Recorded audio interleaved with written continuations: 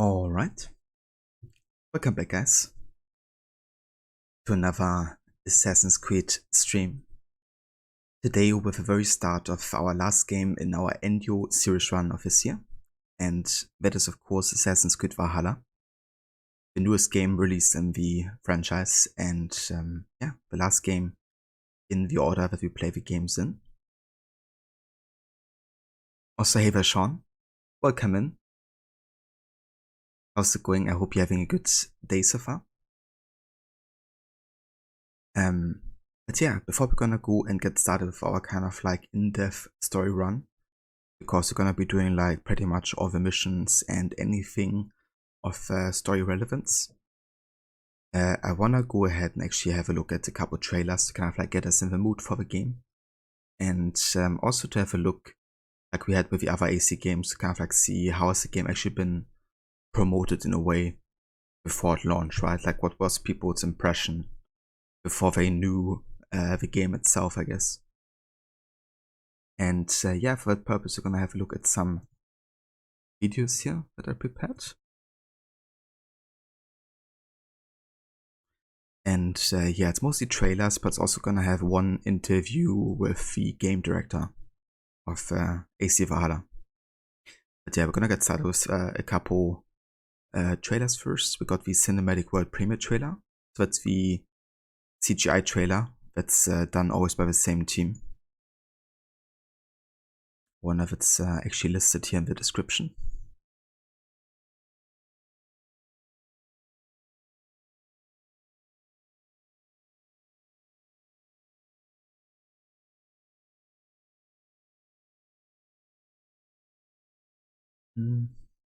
I don't think so.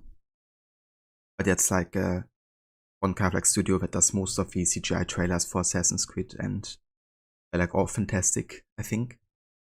So gonna get started with that, and then also got like some story trailers. First look at the gameplay trailer and another cinematic TV commercial. So we're gonna watch that back to back, and then we're gonna talk about it, and then watching the interview with Ashraf Ismail. So hope you enjoy.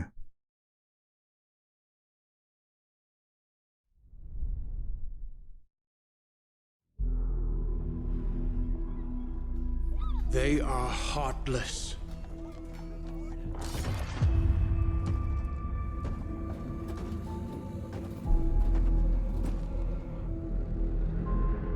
Godless barbarians.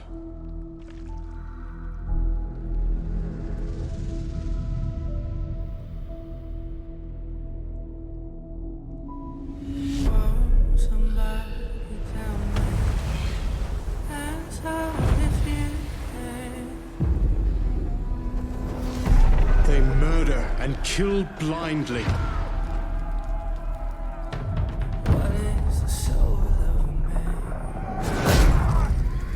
They scar the lands of England.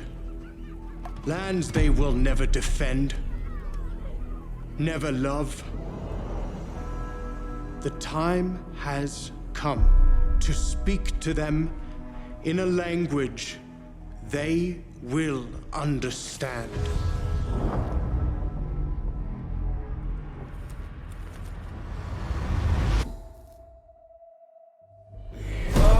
Somebody tell me.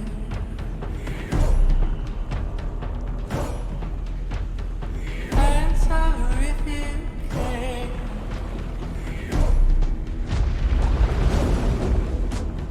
Oh, somebody tell me. Shield!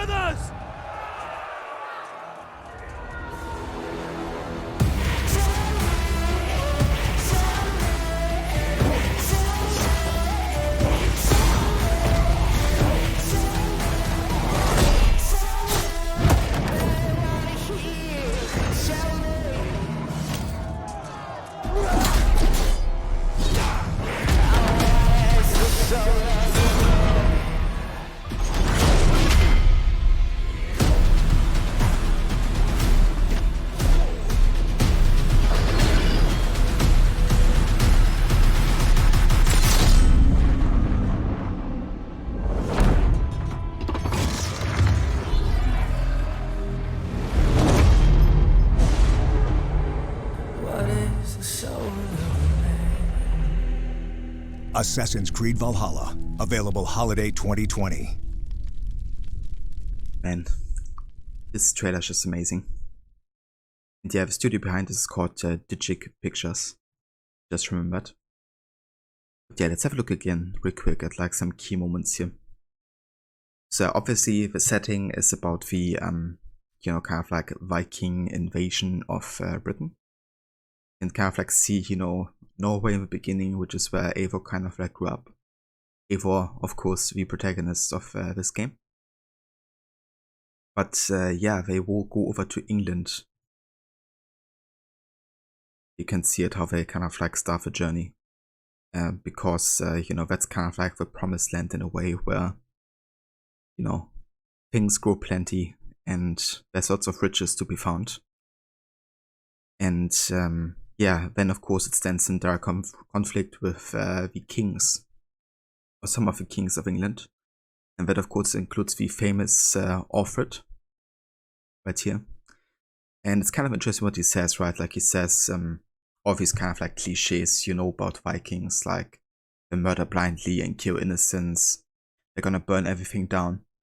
And he kind of says that while you see Vikings do various things, you know, like they built their homestead, I guess, and they have people be united there and come together.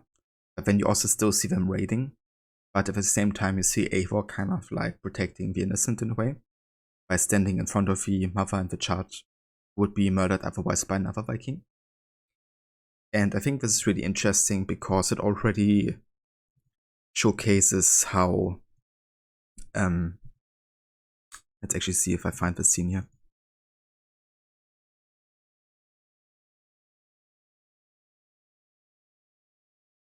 Yeah, that's the scene. Kind of like showcases that yes, you know, some Vikings definitely did kill and murder, you know, everybody doing a raid they could. But that doesn't mean that everybody did it. You know, obviously that wasn't the case. And Eivor is, I guess, different in that aspect. That's also kind of a reason why the game doesn't let you allow to kill innocents. Because it's kind of like rooted in the character of Eivor that he or she would only kill kind of like when necessary, I guess. You know? And yeah, I think it's great. Because it's both historically accurate, but also is kind of like not making Eivor the Viking that everybody thinks Vikings are, you know. That's kind of interesting and funny to me because that's like a big criticism point for Valhalla. That you're not like your stereotypical Viking.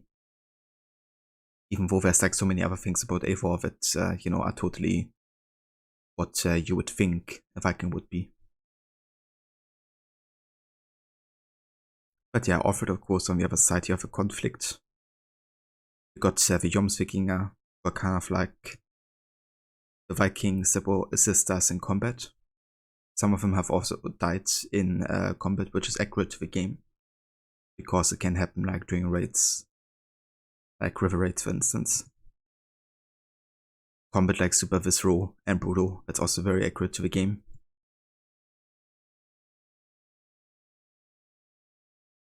And yeah, this final fight was also interesting because it kind of like showcased weak point aspects, right? Like this kind of like zealot enemy. He's like so plated everywhere that there's like only very few points that are very lethal. And the game actually does have a weak point system, which means if you hit those points with like the bow, for instance, then you can kind of like get them to stun mode and finish them off. Like Eivor did with the Hidden Blade, which of course was like such an epic reveal. Because people were actually thinking about, after Odyssey, are we gonna still have a Hidden Blade? Like, we're again not playing somebody who's an actual assassin. So, you know, are there gonna be Hidden Blades or something? And having that reveal was like really epic because obviously it's the most iconic weapon in the series. But also the fact that Eivor wears it on the outside was interesting. And also the design of it, because this is actually very similar and akin to the Syrian design of swords. And that's of course because he gets the Hidden Blade from Basim, who is part of the Syrian Brotherhood. So, yeah. There's like so much revealed here already. Also, that face is emote worthy.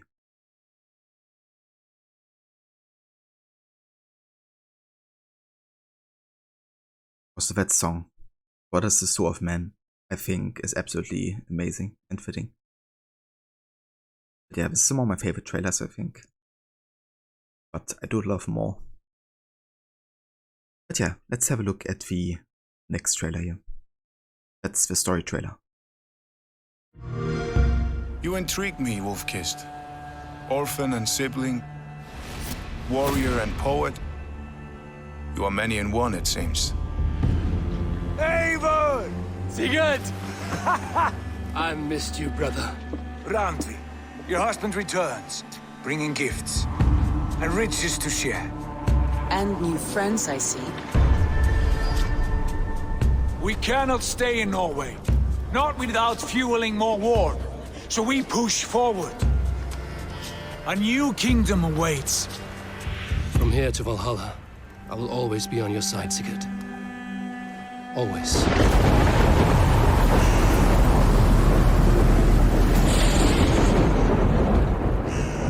Eivor, Sigurd, I give you England. This land already has many rulers. From the cunning King Alfred of Wessex to the warmongering sons of Ragnar Lothbrok, they have no wish to share the kingdoms they have made their own. I do not fear these men. Nor any others who would harm us.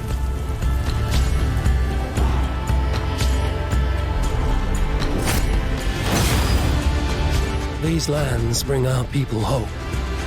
I will do whatever it takes to make England our home.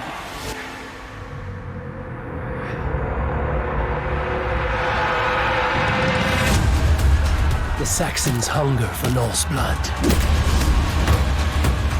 Let's give them a taste, brothers.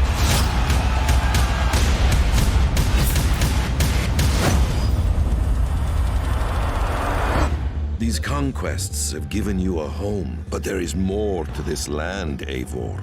A darkness unseen, an unknowable threat. One bound to England's destiny, and to yours.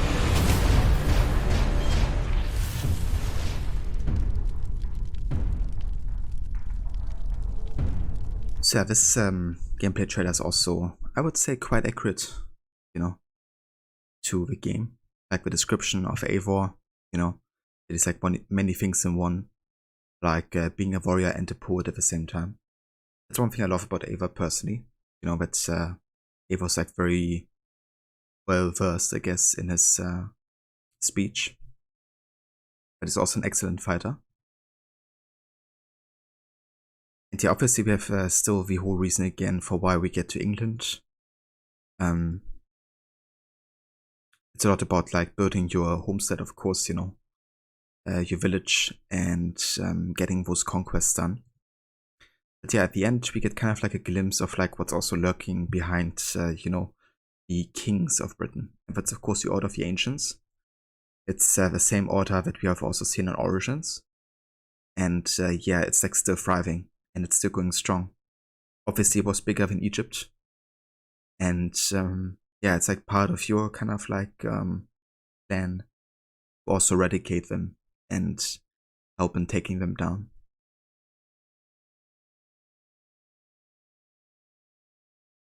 Okay, let's have a look at the first look of gameplay.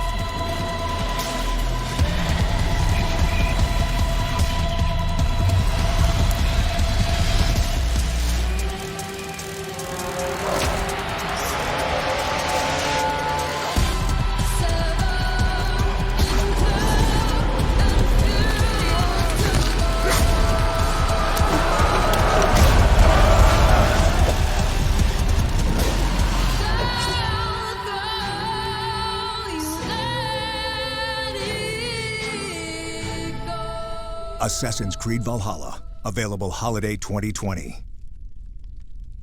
So a pretty short trailer here, but it was kind of like the first trailer that actually showed in-game graphics. And honestly, I remember the first time I saw this and I was absolutely blown away. Like the close-up of Eivor's eyes at the beginning. And then, you know, kind of like this building with northern lights. That was like a screen, kind of like wallpaper of mine for a long time. Yeah, that's very similar to how actually, I mean, this is obviously in-game gameplay. So it's like exactly how it looks, you know, within the game. Looks like photorealistic pretty much, the way it's been shot here. So, I would say the marketing has been actually quite accurate for Valhalla. Like, it's obviously focused on the whole Viking fantasy, but there's still like, you know, more to be found. But yeah, you gotta dig a little bit yourself, I guess. Uncover all the stuff that goes past being a Viking. But yeah, we got one more trailer, which is kind of like a TV commercial. And then we're gonna have a look at the interview with the game director.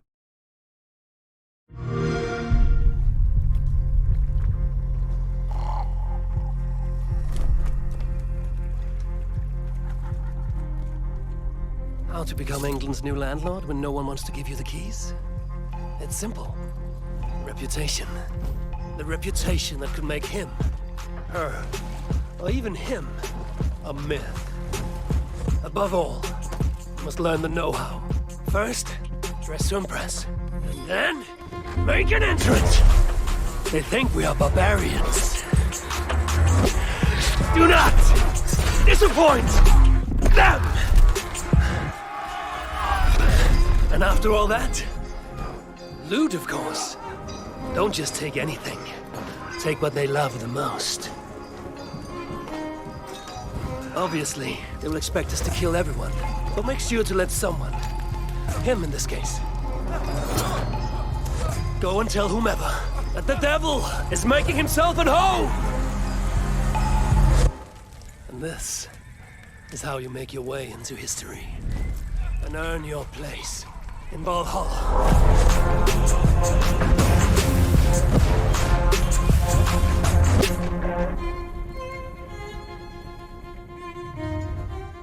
Okay, honestly, that was probably my least favorite trailer of the four, because it actually went way more for the like stereotypical Viking life there.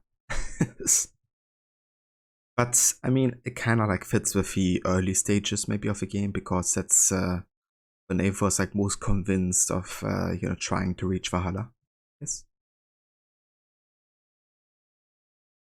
But yeah, obviously it looks great. You know, like very CGI trailer like the first one. But yeah, the writing and the message of it, don't know. Not my favorite one, I have to say. But yeah, that's all the trailers I want to showcase for Valhalla. We're gonna be going ahead and watching one more thing though before we jump into the game and finally make our start. And that is an exclusive interview with Ashraf Ismail at the Ubisoft 2020 event.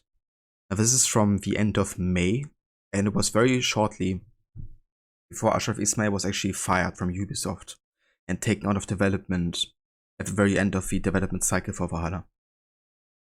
Reason being that he apparently had multiple flings with employees of I was about to say Abstergo, but no, it's Ubisoft, of course. And he also had like sexual harassment cases, I guess.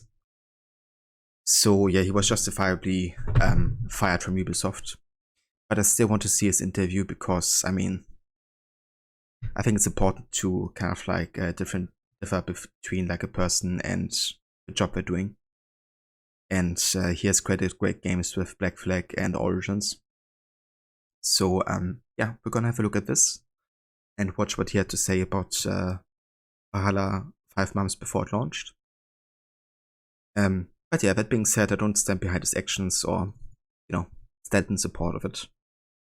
But I still think it's just important to differ, and that's why we're gonna watch this interview. So yeah, hope you enjoy. What's going on, guys? Coming at you today with another video for Assassin's Creed Valhalla. Recently, the game's creative director sat down for an exclusive interview with the Washington Post, and this video will break down what was said by the man himself. Stay tuned.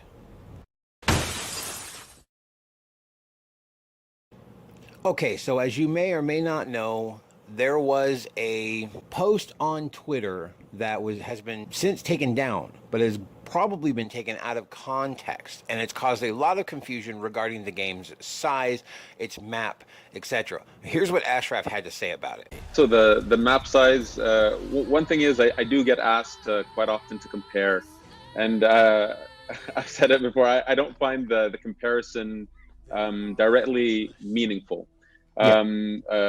Instead, what I would say is, we're in Norway and in England. Norway is breathtaking. It's a big world. There's a lot to discover and do in Norway. And then eventually the journey takes you to England. And in England, we have 4 kingdoms of England. During this time period, England was broken up into many little kingdoms. And so we have 4 kingdoms: Northumbria, East Anglia, Mercia, and Wessex. Within those, there's 3 major cities: London, Winchester, York, as it's known now, with a ton of towns and villages and hamlets and locations and surprises, all the way from Hadrian's Wall to Stonehenge. The world is impressive. People don't need to, let's say, worry about the size. It's England, it's big. There's 4 kingdoms in it, and a ton of content, and Norway, and some other surprises that we're not yet talking about. I want people to discover all the nuances and the discoveries that they can make. We've filled this world with a lot of mystery and surprise and unexpected elements, but this is a meticulously handcrafted large world that we've built. So again, for the people who want to spend hours and hours exploring every nook and cranny and finding every secret and hidden truth in this world, they have those options. If you want to focus on the narrative and drive through the narrative, you can play it that way too, and that's cool. So the map will consist of Norway, England, and its 4 huge kingdoms, plus hidden areas as well, with hours and hours and hours of things to do. That sounds good to me. I've also seen people comparing Valhalla to Odyssey, but what people don't seem to realize is that Odyssey was broken up into several islands with a lot of ocean in between. Look at Syndicate or Unity, for example. They both take place in a single city for the most part and are both good-sized games. Now take Origins. It was one single landmass that had so much... Okay, honestly, I don't need some other commentary here. I wonder...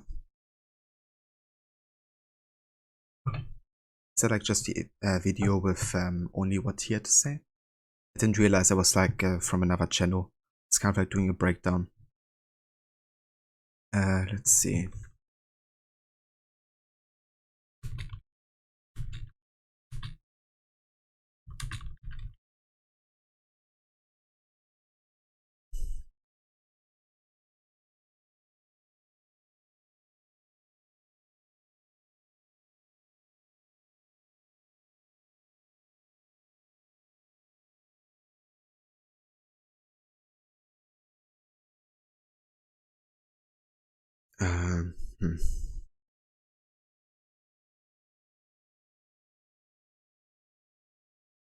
Ich bin's Basti von Basti's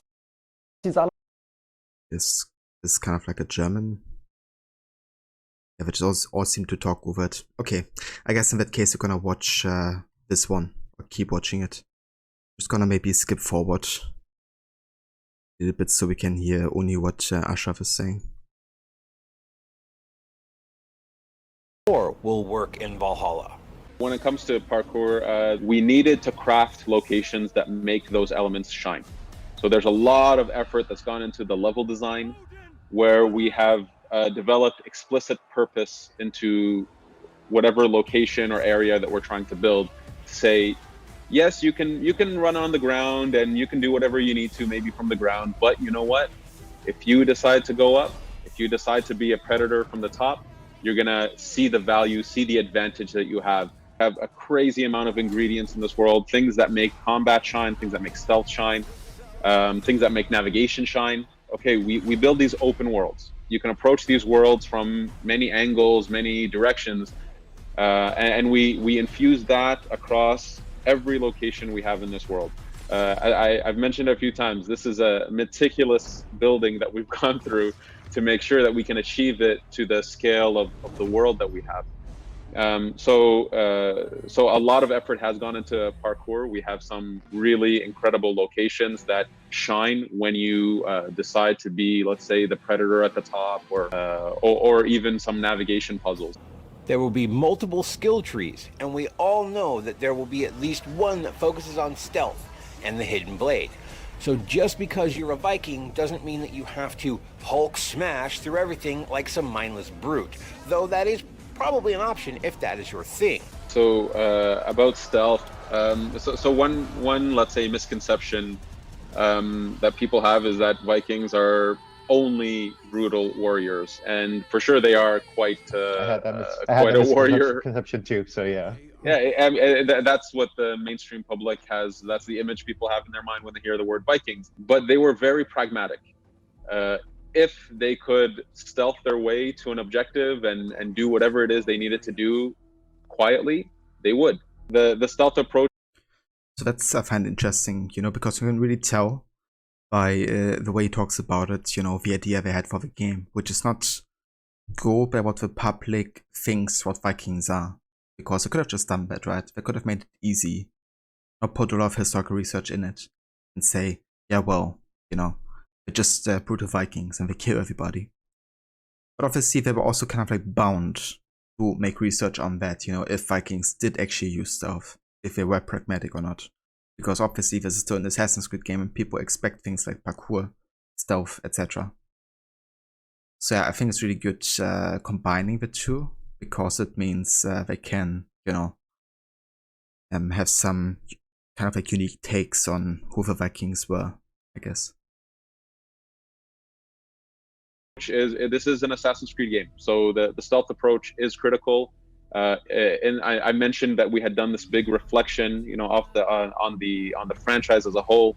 And part of that reflection very early on was to say the social stealth element was one of the uniqueness, one of the very strong unique pillars of Assassin's Creed. And so we actively we were excited to bring it back and to bring its own unique new spin. And how do we make it even better? And how do we, you know, give the people who love that style of play something meaningful, powerful, with different abilities and tools and capacities to play in that style.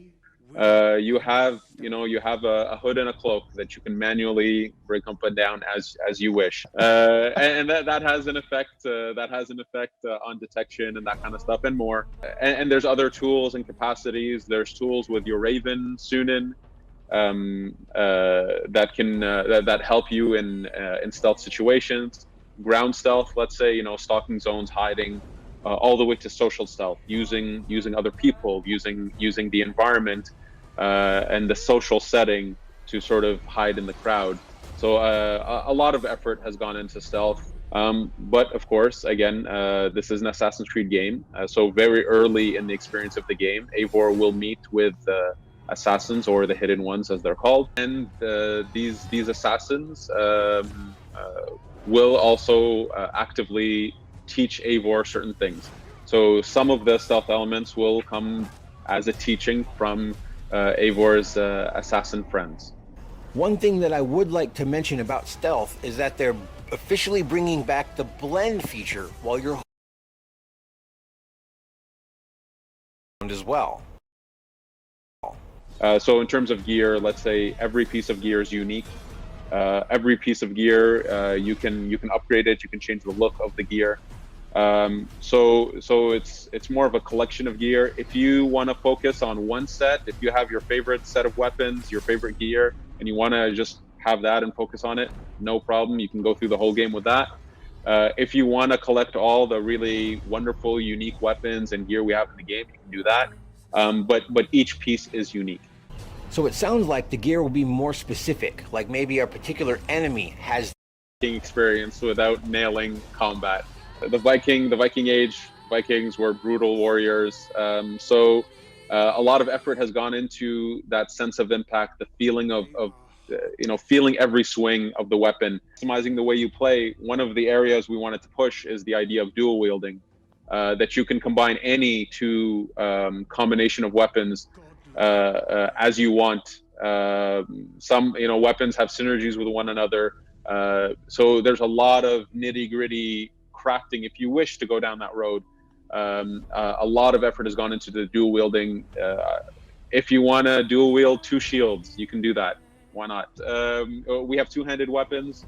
You can gain skills that allow you to wield in a single hand 2-handed weapons, and then combine 2 of them if you want. So again, a lot of effort has gone into the dual wielding, and to allow that level of customization and gameplay synergy.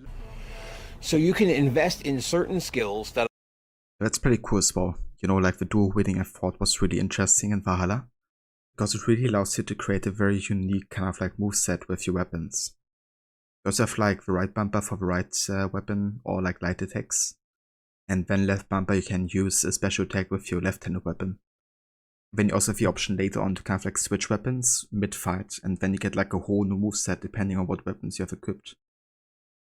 But yeah, also the fact you can like dual wield shields, like it's a bit of a meme, but the fact you can do it is kind of amazing, I think. Moving on to customization. There's quite a few options for customization. So yes, the gear pieces are broken up into 5 separate pieces, where let's say the hood is one piece among many. So there's various pieces. Again, as I've mentioned, every piece of gear is unique. When you upgrade gear, at certain moments, that gear also changes its visual. We allow you, if you really want to customize the look, we allow you to swap the look of a piece of gear, so you can retain its capacities, Transmog, but you can change the look. Yes. Smog. Yes. So we have that. In terms of the Eivor, so yes, there's hairstyles, beard styles, quite various amount. You can change the color. There's tattoos, there's war paint. So there's quite a bit of, let's say, character customization that can be done. You can customize the look of your gear and even its color, which is pretty awesome. The personal custom... What you're referring to is called flighting. So flighting was something that we found in our research. It was something that was done during this time period in the 9th century on the Norse side, so the Viking side, but also in the Saxon side in England. For fun, for enjoyment, people, let's say 2 people, would start rhythmically insulting one another in front of the crowd to people's cheers. There's even a saga, a story about Odin and Thor doing a flighting together, where Odin, of course, Odin the Wise, obliterating Thor. So it was really based on that research that we found this kind of really intriguing little activity. And just to kind of give a little hint as to onto Eivor's personality, Eivor is someone who appreciates a good joke, but also appreciates a sense of poetry, and so it fit really well. Modern day rap battles is something that you can find in the game. So that's pretty cool, that you also talk about flighting. That just reminded me, there's actually one video that I wanted to add to the playlist here of AC behind the scenes, and that's something called Odin's Utenani. That's actually a celebration of all things Assassin's Creed Valhalla. Kind of like an event that launched some while ago. Yeah, just before the game launched, pretty much, like 4 days. And it's hosted by the voice actor for Sean Hastings. One of the major modern day characters since AC2, really. And that's, of course, Danny Wallace. Also author and, writing various things, really. And yeah, that's him. He's an absolute legend, and this whole event is super funny, like the different kind of like things that they do here. And it reminded me because I talked about fighting, because at the very beginning they were gonna have let's see if I can find like a shot of it. I mean, this guy just now was one of the fighters. So they have kind of like rap battles, for instance. They also have like throwing eggs competitions and kind of like raving competition, all that type of stuff. But yeah, what really makes it funny is actually Sean Hastings, like Danny Wallace, is hilarious, and you know, he's also like a comedian in a way. And also the guests that they have, like his 4 guests total, they have like a really cool synergy actually. I wonder if it was cast in that way, or was that kind of like spontaneous, but yeah, I think it works really well together. That's definitely something I want to be watching as well. But not before we start the game though. Not today, but sometime in the future. But yeah, we've got one more interview part, I think, from Ashraf, and then it's done. To that just yet. So Assassin's Creed Valhalla is a single-player game. We do have an online component. There is a lot of value and a lot of features that come with being online. But to be clear, it is a single-player game, and we thrive on that single-player experience that we're trying to make. The online feature that he's referring to is the ability to create your own Vikings. Basically, you make your own soldiers, lieutenants, grunts, etc., and those will then live within your world, grow, go on raids with you, etc. In terms of modern day, we do continue the journey with Layla. So after the events of Odyssey, we pick up a bit of time has passed since then. Of course, I can't go into any of those details. There are some really cool surprises, I think, for fans and non-fans. Certain gameplay that is an aspect, if I can call it that, for the present day, that will, I think, surprise and hopefully thrill. And there you have it, straight from the source. This game seems to be shaping up to be a truly amazing gaming experience. Are you guys excited to play this game? Or just wish to discuss it? Feel free to comment down below. Yes, I'm excited. And I also was back then, you know, I was like a bit skeptical, like, what could be an AC Vikings game be like? But yeah, like, it really won me over. And I think the trailers and how they kind of promoted the game also painted the picture, I think, that made you hope for at least a decent experience. And of course, the team behind it as well, you know. Like, as much as I don't support, you know, like what Asher Ismail has done, he's definitely, or he was a great director for gaming. And with Origins, Black Flag, and Valhalla, I think they all created some amazing games and stories. And all of them, of course, there was also like a very strong cooperation with Darby McDevitt, who's of course, you know, one of the main narrative directors in the series as well. So I always enjoyed these games greatly. Let me just go ahead and fix the sound here.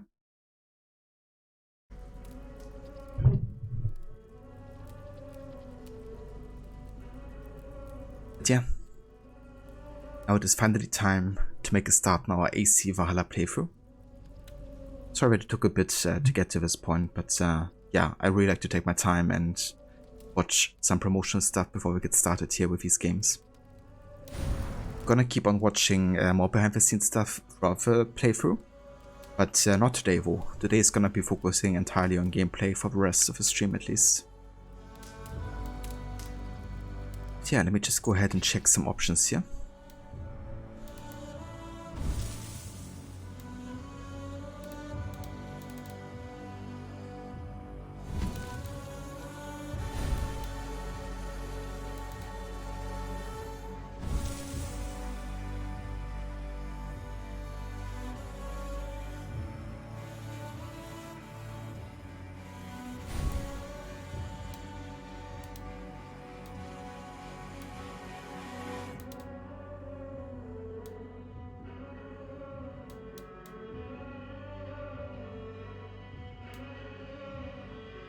Okay, I think we're good. Indeed.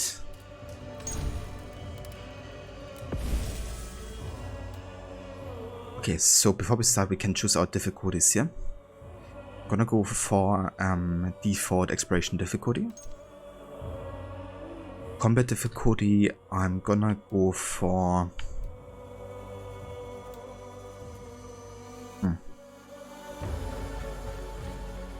I kind of want to go for normal, but maybe I go for hard. I think I'm gonna start with normal just to see how like the default experience was in this, because I've never actually played this game on default. And later on I might customize my difficulty options to be a bit more challenging. And stealth I'm also gonna go for default, I think. Just like get for the regular experience, I guess.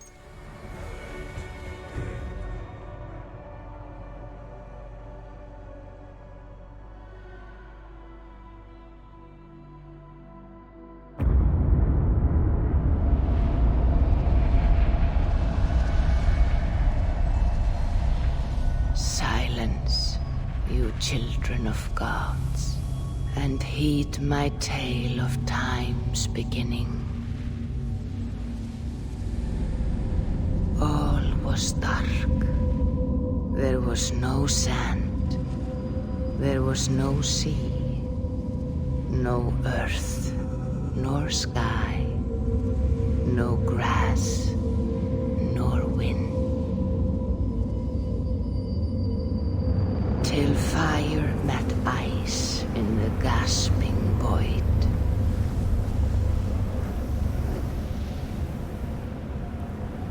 And from this scream came the giant Ymir, first of all beings. Proud Ymir, cruelly killed, yet from whose bones and blood and brains the world was made. The world you walk and war upon.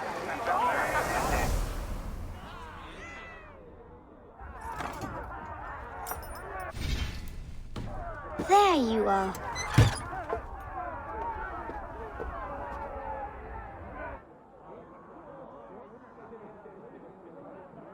Love an introduction there, with Valka telling the story of how the world was made. It's interesting, you know, the way she says it. It really makes you kind of like immerse in the story. Imagining a world without grass or wind. Everything that we know makes the world, you know, like nothingness essentially. And then out of the void comes fire and ice joining together to create something new. That's of course Ymir. What's interesting is Ymir got killed by Odin, I believe. And the way Valka talks about it is kind of like almost antagonistic, you know, making a statement about how it was cruelly killed. I still wonder if Valka may be a sage herself. Of somebody. But who knows? So here we are. Young Eivor.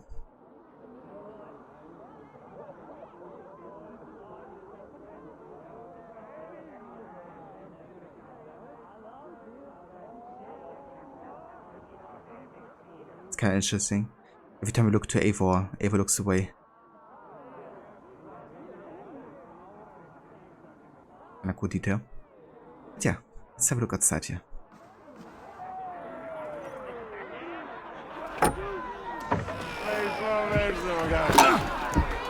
Eivor, here's a tune for you. One to liven your step.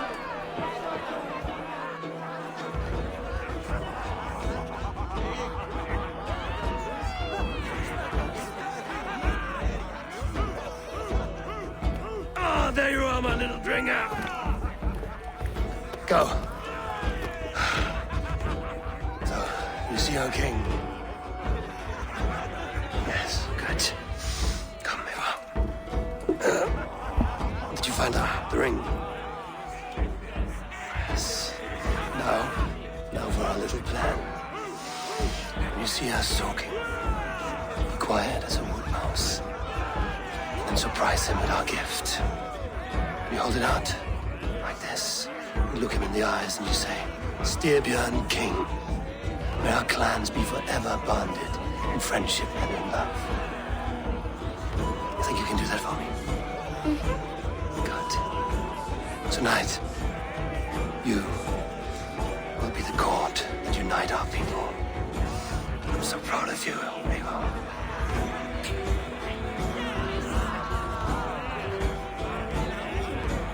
Get up, Olaf. Stay lucid, friend. My sword is grown greedy. I'm ready to fight. So nice having all of these hearty folk in our home.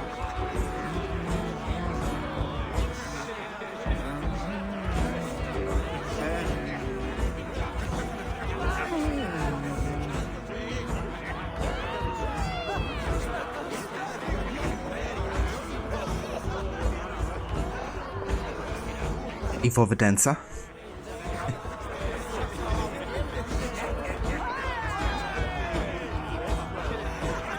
I chewed the heads of joyless hill dogs. I imbibed Odin's brew, and I snipped the scraggly beards of troll kings. I danced naked upon the bleaching beaches. Drink, Holger, and save your poems for your king. He is your king as well. He is, but I don't have to sing his praises for my meals. Hello, little one. Ready to celebrate this great day? I have a gift for the king. Then I will dance. Good! Kings love those arm feathers. Raise your horn with me, Joey. Tonight we sleep in the heat of clan fire, made happy by me. Skål, you skald! Okay. It's gonna give us a bit of a headache later in the game. But he's funny.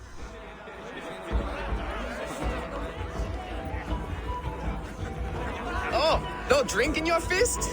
Come on, I'll find you something. I can't. I have a tribute for your father. Oh, what a piece! That must be worth 2 sturdy longships. Give it here, I'll pass it on. My father asked me, Sigurd. Suit yourself. But you're not getting any mead.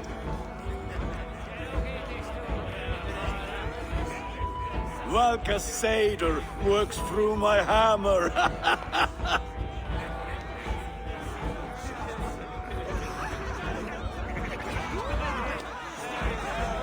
When you speak with the king, hold it up to the light. Show him the fine details. See there? I etched. I gotta say, Gunnar looked pretty badass. Not so much later, but he's still pretty cool. So he's gonna be the blacksmith later in the game, in Ravensthorpe. And he's also has like a weak spot for love relationships. He's always like very melancholic whenever his relationships end. After like 3 weeks, he's like, it was like a lifetime.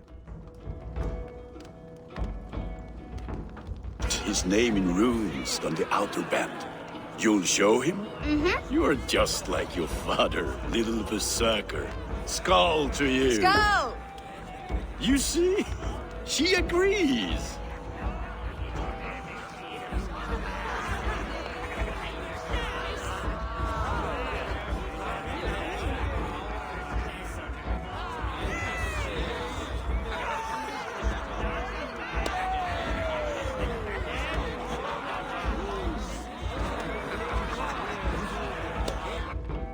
Also over here we have Swala.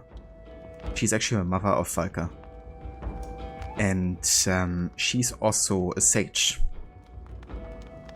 Which is the sage of Freya. And over here, if you have like a very close look, you can find kind of like a scar, right, at the neck. That's the kind of like mark of the sages. And that's like giving away that she's one of them. Kind of cool that you can already see the mark this early in the game.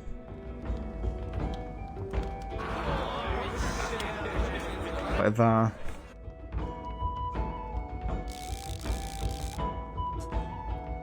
can say this. You can see the same for Eivor here. Das wäre die exakt same mark.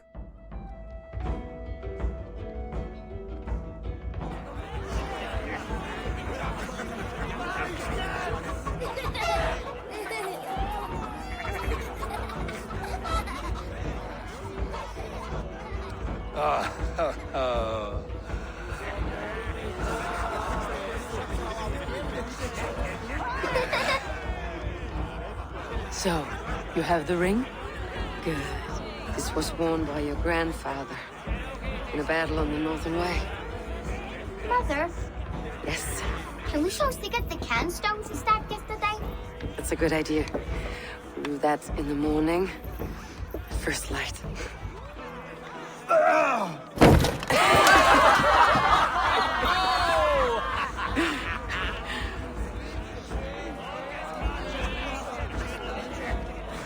Now go. You have a gift to deliver.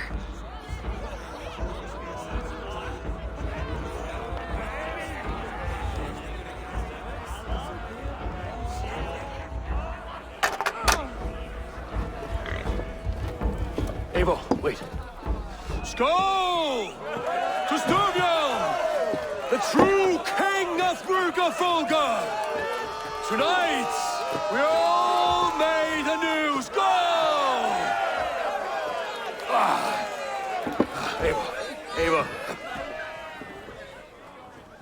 King, may our clans be forever bonded in friendship and love. Thank you, Eivor. Now and forever, I am pledged to you.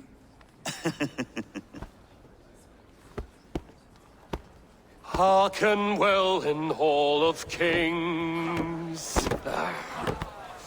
On ocean steed my words gain wings. Odin's mead I forth will bring. For noble deeds thine honors sing. The brave men slain Valkyria waits. Reward for strain to Valhalla takes. And horns resound the mighty hall.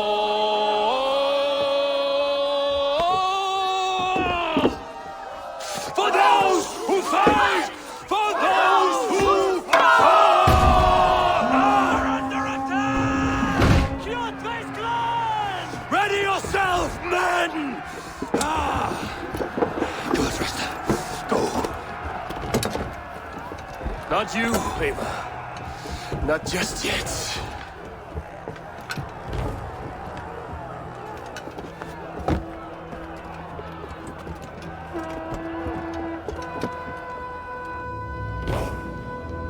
And the atmosphere in this game is absolutely amazing. Going from this like feast instantly to a battle.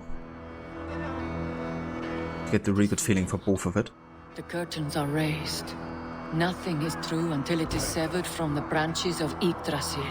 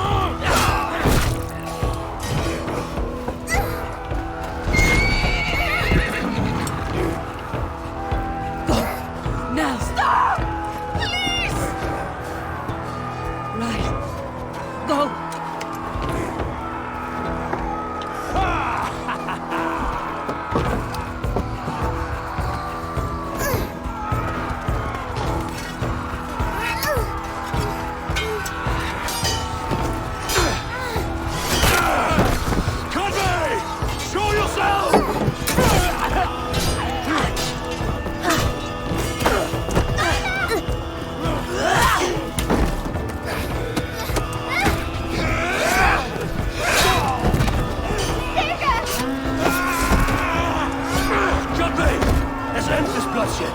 Oh, I will! Speed to Valhalla. Sigurd!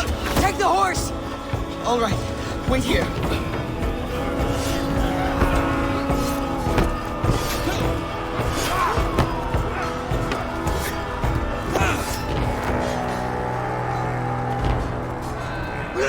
Now it's my turn to offer you to enslave.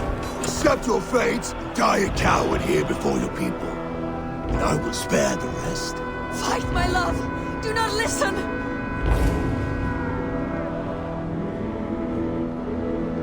If I give my life, will you spare my clan? You have my word. No. No, Aaron. No, Aaron! Pick up your axe!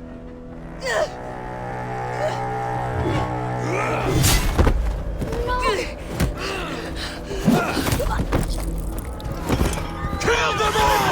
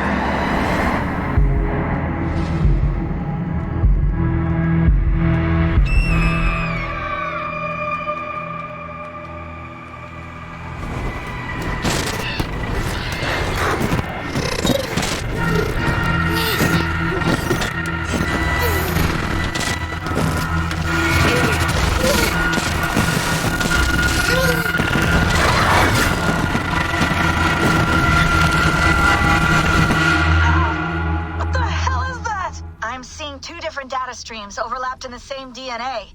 Not sure why. Fix this or pull me out. I can parse the streams with a filter. Hold on. Okay, we're good. Are we? I don't know what happened, but I can work around it. You'll have to pick a stream to keep things stable. There's a third option, too. I can let the Animus modulate your identity based on signal strength. It's up to you. And that beginning cutscene is just so damn amazing. The way it kind of like sets the atmosphere and mood for the whole party at first, you know, you really get like a feeling of like being there, you know. And then it like immediately switches like the tone completely around, you know, to the whole like battle scene, and then, you know, Eivor just witnessing his parents die in front of, you know, her / him. And yeah, I mean, you know, like the choice that Eivor's father makes essentially, you know, like giving his life to let the clan live. At least, you know, that's the deal. Obviously, Kjotve didn't, you know, stay true to his word. That's like real crime here, you know, but that's something that Eivor will always remember as a weakness, at least for a long time, you know. That his father stopped fighting, you know, kind of like throwing away his life. But if you put yourself in his shoes, you know, like Varen, then, I mean, everybody else was kind of like captured, right? Like, the whole clan was basically under sword from Kjotve, including his wife, Rosta. So if he would have fought, then all of them would have died anyways, and he would have, you know, died probably as well. Like, he couldn't kill all of them at the same time. So, I think his choice was the right one there, you know, like, to make that offer. It just is a shame that Kjotve didn't stay true to his word. But then, you know, the way you kind of like escape and the whole music stops, you know, kind of like it really adds to the tension of what's just happened. then it doesn't stop there, you know, like Eivor still gets attacked by a wolf. And that's of course how Eivor got their nickname with the wolf kissed. Very interesting is the moment that Eivor screams, 2 ravens appear to save him or her. And that's of course also reference again to Eivor being a sage of... I'm just gonna say it, this playthrough is gonna be heavily spoiler. Like, there's gonna be lots of spoilers to talk about. So, yeah, it's not for those who may still want to experience the story themselves and don't want to get any kind of like spoilers. So, a warning. I'm gonna say a big one. So, essentially, Eivor is of course a sage of Odin. And that's also why you have like these 3 options here, based on sickness strength. Now, in canon, Eivor is female, but you can choose to be male because of you being a sage of Odin, essentially. And yeah, that's why 2 ravens kind of like appear to save Eivor from a wolf attack, you know.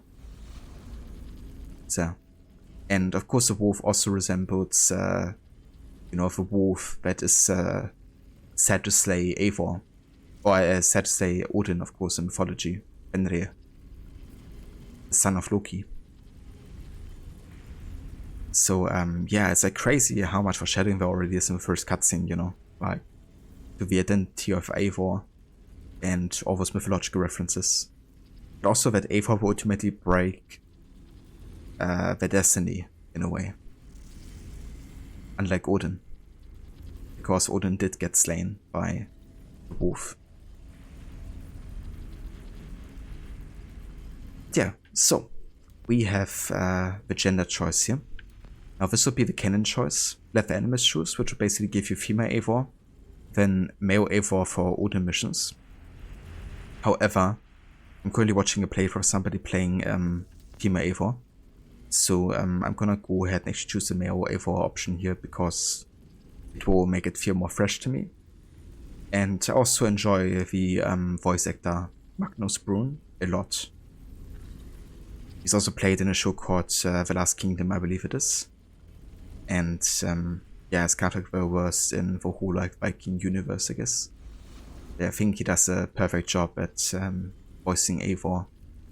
Kind of like really embracing that like soft spokenness as well that goes for the warrior poet, I guess.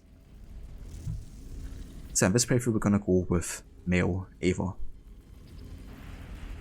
But yeah, you can basically switch the gender at any point of the game. So whichever choice you make doesn't matter if you want to change it later. Alright, I'll lock it in and push ahead to a time where these streams are more synchronized.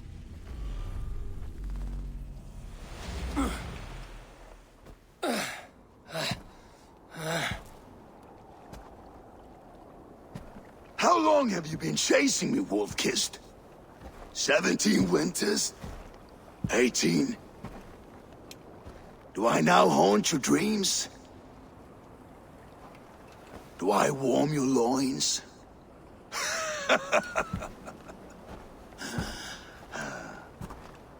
You remember this? Ah, your father's axe. The weapon of a coward. A scorn snake. Ah, few things would please me more than to kill with this blade. But I know you would defy me to the death, fighting for a glorious end. That I will not allow. You will live your final days enthralled as a slave. Humiliated. Your death will be a lonely one. Kill the rest of his crew! Make them suffer! Eivor Wolf-Kissed is no more! That name is dead to this world! You will be worth your weight in silver. To the ship.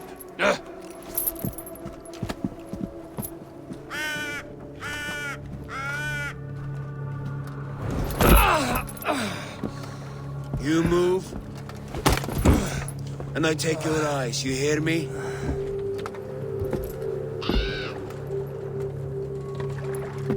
wind's blowing from the south. We can tack north, then cut west.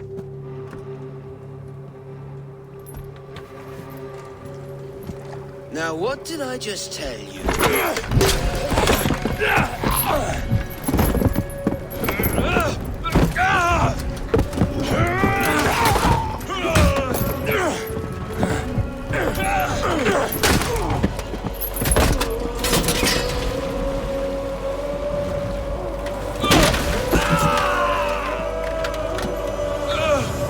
Kjotve will skin you alive! You will never leave this!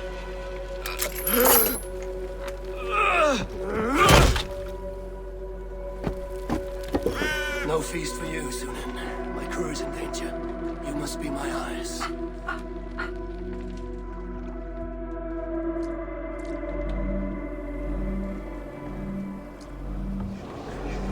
And there we are. Norway, 872C. New quest, Honor Bound. What a badass introduction here to Edward Eivor. You know, that whole fight cutscene. I love how he uses the ship as well. To his advantage, you know. Graphic also showcasing, I guess, his familiarity with the sea life in a way. But also just, you know, being like a really badass warrior as well. You know, being able to fight them while being kind of like chained and without any weapons, really. My crew is in danger. I need to reach them. Better. Oh, I feel better. Stronger.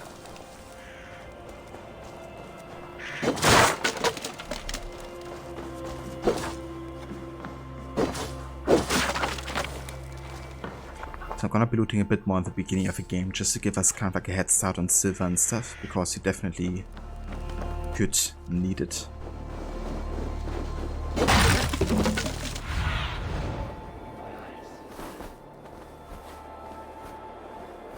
But yeah, here we are.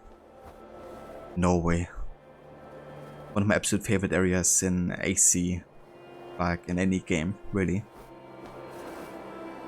I think they did a fantastic job at this like mountainous fjord area, you know, with like all the snow, and then Northern Lights, of course. It also feels very bleak and unforgiving, you know, it's like it's a very harsh environment. To the contrast to Odyssey.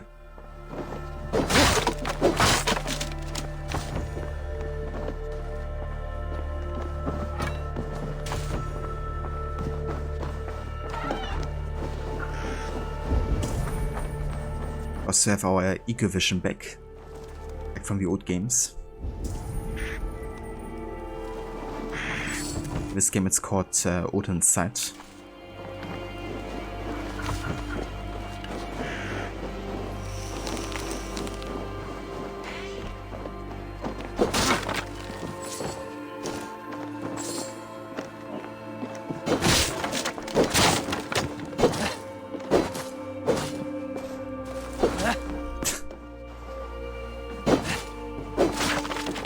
There you go, Eva.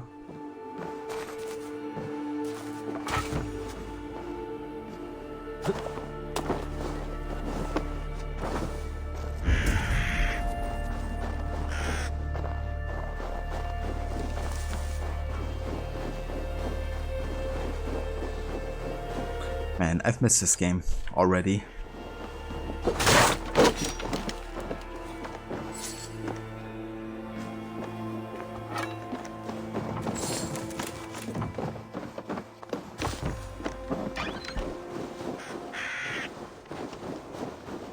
Save that for later. Alright, so the way healing kind of like works in this game is you have to eat food, kind of like refill health. And then the more food you collect, the more rations you're gonna collect. But yeah, in the beginning of the game we only have one ration slot. So now we're kind of like fully stocked and we can't get much more than that.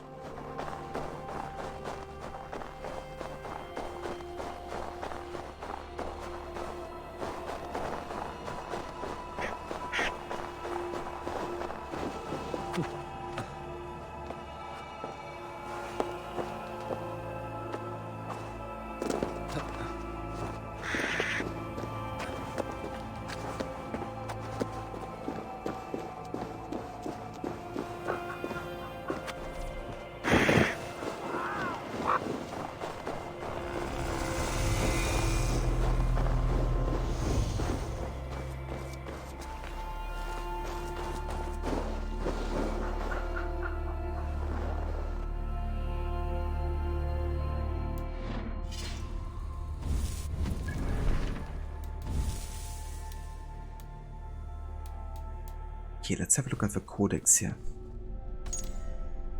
Database.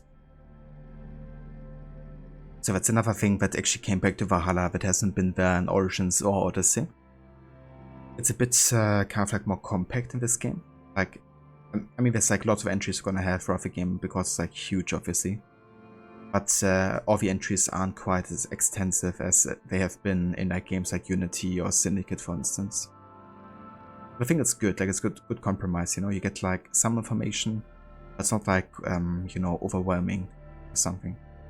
A bit more similar to AC2, I guess. You know, AC2 was also like giving you lots of entries, but they all weren't like, you know, extensively long, I guess. Norway is home to a people as beautiful and harsh as the unforgiving land that birthed them. Its frozen fields, majestic mountains, and fathomless fjords are the setting for deeds desperate and heroic, made famous through sagas and song. Not a bad start for a novel, is it? Saving this one for later. Yeah, of course, was also written by Sean. Danger Hastings. And you also got some enemy types here. You got the bandits. Bandit groups thrived in the 9th century and were found all across the 7 kingdoms. They were mostly made up of the impoverished, the disenfranchised, and the plain scoundrels who sought to make a living off violence and intimidation.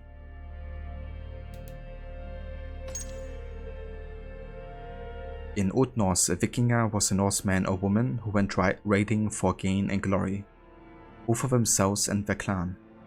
To go a Viking was one of the most exhilarating feats of bravery anyone could imagine. Over time, the word Viking became a general term to describe the hordes of Norsemen who raided and settled various parts of Europe between the 8th and 11th centuries. Somewhat less barbaric than their initial depictions, Vikings were in fact part of a larger and more complex social structure, less likely to trade with another culture instead of killing them.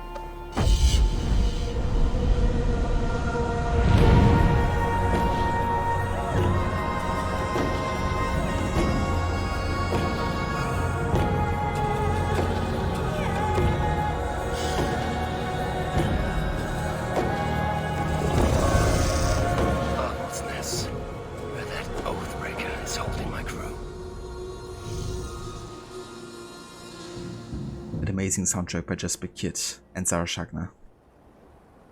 That's another great thing about Valhalla, you know, the soundtrack and the composers behind them.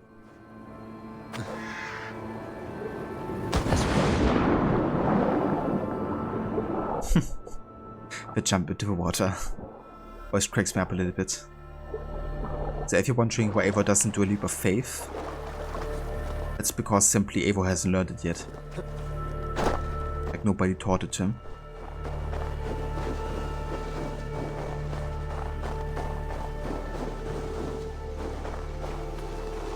One of Kjotve's men.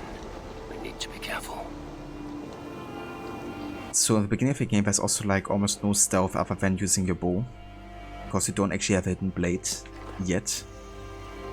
But yeah, our bow is definitely our best kind of like stealth tool here. I must be careful now.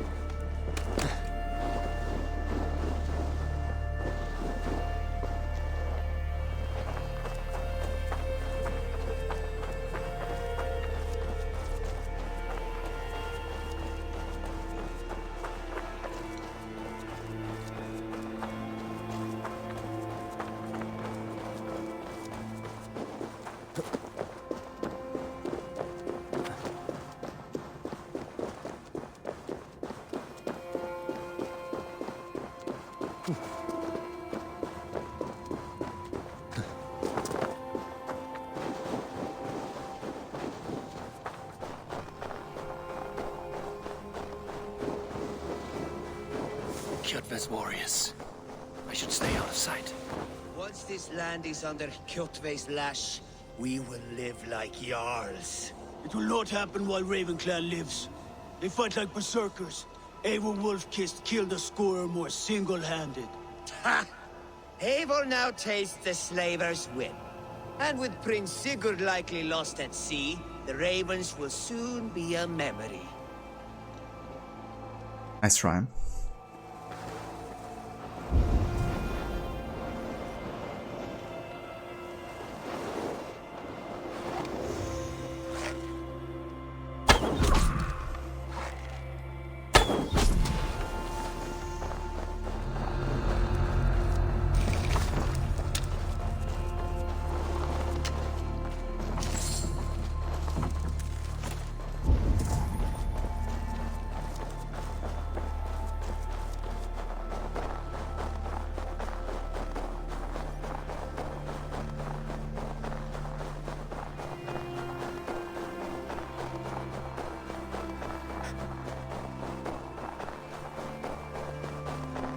Clash of iron. There's fighting nearby.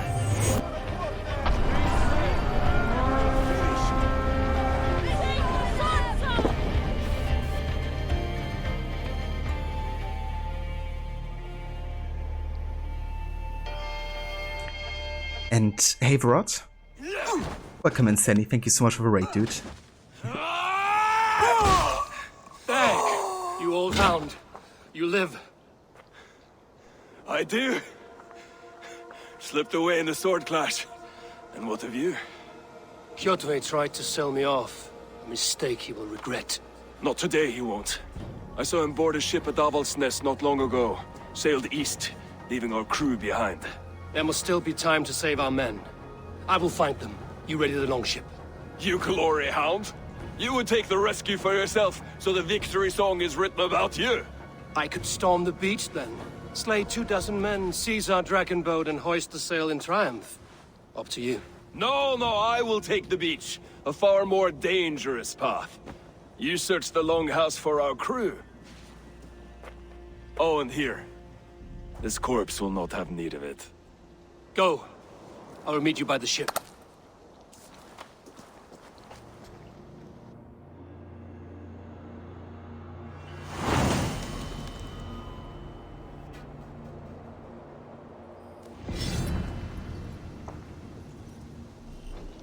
So there we go. Met our favorite character in the game, Deck. But at this point, they still get along quite well, Eivor and him. But yeah, thanks again so much for Raid Rod. I hope you had a good rest of your stream today with Tomb Raider. How was the rest of it? And welcome and also everybody from Rod's stream. I hope you enjoyed watching some good old Tomb Raider games. But yeah, it's going good. We're just getting really started with Valhalla. I've been taking a lot of time to kind of like watch promotion material, to watch a couple trailers and also some interviews with the game director as well. So that took more than half a stream so far. But yeah, it was really good to kind of like, you know, get the viewpoint of how people and what people have seen of the game before it launched. So it was really good, especially also seeing the trailer, you know, with What is the Soul of Man by Digic Pictures. Just so damn good. One of my absolute favorites, I would say. Yeah, now we're on the way to rescue our crew here, so just taking control of Eivor basically.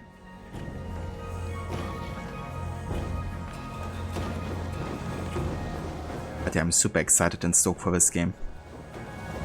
Even though I've played it so much, you know, over the past 2 years. I'm still loving it and still look forward to it every time.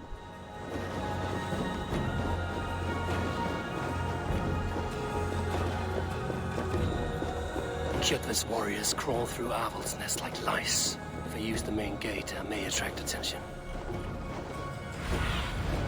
I need your eyes, my friend.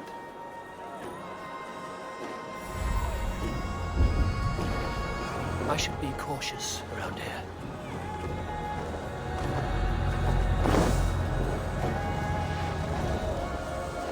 The Longhouse. The crew should be inside. Hey, there demo. We're playing on console. I'm playing on PC. Yeah. PC version here. At 60 FPS and 1080p.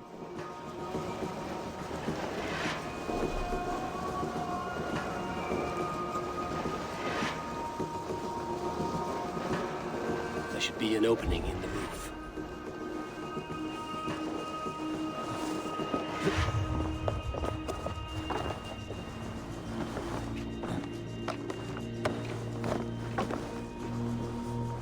And I love how you can do all of the beginning parts here to completely stealthily, if you want to.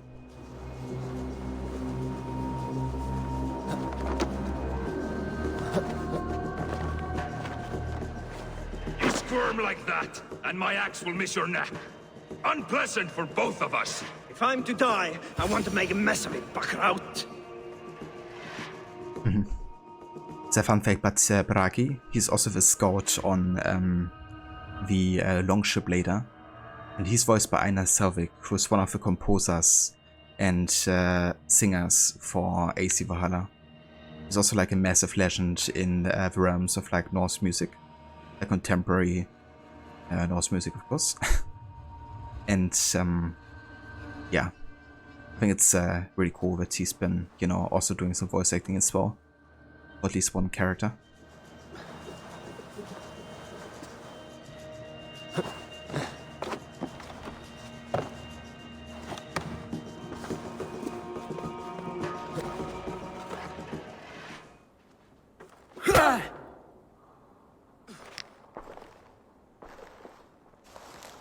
You coward! Unbind me and stick an axe in my hand! I owe you nothing, raven shit. Yours is a clan of thralls and peasants. You! Lay that axe aside or die by mine. You should be on a slave ship to Ireland, Wolf-Kissed. But if you wish to be my first sacrifice, Odin will be more than happy to receive you. You just killed yourself, Erki. I'll kill you! I will sell you to Hell herself! Much progress have I done? Not that much. I'm just getting started, really. So this is like the first mission of the game, really.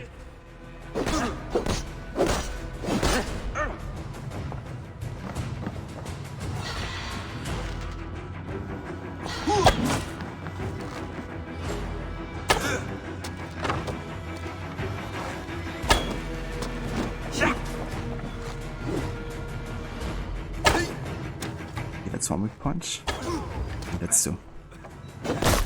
So hitting weak points opens up the defense, where you can do these like stun attacks to deal like lots of damage.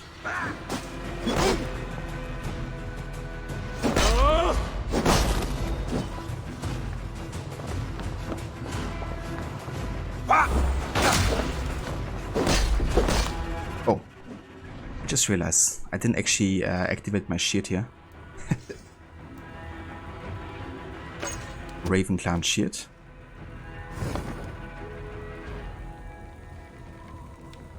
I think there's even a description for that, isn't there?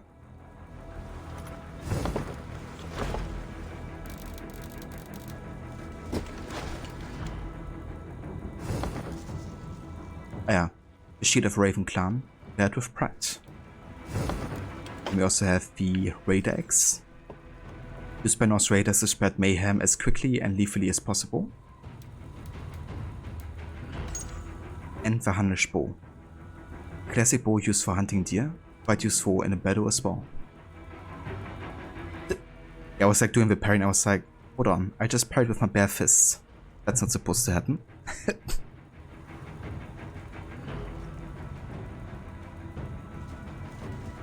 But hated sorry about the delayed response though, damn issues of the layout of mod chat on your end. Now it's sorted. It's great to hear, glad that you're enjoying revisiting this game. It'd be great to have more time to dedicate to it as well as to save up the experience. For sure, yeah. That's the very dude. I definitely been there. Glad to hear that it's sorted now. But yeah, it's definitely good to be back. How was the rest of your Tomb Raider stream today? I hope you had a good time with it.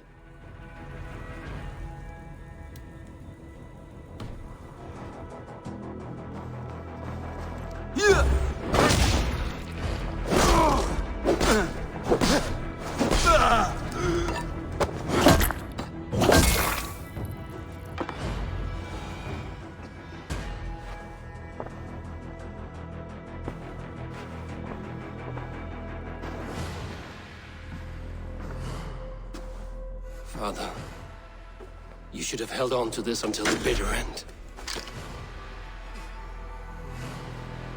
If I give my life, will you spare my clan? Venom, no! Pick up your axe! Kill them all! No!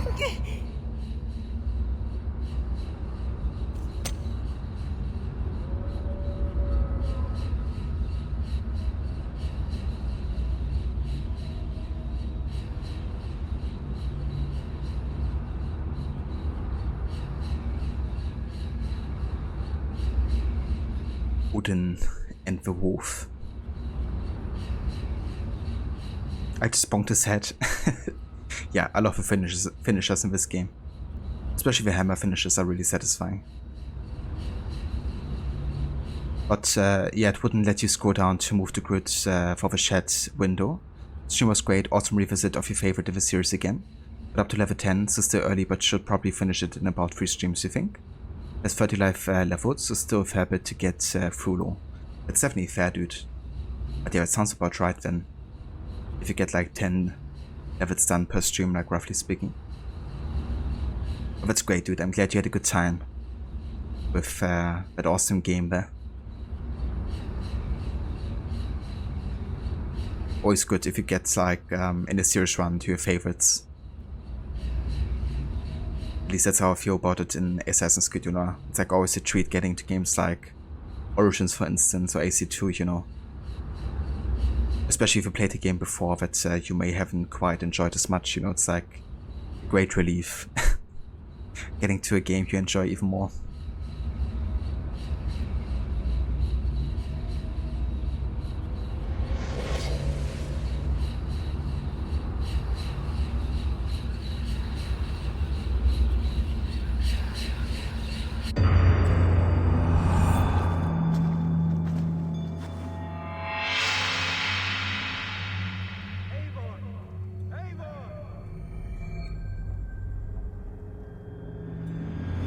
Avon, are you bewitched? Unbind us! What? Oh, yes, of course. I love the fact that, you know, Eivor's like daydreaming while they're waiting by like, why is he not saving us? And I love when, you know, in movies or shows or games, it's kind of like addressed when somebody's like dozing out, you know, like. I also love that in one of my favorite shows called Scrubs, because the protagonist JD is also like daydreaming a lot, you know, it's like part of his character or characterization, I guess. And people always kind of like, you know, talk to him about it. Like, dude, I'm just standing here waiting for you to finish your daydream. It's really funny. Okay, so we got some gear here, which is the Raven Clan gear. The markings on this armor forewarn enemies that a whole other flock is following close behind. And we got the cloak. Light as a feather, this cloak is the sign that a fierce clan took its wearer under its wing. Got the bracers. Sleek bracers that any self-respecting raven would appreciate to preserve its wing. The breeches. Well-made pants, but not overly adorned. And we have the axe of our father, Baron's axe. I'm gonna go ahead and equip it as my primary axe for now, and go with the Raven Clan shield as well, to kind of like represent it a bit. Yeah, this is essentially the canon look for Eivor. Love it.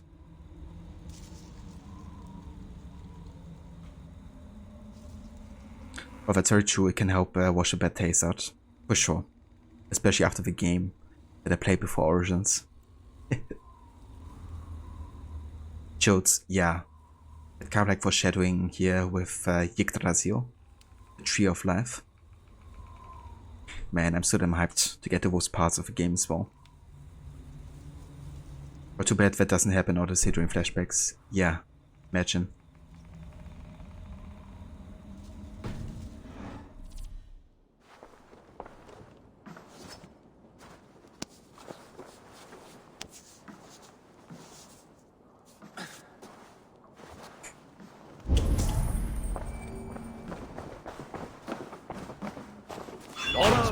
Wolf-kissed. Even if your wits were somewhat rattled. Listen here. If you can breathe, you can fight. Now come, we take back our ship. You do not need to tell us twice.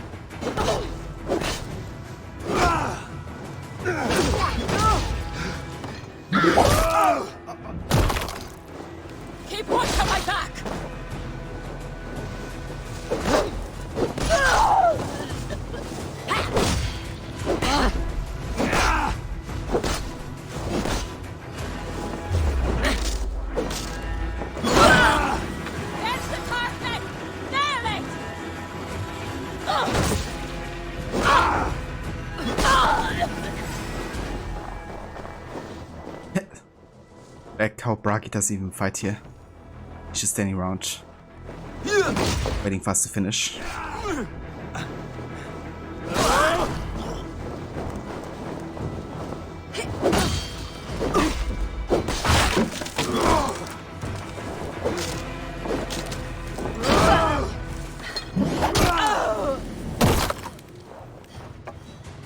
Can't lose me.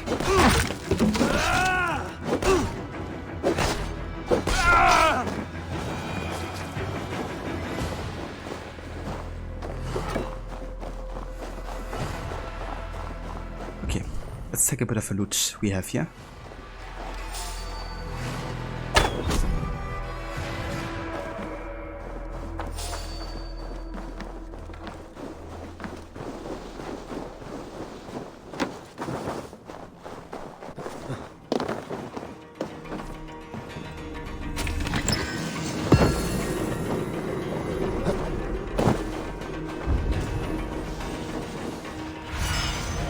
Show me what lies ahead.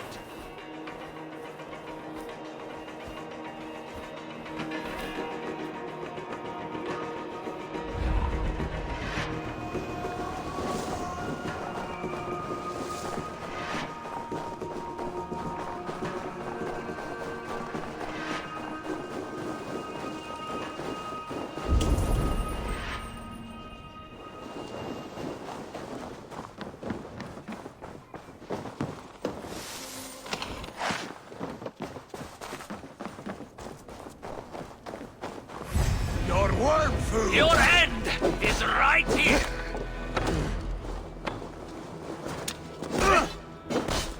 Have your guts out!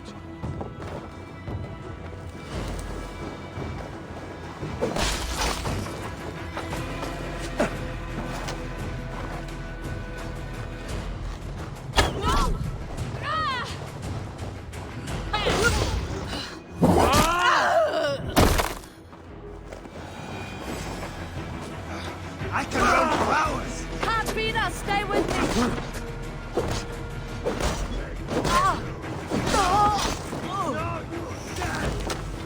By the gods! Keep focused!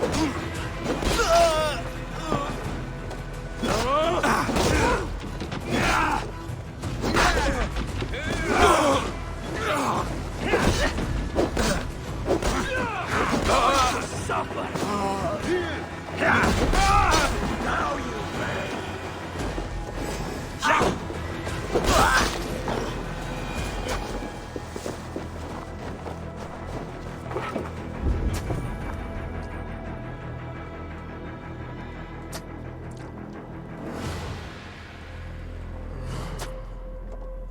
Rod, do you have any particular combo of weapons in mind for this playthrough?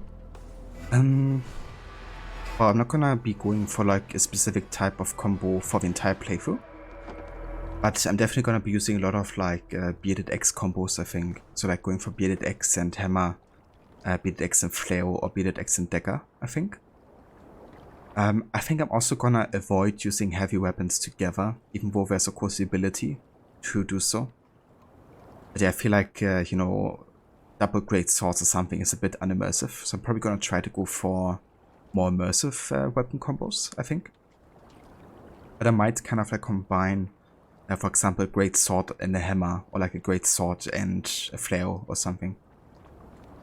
But yeah, I think I'm gonna try to keep it as immersive as possible, I guess. Because they're wielding two great swords or two heavy blades, you know, it kind of like seems a bit over the top.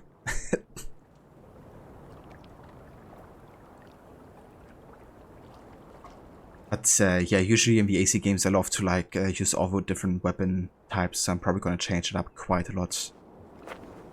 To keep it fresh and interesting, I guess. But nice, it's totally fair to avoid using dual heavy weapons. Yeah. Yeah, for sure. I did do like dual great swords a bit at the beginning, because I love great swords so much, but yeah, after a while it just felt wrong, in a way. But it's totally fair to avoid using... sorry, I read it already. But yeah, do you have like any kind of like weapon combos in mind you would do for your next playthrough, Rod? Or are you also going to kind of like change it up a lot? Sorry, no rabbit today. Demo, isn't this the first time playing the game? No, this is actually my third proper playthrough of Valhalla. So I've played the game fully through twice already. Once at launch and once last year. I tend to replay the AC games like once a year, most of the time. Eivor! Gott að sjá þig! Like how they're just standing in the water.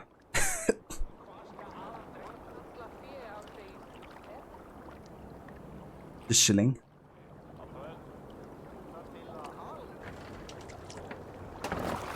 Dag, Braggy, grab your oars. The whale road leads us home. Gods, it's about time! Stop yapping and start rowing! But not 100% sure at the moment, but you usually have a flail and X, but you might change it up a bit. That's fair, dude. But yeah, the flail and X combo is amazing. For sure.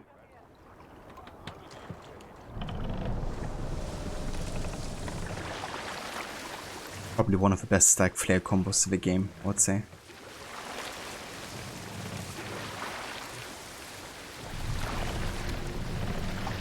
Run up the sail!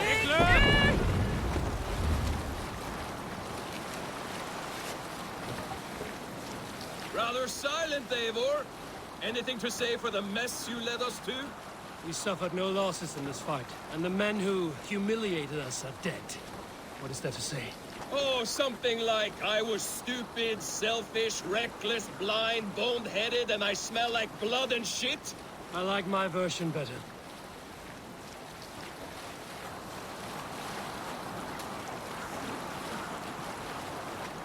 Yeah, for sure, Demo. Eivor, look! I love this game a lot. Setting up an outpost on that island. Kjotve's men, gnawing at any piece of open land like dogs worrying a bone. Even with you half in the grave, we could easily take them. But yeah, I've been really enjoying this game, and I'm also like a massive fan of Assassin's Creed, so I usually play the games on release. And yeah, Valhalla I enjoyed a lot. Like there's so much great story stuff in it as well, like reference to other AC games and stuff.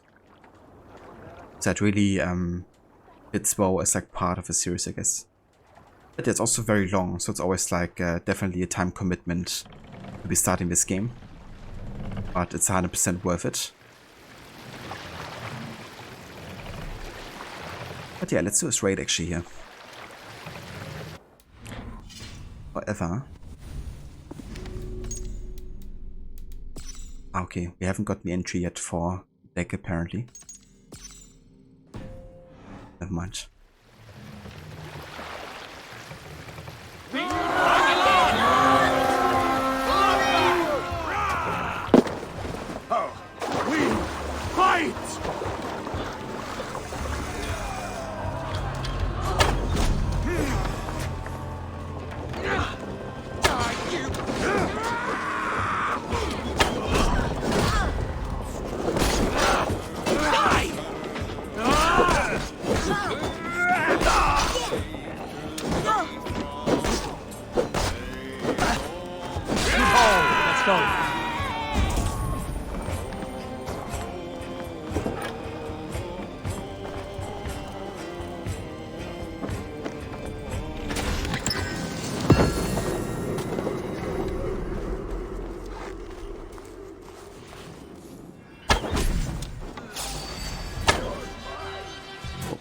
Oops.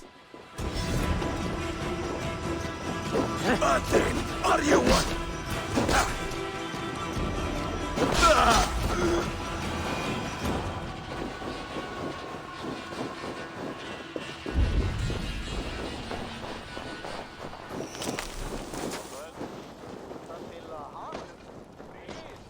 Demo, your favorite are Unity, Black Flag, Odyssey, and Syndicate. Nice.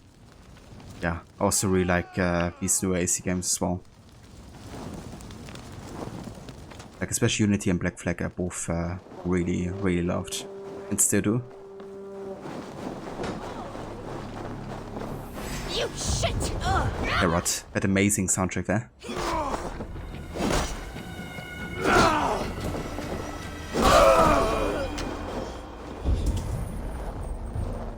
Okay, I think that's everything here. And I got a new weapon there. And also weapon type. Which is of course the Dane X.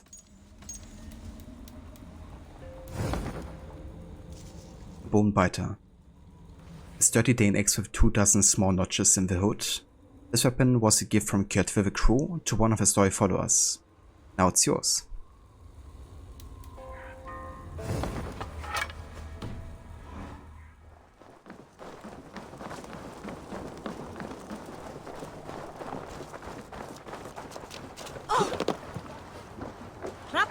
Get up!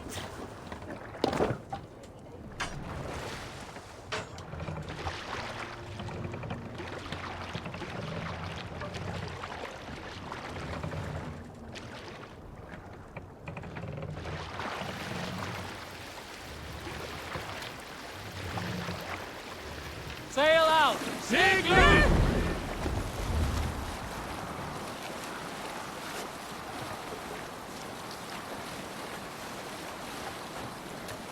Jotve will come for us now, harder and stronger than before.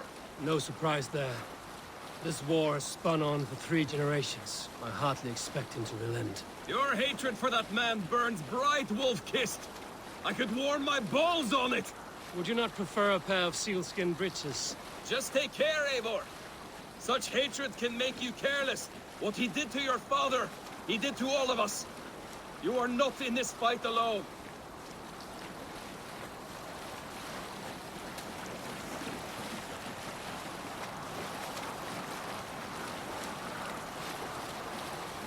I think it's interesting how at the start of the game, even though there can be, you know, a bit annoying, I guess, with some of his comments, he's definitely, you know, really on the side of Eivor there as well. You know, like, he's showing great sympathy for Eivor here. Of course he will. Is that not something you worry over? I worry only that our king will not see that I'm right, until it's too late. What about Sigurd? What would he say? If Sigurd were here, he would be sitting beside you, wiping the blood from his axe and smiling into the breeze.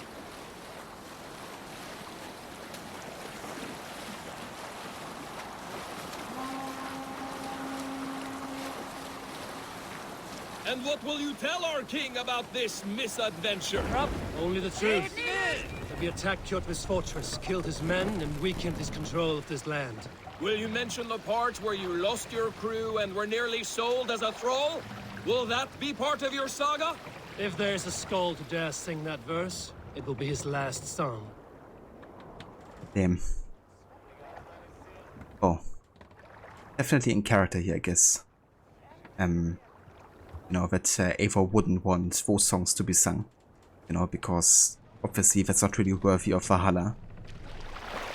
Which at this point is where Eivor wants to be, you know, eventually as well. Like being an honorable warrior.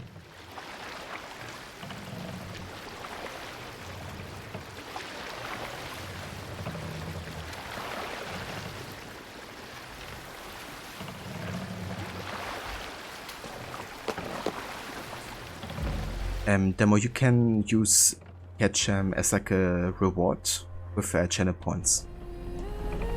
But yeah, only moderators and VIPs can use, and subscribers can use them for free. Let's put her in here.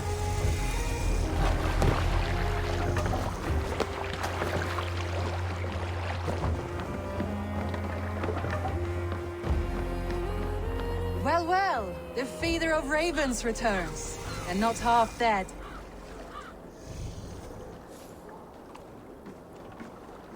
We thought we had lost you, Eivor. For good this time. A warm welcome as always, Randvi. You look like reddened shit. What happened? Nothing to crow about, except to say the men who delayed us are dead. And how are you? Well enough. Though I have spent many tiresome days calming the rages of our king. He is not happy with you. I expected as much. And what of Sigurd? Has he returned from his raids? My husband should be home today. The last we heard, he was approaching Stavanger. Good to hear. We have need of his courage. Sigurd will not save you from his father's wrath, Eivor. You should know that by now. Did your raid not go as planned? They rarely go as planned. But we killed many of Kjotve's warriors. And there was this. My father's axe among the dead. Ah. After so many years. You should take it to Gunnar. He will give it back its edge. A good idea. After I see our king. That I do not advise. Not yet. He is meeting with a messenger from the north. I can wait.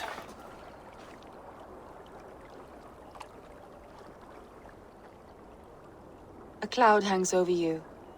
Is something wrong? Seeing my father's axe after 17 winters, it stirred something in me. A feeling I've not had since the day he was killed. Since the day I got this. Memories of past agonies. Of sadness and pain. I should speak with Valka. She could help me make sense of my feelings. Take your time getting settled. I will see you at the Longhouse. I think you have lost your edge, Eivor. Just like that axe. Maybe Gunnar can help you with both. I will let you know. At this point, it's more like banter between the two, right?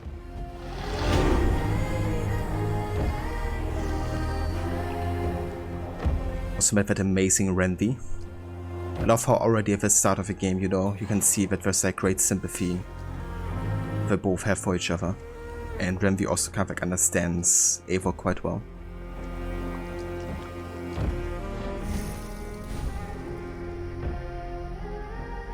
Alright, so got some skill points. A very unique skill tree here.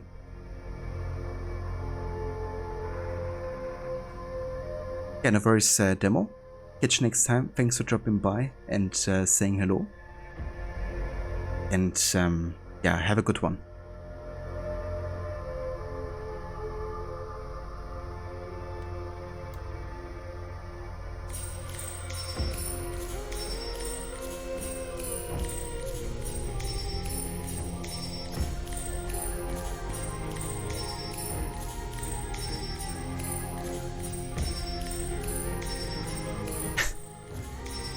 So obviously abilities that are getting unlocked here, they're kind of like post-launch abilities. And if you start this game nowadays, it goes through all of these once. It didn't happen the first time we played the game because they haven't been there yet, but yeah, it's a thing now.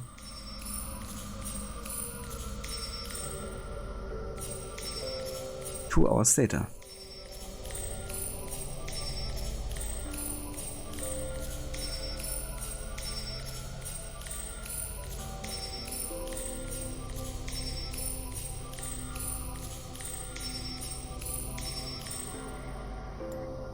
Okay, there we go. So. Are we done with this pissing contest? Yeah, for real. It was a long ass time. Could have also just made it faster or something. So basically we have 4 options here. Number 1 is Fate. Let the Fate guide your path. Or your unspawned skill points will be auto-assigned. will have my head for this. Hey Velitis. Welcome in. Love that sound bit at the moment in the game when it happens. But yeah, we can also make our own decision. We can either go towards the warrior tree here with the bear powers. Then we got the raven tree with kind of like assassin / stealth abilities. And we got the wolf tree, which is more focusing on archery and also some stealth aspects as well. They're more like ranged abilities. Now, I think at the start of the game, I'm going to be focusing a bit more on warrior abilities, because we don't really have it in Blades, so it means we can't really utilize a lot of stealth just yet. I'll go over here, do some melee damage, resistance, ability damage, and stun.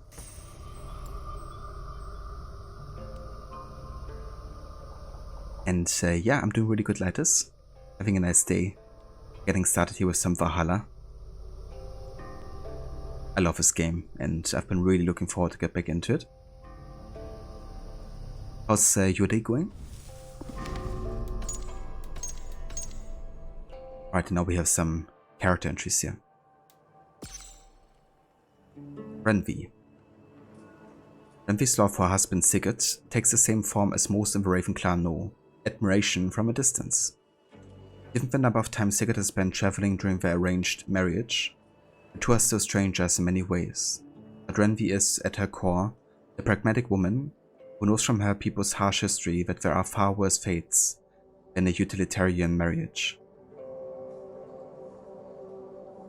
I think it really sums up quite well, to be honest. Like, you know, she realizes that, yeah, she doesn't love Sigurd.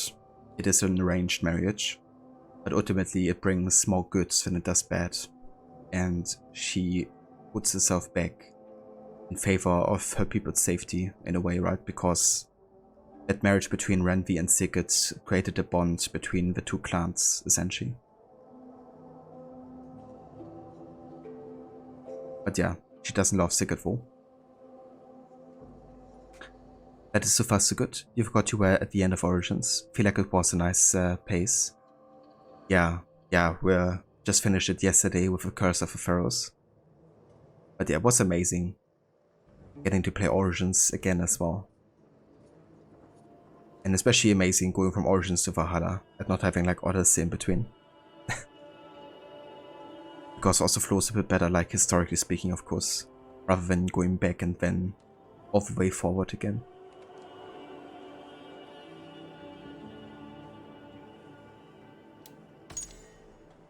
Deck. As the toughest and strongest of young Prince Sigurd's playmates, Deck was certain of his destiny. When the prince became king, he would be Sigurd's right hand.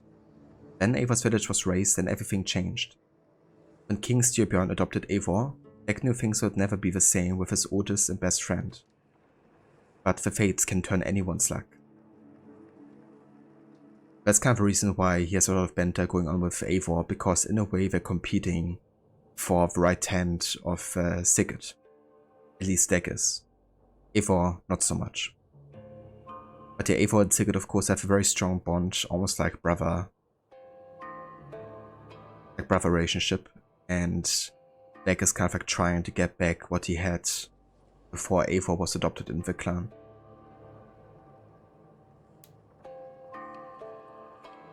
So that kind of like explains the foundation of the conflict really between the two. Kjotve the Cruel. Long is the list of warriors lost to the bloody clan wars that ravaged Reykjavik, but few will be remembered with the same fear and loathing as Kjotve the Cruel. Kjotve's rise to prominence from a relatively insignificant clan was fast and brutal. Some have said he was helped by a secret, distant ally, but those voices were quickly silenced. He privately wonders whether his son Gorm will prove too weak to take Reykjavik himself, and so is determined to beat the land into submission before his final day. Odin. The hanged god, shield shaker, greybeard and wanderer are just a few of the many names of Odin the All-Father. Having effectively created the 9 realms out of the carcass of a dead giant, Odin feels he should be exempt from any binding fate, particularly one that ends in the jaws of a monstrous wolf. His thirst for power through knowledge is unquenchable. He sacrificed an eye for insight and hung himself on the tree Yggdrasil, in the father of all near-death experiences. When not acting in his role as chief among the Norse gods, he wanders the mortal realm, Midgard, often in the form of a bearded old man, wearing a long cloak, a white hat, and carrying a staff. Classic Odin.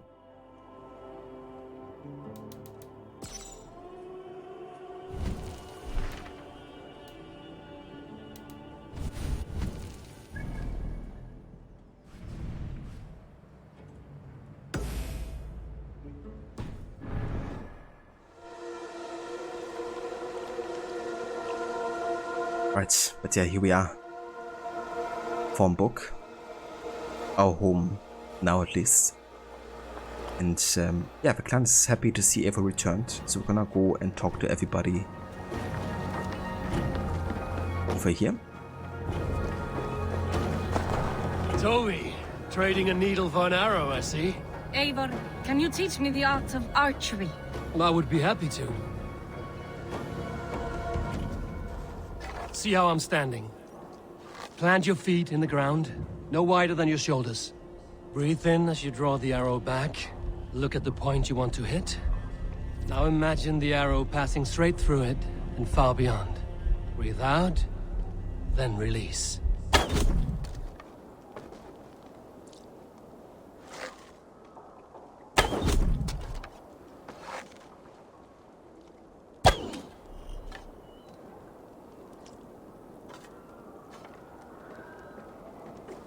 Okay, I'm not sure if you got a lesson here, but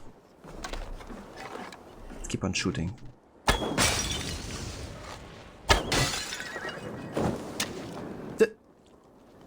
Tovi?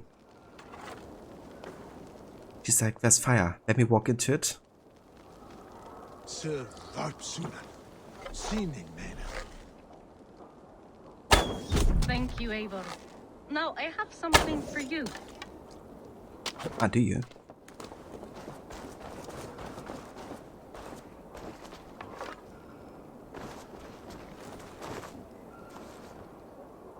See, all in the eye. Thank you, Eivor. As a gift, I could design a new tattoo for you. Something to decorate your scar. A kind offer, but I want this scar visible. Oh, I did not mean to offend. In any case, I do have a tattoo for you. Nice. Dann auch the tattoo shop.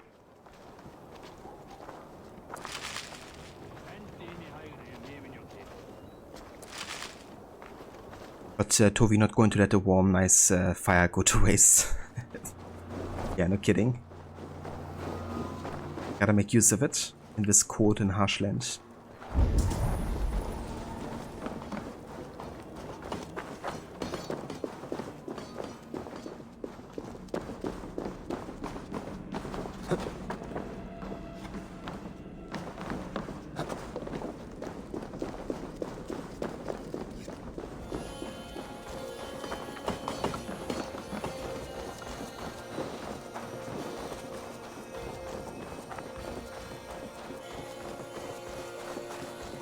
Hey Velisi, welcome in. Yeah, they're great. I thought they were a really cool addition. Kind of like customize your character a bit more. Oh, nice. A shopkeeper. Hi.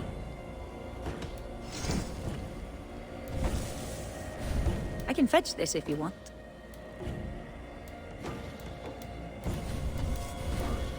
Let's go ahead and sell all the trinkets we have here. Thank you for selling to me. It pushes 200 silver here. Anything else? I must be on my way now. Goodbye. And hey, the Harbinger as well. Welcome in.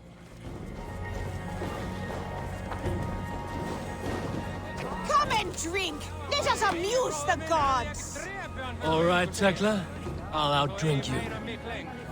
Hey, Tekla. What is brewing? Alvis tells me this brew is too strong. Think you can handle a few rounds?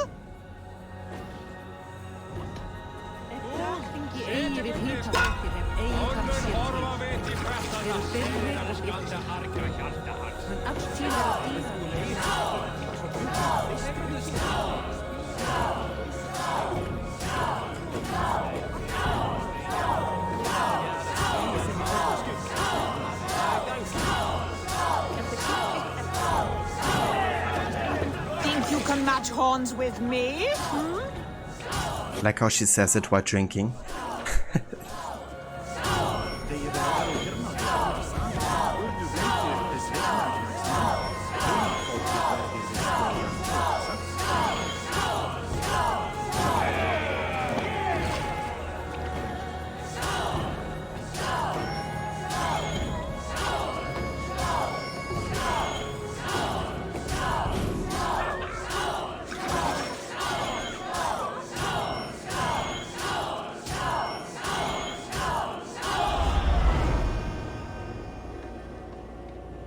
Like Odin, mead is my lifeblood. That was well drunk.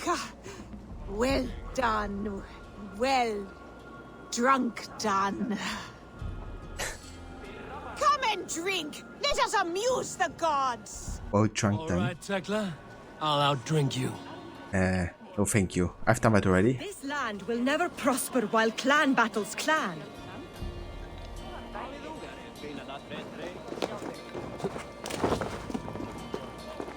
Well, look who it is. Practicing your wordplay, Alvis. Ah, Eivor! The only mouth in Midgard from which I fear mockery. You taught me the art of writing poetry, old friend. It is only natural that I surpass you soon. How about another lesson, then? A quick flight. Right here, right now. What do you say? But she said tranquilloges instead of ventriloges. That's right. It's kind of funny how she immediately wants to, you know, do another drinking battle. After this, she should be like wasted as hell. Let's try flighting. I always put a few coins down as a wager. Most of those who enjoy flighting have an equal fondness for betting. But today, we'll abstain. Let me begin. I'm ready. In flighting, it's key to match cadence and rhyme. It's as much about sound as it is about time. So be careful in choosing the words that you say.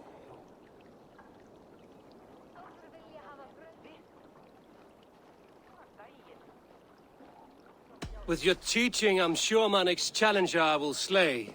No. The rhyme is good, but too many words upsets the rhythm. Now, let us examine meaning. In flighting, you'll need to be cutting and keen. It's about wielding wit more than venting your spleen. If I tell you you're foolish and stupid and dull...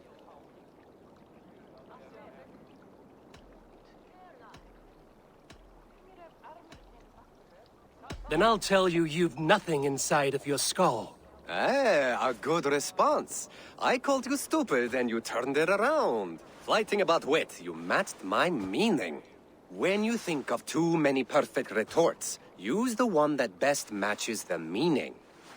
Last one.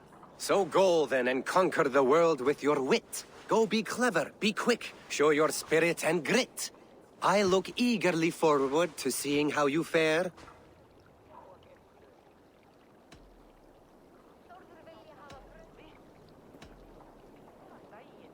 I will flight you with flourish and best you with flair. Perfect, yes! You could destroy me with such a line. Your flighting's astounding, you're worthy of praise. You swing a fine axe and you turn a good phrase. Thank you, Alvis. I'll take the lesson to heart.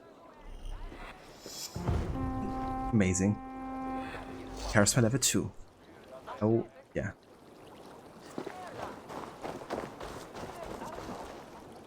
But yeah, thank God you have to do these drinking card minigames only once or twice for the order clues. Yeah, imagine if you had to do like more than that.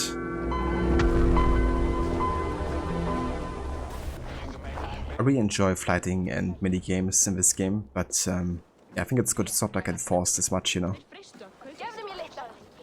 For people who aren't too much into it. But by the time you choose some, my hair would be grey. That would also be a good response. Very fitting. Eva Nobugena, welcome in. Thank you for the follow. Sit a while and play, friend. Oh, speaking of mini games, Warlock. I do miss the rattling of bone. Sit. The dice won't roll themselves. Let's do this then. All right then. Let us begin. Hey. Lang siden sidast. Bilminger till. Okay, so I already know the rules, but for those who don't know, it's basically about rolling dice, of course. And that gives you like different, you know, kind of like roles. We got 2 attack symbols, the X and the arrow. They can be blocked by either the shield or the helmet. Shields block arrows, helmets block X's. And every time you have like these kind of like markings on them, that means you get tokens as well. And these tokens can be used in return for God Favors. So you have like 3 different God Favors max, which are kind of like abilities you can use against your opponent. You can also steal tokens from an enemy, which is usually the way to go. Make sure you have like a bigger advantage in tokens than they do. And your aim is basically to get rid of their health tokens, which are over here. Got 15 life total, and yeah, the aim is to get them to 0, essentially, by damaging them enough. But in Secret of Monkey Island, the sword fighting involves choosing an insult, and the opponent has to choose the correct comeback. One of them is, I got the scar on my face during a mighty struggle. And the correct response would be, I hope now you've learned to stop picking your nose. That's amazing. That's like the early form of fighting then, I guess, in gaming. That's really cool. I'm still gonna play the Monkey Island games, but eventually we will get there. But yeah, that's definitely a new form of sword fighting right there.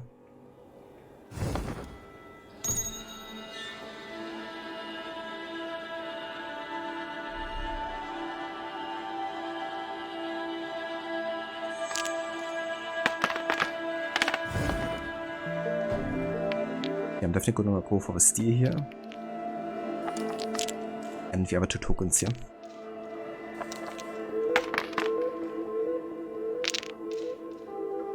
But when he found out what fighting involved, you couldn't help but think of it inside sword fighting. It's actually understandable, dude. It sounds quite similar for sure.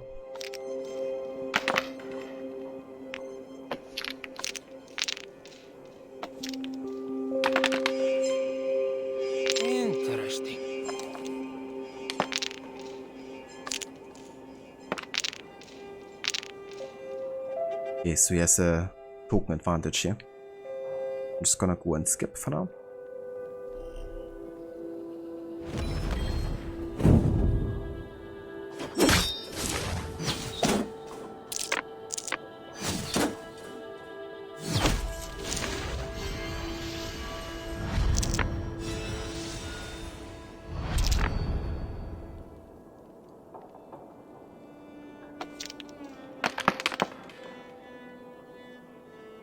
Wow, he had 2 stealing tokens, and he didn't take them.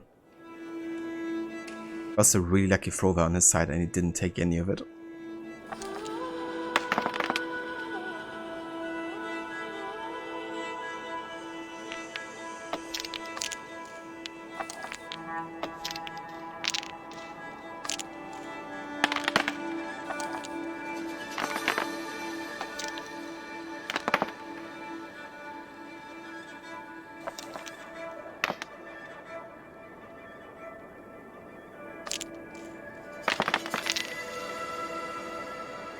Interesting. Quite a bit of damage he's gonna get through there. But we got a really good token advantage now. Gets 9, 10, 11, 12.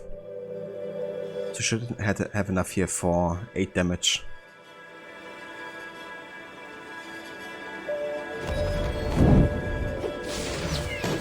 Gonna speed things forward a little bit here. How about that? How did you do that?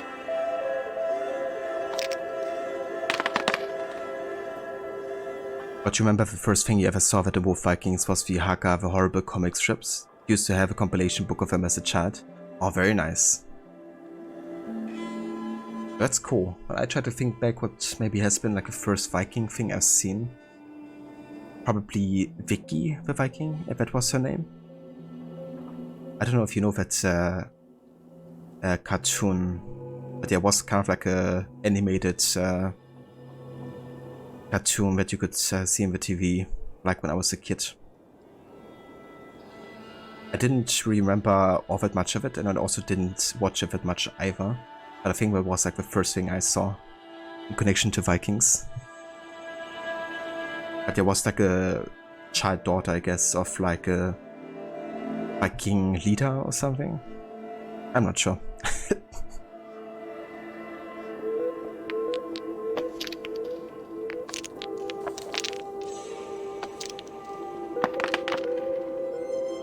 This will do. I don't think you've heard of it before, actually. Yeah, I'm not even sure if it's maybe like German origin or something. I'll look that up sometime.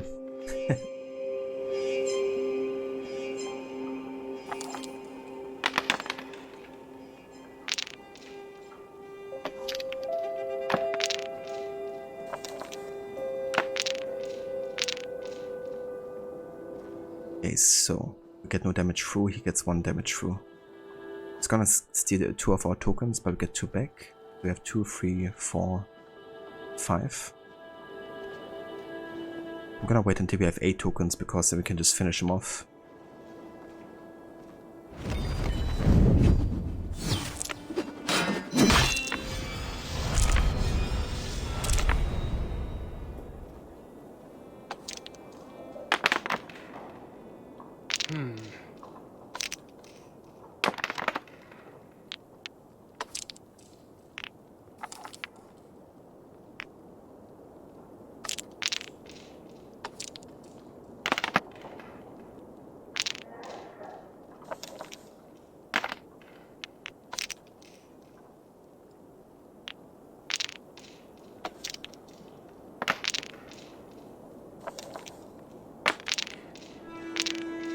Okay, we should have exactly 8 tokens now.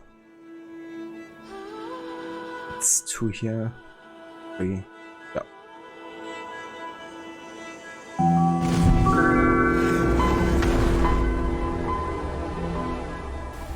Eva Kirito Kazuma, welcome in.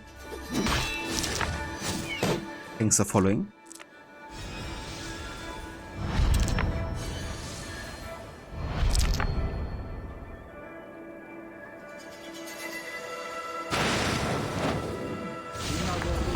Good game.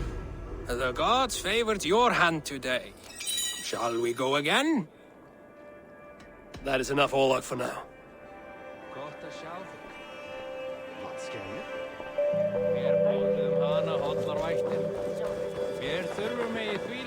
Nice. Is the king free to speak with me? He is still with the emissary from the north. I would wait a while longer. Understood. I will come back. Ah,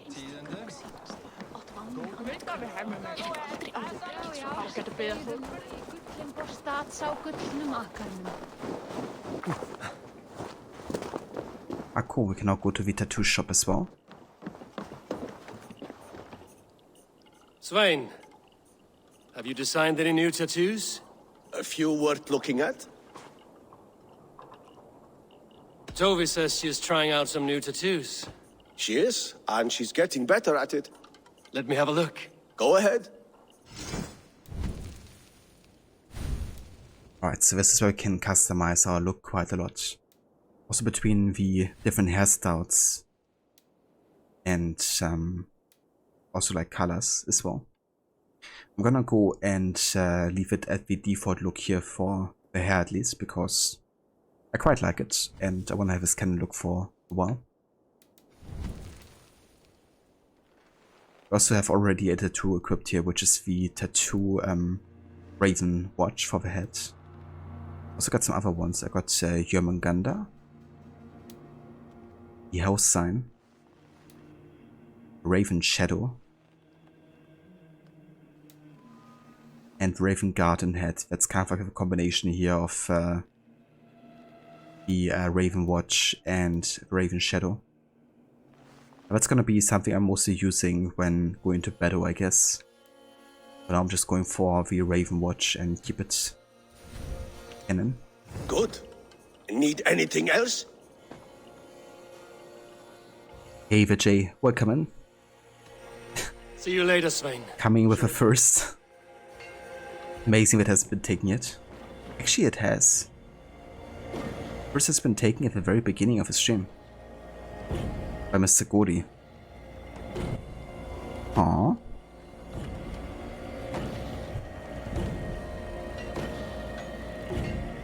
That's really weird.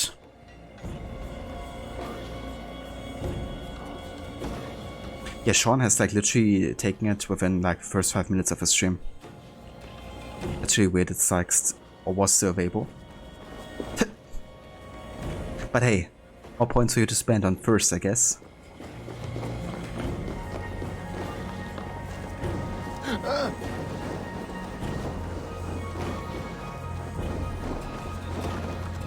Hi, can you point me to some good hunting grounds?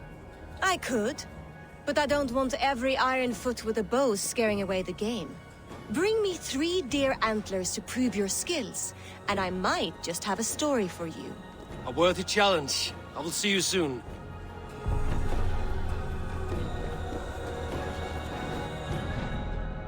Some deer antlers. Okay, I'm not gonna do this actually, because she will give us a hint for the legendary animal. But if we go for other mysteries, which we're kind of like doing anyways, we get that automatically. It can be a bit bothersome to get it done.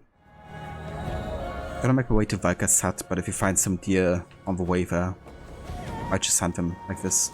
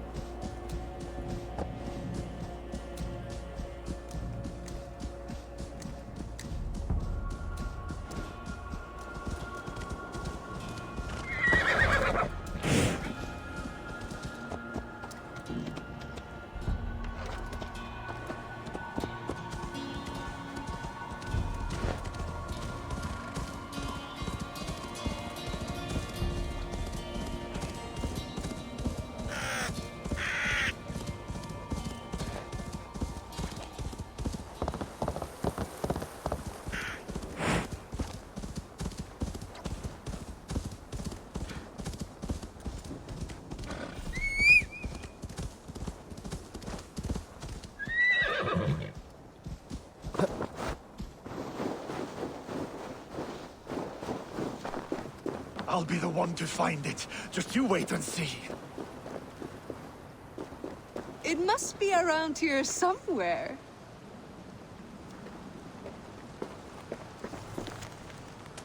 Maiden's Missive. Hail, brave champions. Come find my comb, it is lost lying low. Only the courageous go. Be a boat of breath and blood, do not wallow in the mud. Hide me by the rushing waters, and be my fish in shining armor.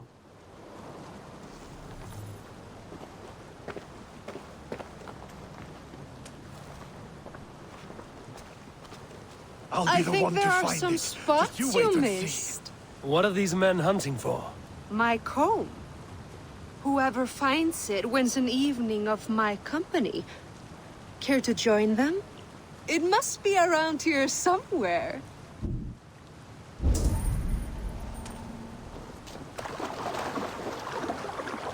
Too cold.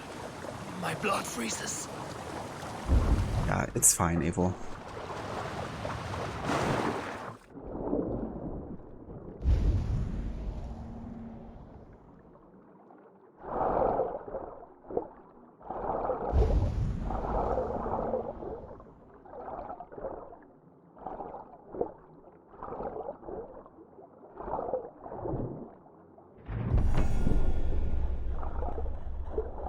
The Oak Antler comb. But I guess you have to comb the lake to find it.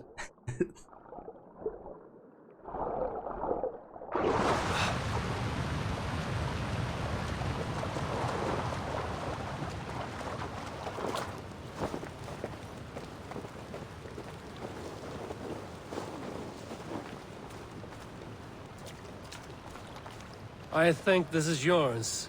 Halt in your search. A winner and my comb have been found. Now, the price for finding my comb is some of my time. A walk in nature, maybe more, if that is where our conversation takes us. I see. Lead on. You're different than the kind my flights of fancy attract. Burdened, decorated, and delicate. Delicate? The others, they are like clubs, blunt and ungainly. You are nimble, like a knife. Are you so in need of suitors that any passing woodsman or Vikinger will do? I was married once. My Alfie died 5 winters back. Ours was a perfect marriage. I do not need another. But am I to go the rest of my days without love or attention? I think not. And the comb? Could be a comb, could be a brooch, or an arm ring. So long as it's lost, and to be found by a helping hand. Where is Charles Lee? Any good tales come of this? Once I thought the same man had stumbled across me 3 times. Gave me a fright. Turned out to be triplets.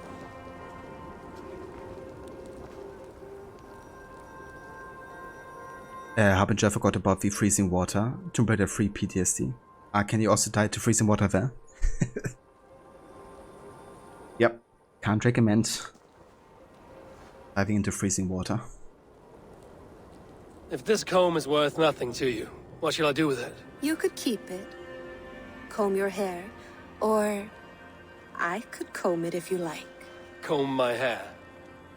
Is that why those men scrambled over each other? I could do more than comb your hair. Find all your nuts and snags and tame them, if you'd like.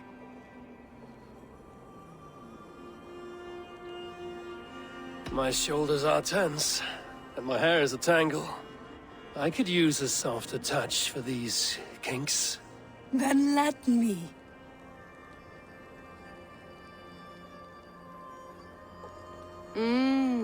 Delicate touch. Indelicate voice. This was fun, Eivor. Hold on to the comb, as a keepsake. Thank you, Bill. You tamed some knots I haven't been able to reach myself. It's been what she did.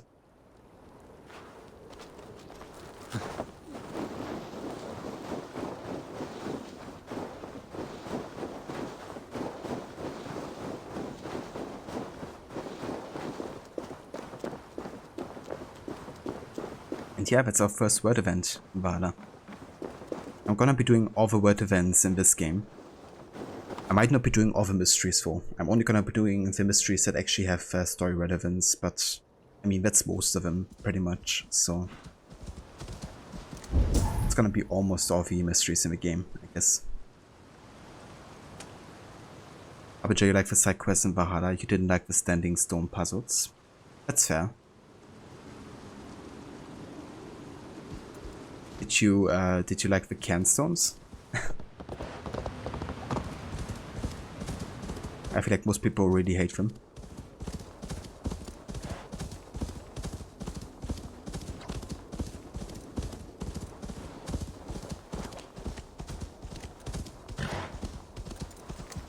How beautiful is this game though?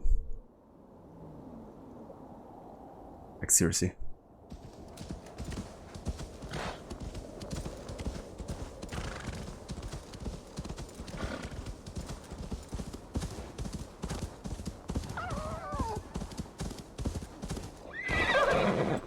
You meant the cairns, okay. Because there's standing stone puzzles and then there's cairns as well, I guess, in the game. But yeah, the cairnstones definitely be frustrating. I kind of like them most of the time, but yeah, some of them can be really frustrating. And as Rod says, the dialogue that you get out of them is also a nice touch. But yeah. So, Ivan is asleep on his watch. That would explain some things.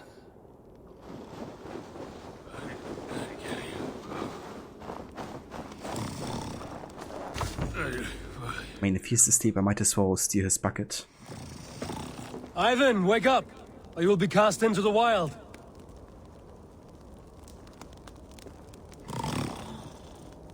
Must stay awake. They could be anywhere. Is he walking in his sleep?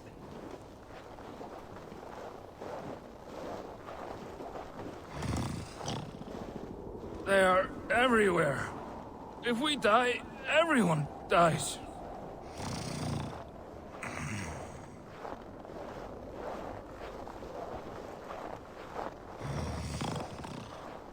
Must not fall asleep. Need to see them coming.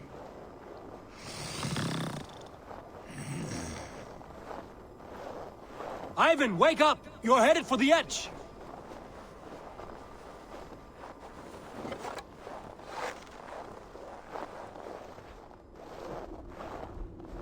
Is he going to ride the rope slide?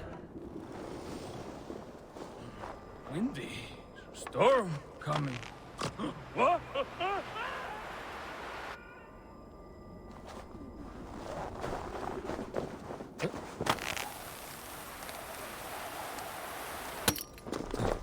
Ivan, calm down. You are asleep. No! I was flying through the air! In your sleep, a harsh awakening, true. But at least you live. Have you always taken these dream walks? Since my posting here. When I am in bed, I worry about ways we could be attacked. When I'm on watch, I cannot stay awake. Only a fool stays awake all night worrying. You're tired when you get up, and the problem is still not solved. You speak with the wisdom of Odin, Eivor. I will think on these words when I am in bed. Consider them on your watch, and sleep when you're in bed. But now, report back before you're labeled a deserter. Go.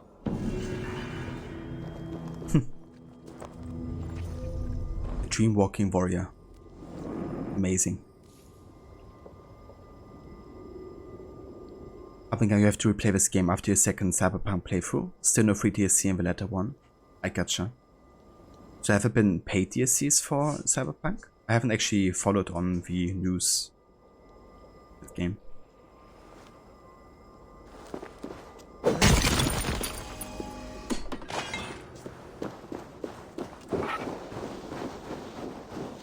Nice, there's a viewpoint here. Let's get it.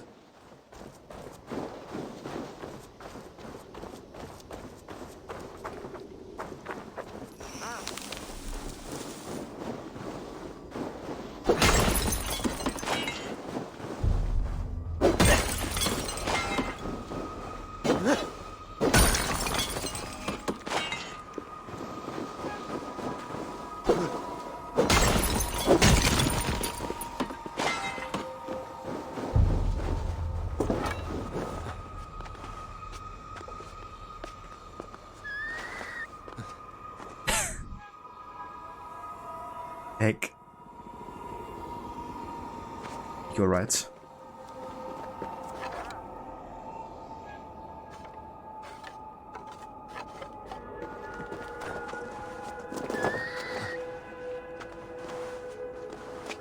Good job flying against the rocks here.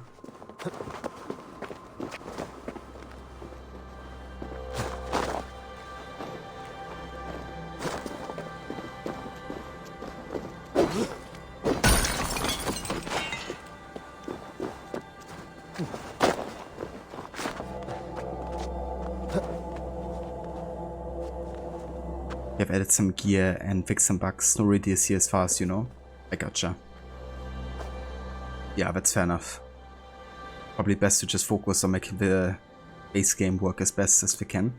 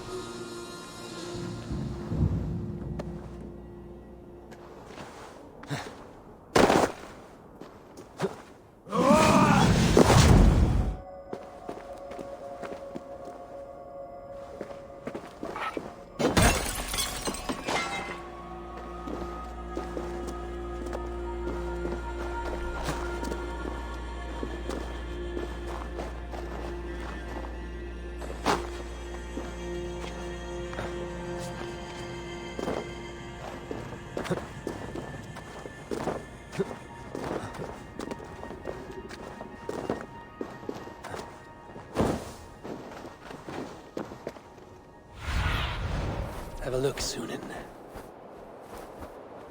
Okay, so we gotta go over there.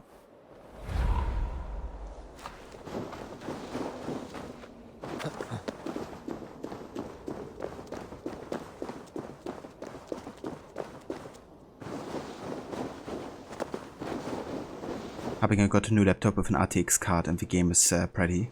I can imagine, dude. Yeah, I've seen some gameplay of it.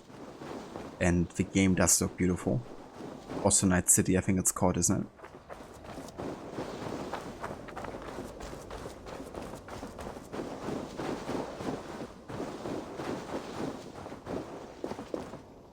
I heard the story is also quite good, actually. So I reckon like most criticism is really going towards, I guess, the launch and the bugs, and I guess some of the features that they promised would be there, but haven't. But yeah, I mean, the graphics look amazing, and so seems the story.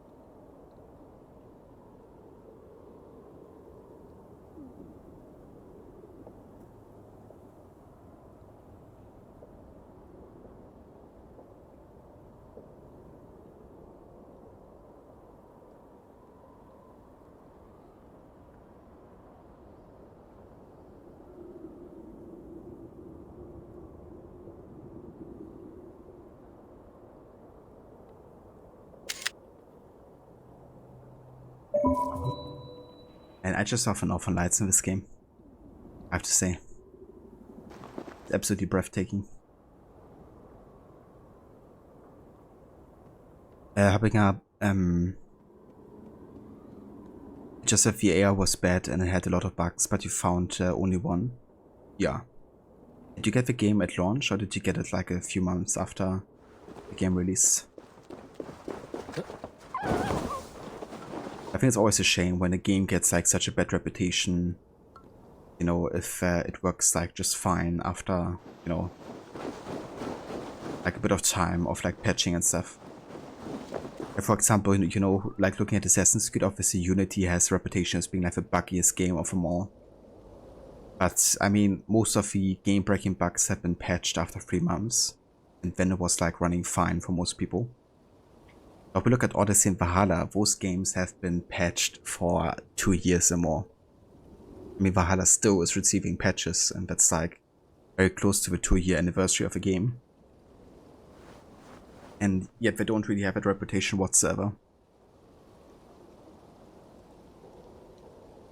That's like often really like how's the game perceived shortly after it launched, and then that gets like, you know, kind of like called the status quo for the game eternally, which I know is not fair sometimes, I think. Some games definitely deserve to be given a second chance.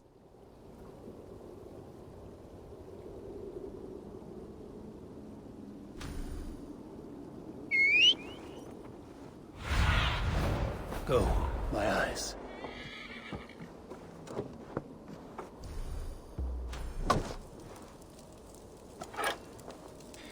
But yeah, guys, I think this is where I'm gonna go ahead and take a break now for. But yeah, once I come back, we're gonna go and do this Valka questline. We're gonna have like another kind of like dream sequence featuring Odin and Sigurd and all that. And yeah, once that is done, we can head back to Formburg and then finally meet King Styrbjörn.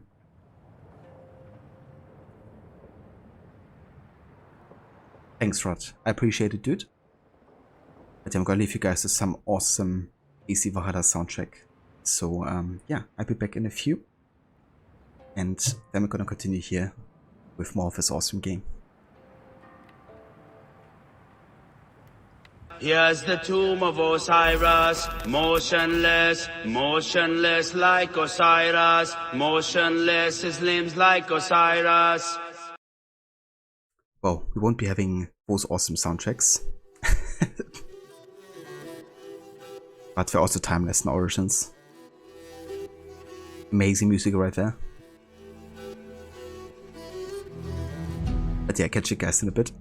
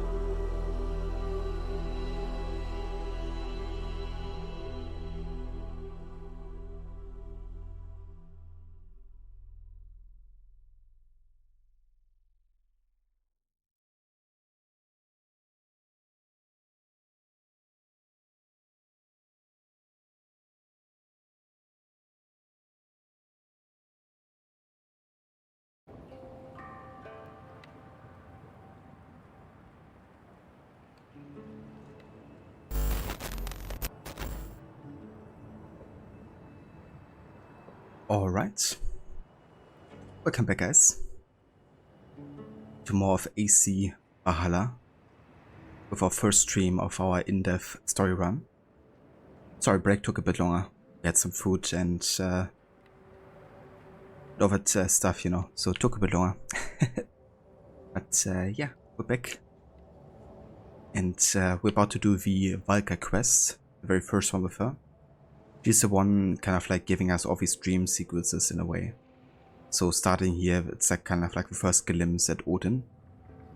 But also later in Ravensthorpe, she's gonna kind of like open our eyes to the memories of the Isu, so to say. Under the mythological realm, or Vale, of the Norse. Thanks, Rod. Welcome back as well, Senny. Food, glorious food. Indeed. We had some leftover pasta with bolognese from yesterday evening. And yeah, it was still delicious, but I couldn't really eat much. I was still like pretty fat from breakfast and stuff. But yeah, a very small portionful.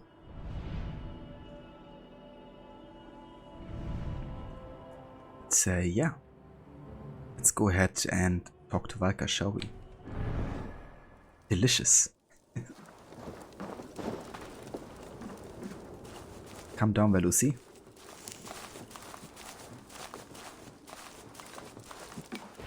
Hamuram. Hamuram. Valka? Hush. I need silence to hear the songs of nature.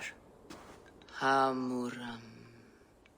Hamuram. Svala. She gives praises and she is greeted. For your hearing I hearken, O ancient ones, great Odin, great Freya. I give you thanks for your gift of Seder. She gives thanks and she is blessed. Eivor, it has been some time. What brings you so far to see me? I have come for your advice on a private matter. Come. Is your mother well? Her mind is a jumble. She speaks to spirits.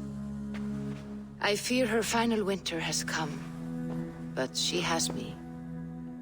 Now, let her speak to your needs. I have had a vision.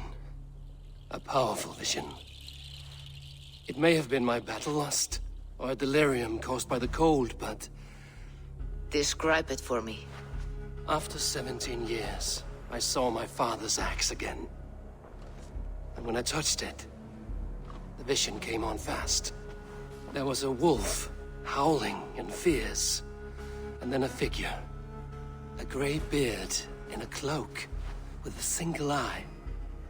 He bid me follow him. Ah, the High One. He calls to you. Perhaps he means to speak with you. Deliver a message. Only through Seder will you see more clearly and unravel the threads that sit tangled upon your mind. This will not take long.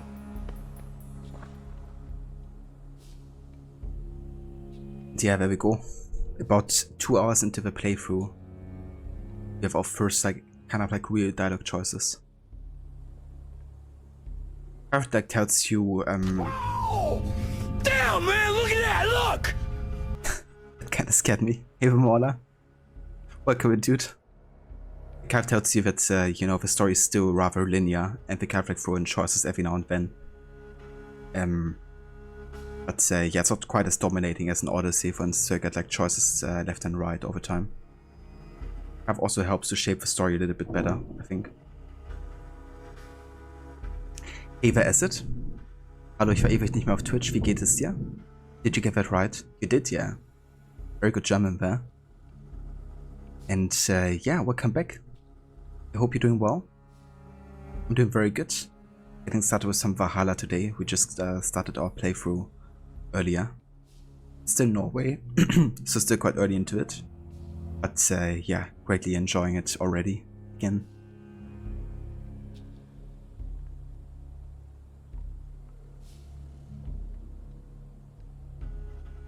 And happy Friday to you as well, Mola. I hope you're having a good morning so far. I'm disappointed I'm not using the female version. I'm currently watching Levi play the game and she's playing female Eivor. So for me to freshen things up a little bit, I decided to go for male Eivor. And quite honestly, I also just love Magnus Brun's voice acting so much.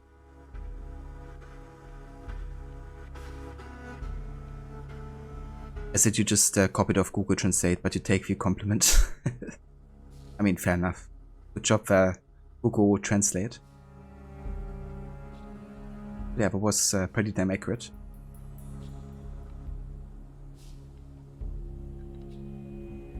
But Ubisoft Quebec, dialogue choice. Hey, we got a dialogue choice for you. Dialogue choice, did you notice? Dialogue choices. Hey, guess what? Here's another dialogue choice. And they all don't matter. Most of the time.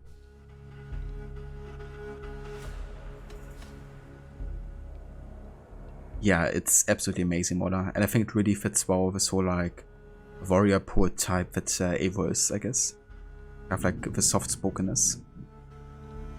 I do have to also give credit to the female voice actress for Eivor because I think it's good that she chose to be complete opposite to male Eivor. You know, like male Eivor is very soft spoken. She's has a very rough sounding voice, right? But that was like her interpretation of damaged vocal cords that Eivor gets through the wolf kiss, I guess. Being bitten in the neck. You know, like the vocal cords did get damaged canonically. You can also hear it like sometimes in Eivor's voice a little bit, like a male Eivor voice. It sounds like very, I don't know how to say. A bit hoarse sometimes, I guess. But yeah, female Eivor definitely does it a bit more as a characteristic, I guess. But you be Quebec, you can create your own Odyssey and make the character how you want to be. Nah, just joking, give us money. Yeah, it's your Odyssey. You can decide whether you want to be, you know, like straight, bi, or gay. Except, of course, for Legacy of the First Blade, where it basically forces you into a heterosexual relationship and make you have a kid if you want it or not. That's a real choice. Have you used this sort of magic before? Have no fear. It was not my satyr that made her like this. Her condition inspired the elixir. Did it help her? For a time, it opened her up to visions. Strange, unreadable things. Then she returned to her current state. Drink. If you seek true understanding.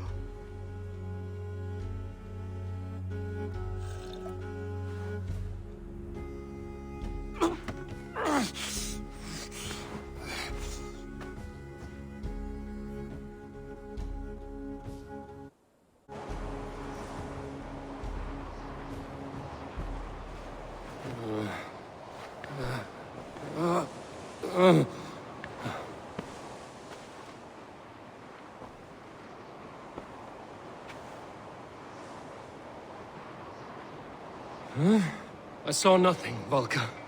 Felt nothing.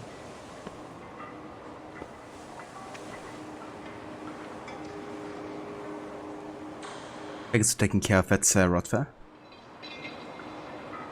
But when you know after playing there's so much you notice even more on replay, definitely, yeah.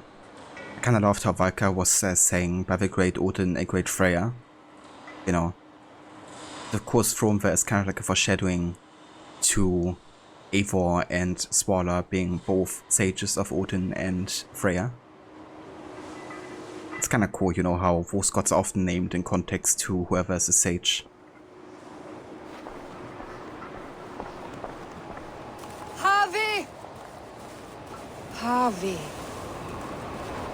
Harvey! I walk among the dead.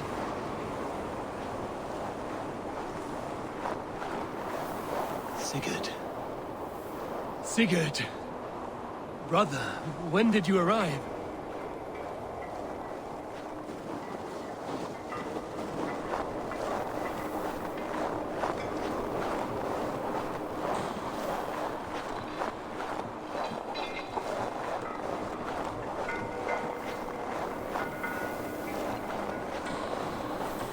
What is this?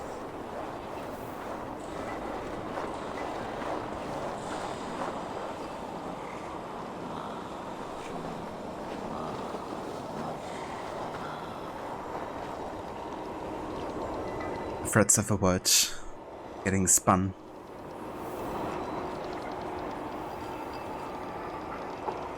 That's of course something that Eivor also believes in, right? Kind of like that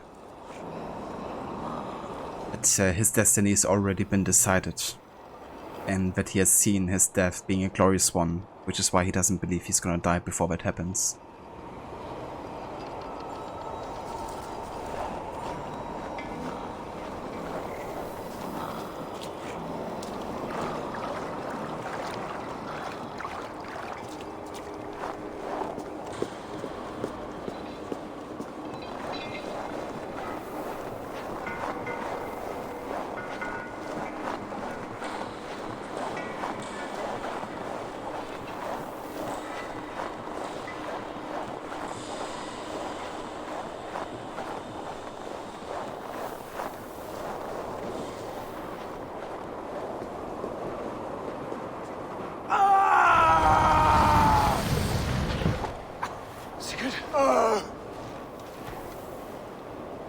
Brother! What is this? There was no other way, Javi. Our fates are fixed. Sigurd!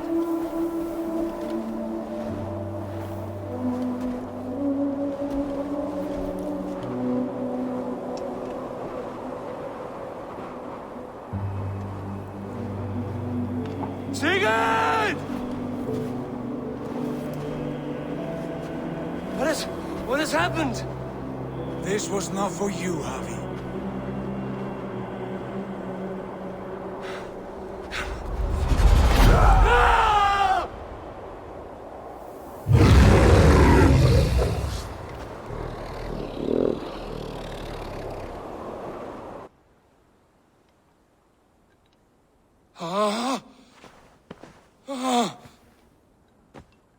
Steady, Eivor. It is Valka. I am here. Gods, I thought I... What was that? Tell me everything.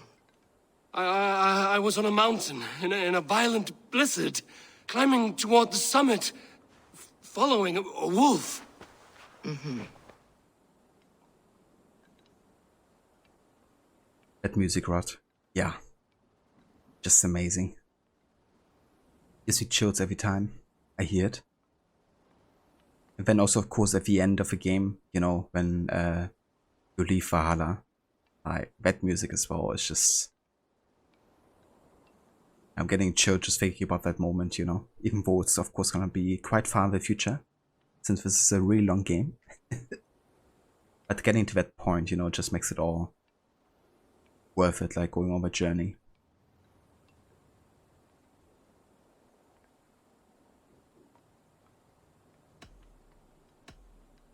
I saw the gates to Odin's Hall of Slain Champions. They opened for me. Shades of Valhalla, for which you are destined. I saw Odin and the Nornir spinning the threads of fate. They were watching me. Not watching. They were showing you the way forward. Your life, your path, what lies before you, and where it ends. And the wolf was eager for my attention, as if it were beckoning me to follow. You are the wolf-kissed, fated to carry its mark for life. In this case, it might represent your ambition, or your fear. I do not know what else to say. My memories are faint, hazy. Did you reach the summit of this mountain? I did, yes. Sigurd was there, wounded, in pain. His fighting arm was missing. Then the wolf reappeared, the size of a dragon, twisted and terrible. It fixed its eyes on me and struck. Then I awoke. The gods favor you, Eivor. They always have. You will have your glory, and you will earn your place in Valhalla. But these portents carry a darker truth. The missing arm, the trail of blood, the beast. You will betray your brother, Sigurd. That is the meaning of your vision. That cannot be right. I would never betray Sigurd. He's my brother, my family. The Nordnir have spoken, and this is their message. No, this is wrong. Or you misunderstand. That cannot be right. You will betray Sigurd. Odin fought against his fate. It can be done.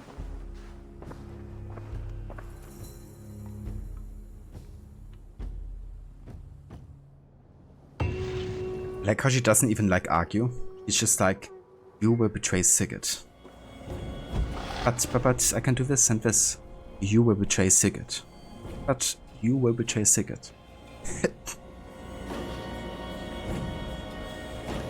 I kinda like that. That she's like, you know, just not... She's interpreting the visions right, and she also is right in a way. Like, no matter what you do and what choice you make, in some form or another, there's gonna be some form of betrayal. Or at least it can be interpreted as betrayal.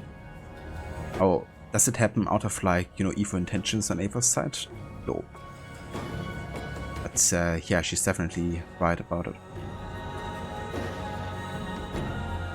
But you know that feeling? Yeah. Yeah, that's just a feeling that makes you, like, excited to replay the series over and over as well, isn't it? Just thinking back on all the amazing moments there. Well, she's very to the point. You like her character?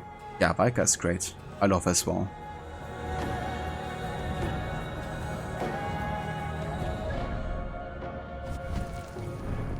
Okay, we got 2 skill points, which means you can now get the Stomp ability.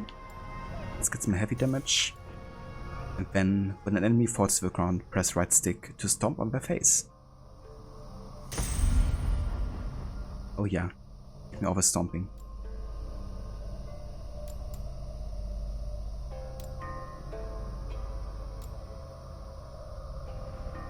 But yeah, where do we go next, so? Probably over here. Ava Aura. Welcome in. I can't believe I started Valhalla without you.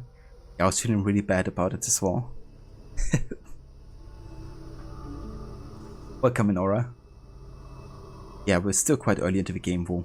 Even though we've been online for quite a while. But I took my time just watching trailers at the beginning. So it took like almost an hour just, you know, doing that.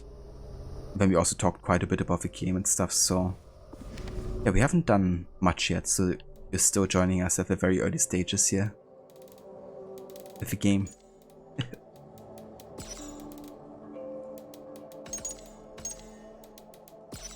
Yeah, I feel very bad.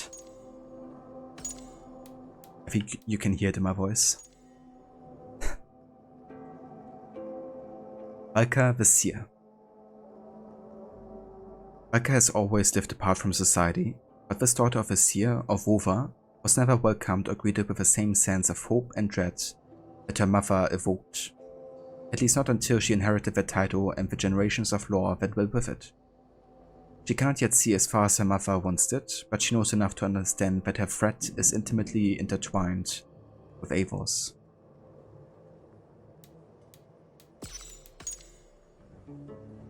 Yeah, I know you are, Aura. But yeah, how are you doing this morning? Hope you're having a good one so far. Valhalla's a very slow start in your opinion, takes forever to get out of Norway. Yeah, no kidding. Like, I think the first time I played this game, I mean, it took a long time to just read out stuff and talk about it and all that type of stuff, you know, but I think I legit took like 15 hours in Norway, just taking in everything. But it's definitely gonna be shorter this time because I'm not doing like literally everything. But yeah, I'm still gonna take my time though.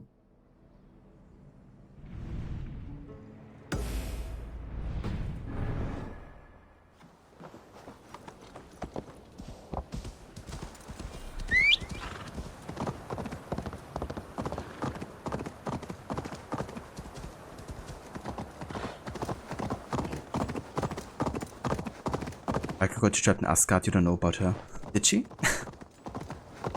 I read about some people just getting stuck there, not being able to like transport out of it, teleport out of it.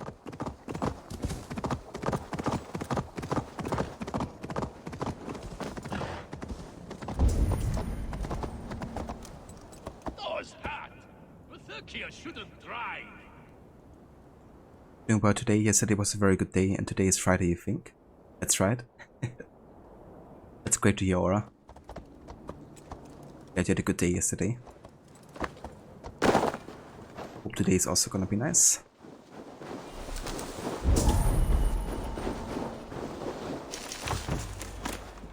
That god-cursed backrout has deserted again! Why are you shouting? Ivan has wandered off again.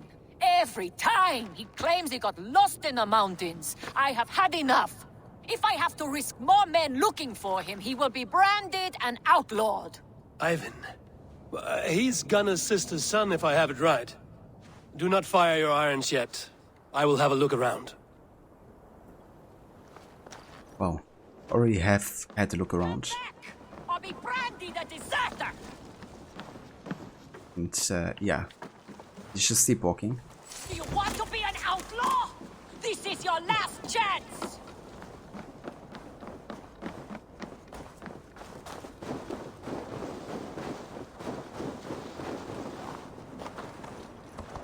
Yeah, I read about that bug as well. Definitely tricky if you kind of like get there before you are even like the power level, I guess that's recommended.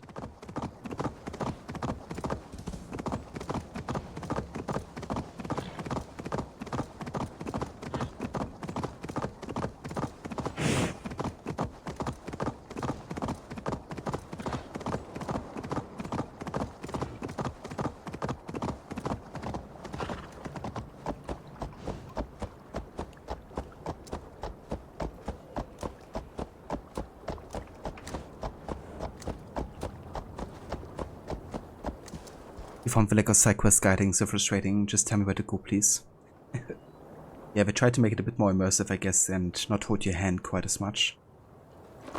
Personally, I love it, to be honest. I'm not a big fan of kind of like playing a game and just mindlessly going after every kind of like shiny thing that the game throws at me. But I can also totally understand it, you know, like sometimes you're not in the mood of like having to investigate yourself. Like having to listen to every single dialogue. So it can be a bit irritating sometimes, you know, with some of the word events and stuff. And I mean, even if you know, pay good attention, it can still happen that you don't quite understand what is asked of you. Is there no one who will go around with me? Who would like to hear a story? Who would enjoy a tale of the gods? There has always been war, even among the gods. When Midgarda was young, Asgardr was torn by strife. The battle-born Aesir, hating the Vanir's magic, betrayed custom and made murder in Odin's great hall. Gulveig of the Vanir was killed and burned, not once, but 3 times, and reborn as Freya, mother of the Volur. The war that came after echoes through the 9 worlds still. Midgarda would drown in the blood spilled, and their dead would hide the sun. Those bravely fallen, now buried, wait for Heimdall to blow the Gjallarhorn and summon them to battle one last time. Losses on both sides left each open to attacks from Jotnar and other monsters. So Odin, in his wisdom, proposed a truce and marriage to the war witch Freya. Oaths were made, horns were raised, and from the gods' mingled spit was born, fully formed Kvasmir, wiser than Odin himself. This was the same Kvasmir whose stolen blood became the meat of poetry. But that is another story. A good story, Holger. But I hear the voice of Styrbjörn in it. A wise skald takes his words from the gods, and his orders from the king. Puka and Alvis. Looking forward to meet them again in Ravensthorpe later. Or is this the same voice actor? User, please give this man an inhaler, I'm begging you. So I think this isn't the same one as in Origins. Could be wrong, but they do sound a bit different, I guess, to me at least. But they certainly have like a similar style of like talking, right? With like breathing a lot before talking.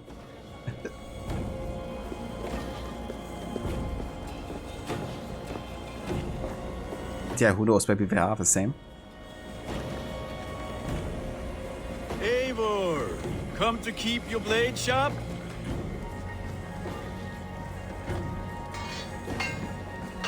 Wolf-kissed, welcome back.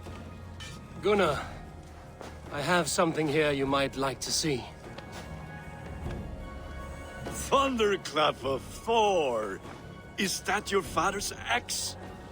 I have not seen this beauty since, well, for some time. I forged this weapon long ago. Still looks good. One of my finest, I think. It has a blunted blade, but it swings well. Can you sharpen it? I can give it a better edge and reinforce the handle. And as luck would have it, I have one ingot left for the job. Are you sure? The fates have willed it so. But in future, bring your own metal ingots. I cannot forge them from empty air.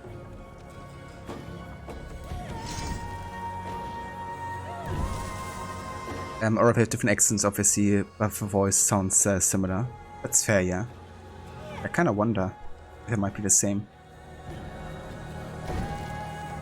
Another legend, yeah.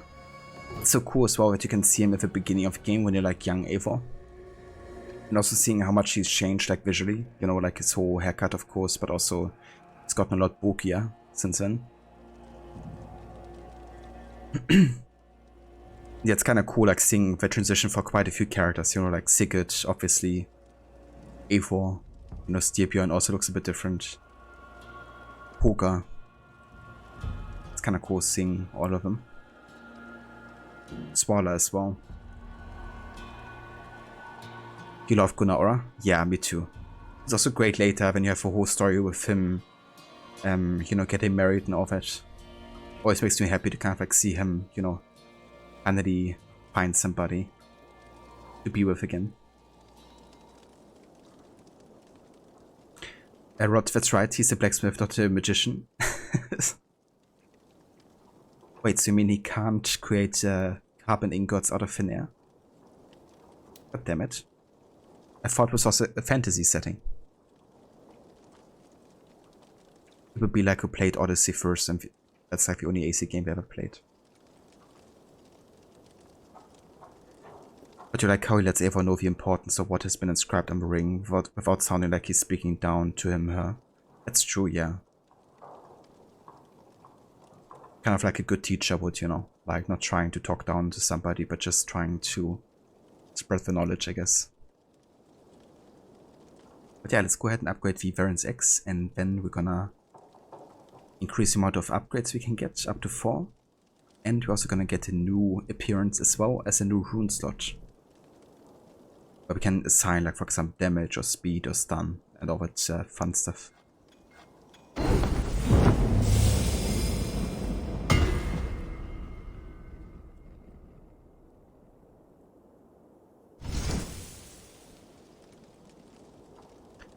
But you will be like, hey, you want any more of that magic stuff? Love that meme there. That should do it. Anything else? Somebody should make that meme with what you just wrote. And how are you, Gunnar? Holding up? Yeah, work is good and my spirits are strong, but my nights are newly cold. My lady left me, if you have not heard. I had. Sorry to hear it. You were together how long? 5 weeks it was. 5 beautiful, passionate weeks. But all that is done. Will I never find my Brunhilde? Valkyries do not walk the world as they once did, Gunnar. Maybe set your sights a bit lower. Lower? My friend, look at my wares, my weapons. I'm not a man to settle for less than the finest of anything. It's a funny the way he talks about it, like you would assume, you know, that they have been together for like ages. Or like, you know, that his wife died or something, you know. Like the way he talks about it at the start, and then it's like, review. We've been together for 5 weeks. 5 passionate weeks. It's kind of funny. But don't worry, Gunnar, you will be fine. Indeed. Yeah, it's gonna be great to see Gunnar, you know, happy later on. Okay, we actually have another carbon ingot here, which means you can upgrade one of the gear pieces.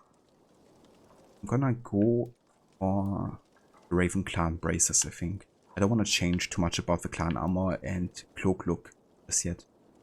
I actually quite like this beginner look with them.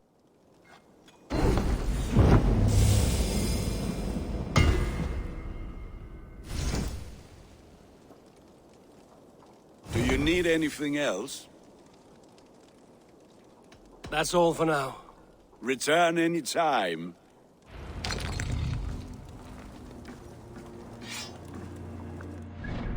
Nice. We also got a rune, which you can put into our weapon now.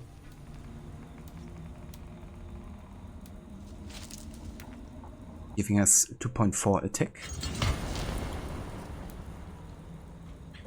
And I think we're also gonna go ahead and choose double axes now. So gonna go for Varen's Axe first and then for the Raider Axe second. Let's also go ahead and upgrade the bow here, because you can always need more damage there. And yeah, that's it for now.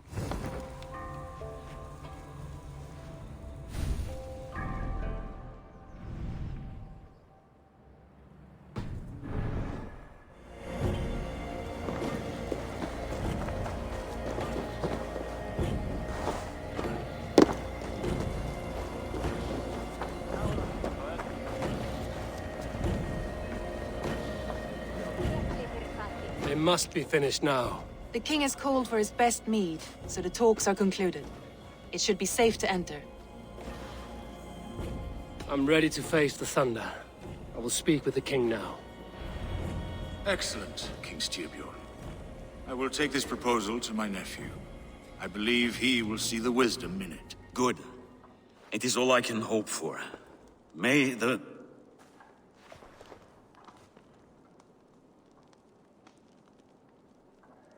May the winds favor your voyage, Guthormer.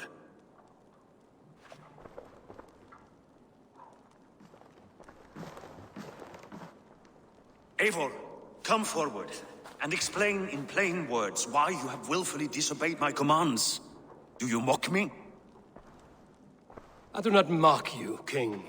I mean to embolden you against your enemies and your own poor judgment.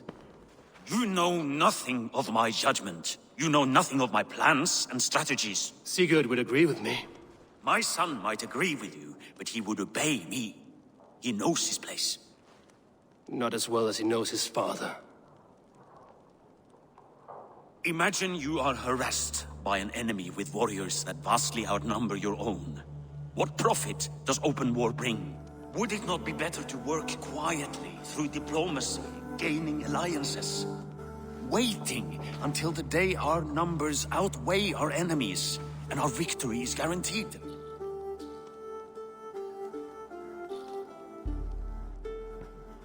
But plans are very important. Indeed. Gotta always have a plan B at least, you know. Plan C doesn't hurt neither.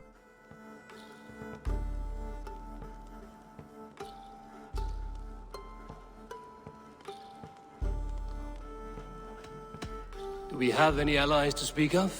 Or is that your excuse to do nothing?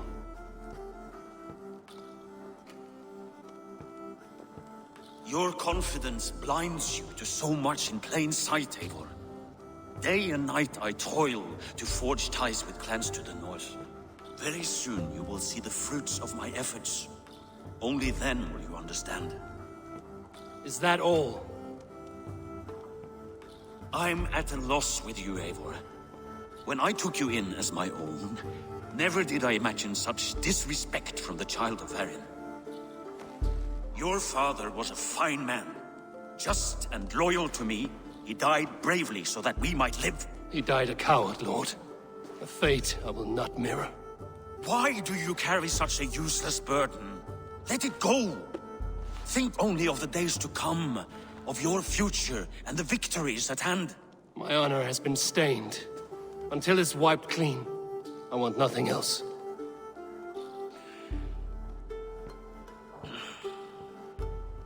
I refuse to pick at that wound again. But if there is something that can chase these shadows from your thoughts... Sigurd has come! Down at the docks, his ship is here!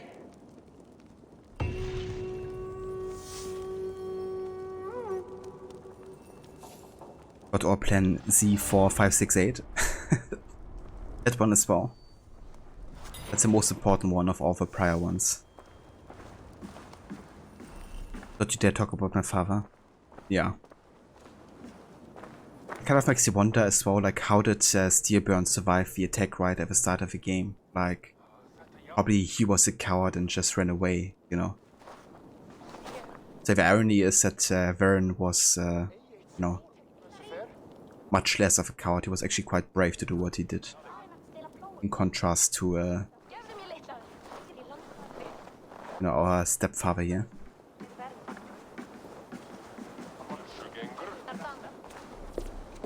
Oh yeah, Rambi is great. Absolutely love her. Ik mis de skipback nog. We might hem afdoen. Ik moet... Hey, careful with that one. Eivor! Sigurd! Ah, look at you, blood-soaked drinker. What, have you been worrying without me? Oh, and you, salt-cured Vikinger. I smell the stink of a dozen kingdoms in your beard. It's just the start. Randvi, my dear wife, your husband returns. Bringing gifts and riches to share. And new friends, I see. Yes. Basim and Hytham. We met in Miklagard, and they showed me her buried secrets. We are grateful to Sigurd for his invitation, and eager to pay tribute to your king. My brother is always very careful with the company he keeps. If you're standing safely beside him, he must like you. Ah, Eivor. Save the introductions until our bellies are full. I will see my father. Tell him of my time away. This morning we traded with a ship passing south. They told us Eivor the Wolf-Kissed was captured by Kjotve's men. They must have cut the tale short. I killed my captors and recovered my crew. And for that your father scolded me. You know where I stand, brother. Nothing short of war will dislodge Kjotve from our lands. But he disagrees. I know. Father thinks too much and acts too little. Today that changes. I promise you. By the winter's end, the name Kjotve the Cruel will be a curse on the lips of a drunken fool. But Carlo Rota, awesome actor. Is that the guy behind Basim? He is Aura. Lizzie gotta go. Thanks for the stream. No worries whatsoever, Lizzie. Thank you for being here. Thanks for lurks as well. I really appreciate it. And yeah, hope you have a good one, Lizzie. Sig and Ava's relationship is so beautiful. It really is. I absolutely love what they have done with it and how much it evolves as well. How they go through thick and thin, in a way. And yeah, it's also like a great introduction, I think, you know, like you can immediately see how much they care for each other. And yeah, like immediately, you know, it's clear the bond they share. Prophet Sim, he plays Basim. He was also the main villain in Splinter Cell Blacklist. Very sadistic and cold and calculating kind of character. I gotcha. I think I remember you mentioning it before that he was playing a character in Splinter Cell. That's awesome, though. I think he's a great choice for Basim. And I can certainly see him play more villains as well. He certainly has a voice for it. But I think it's a really interesting voice, very unique as well.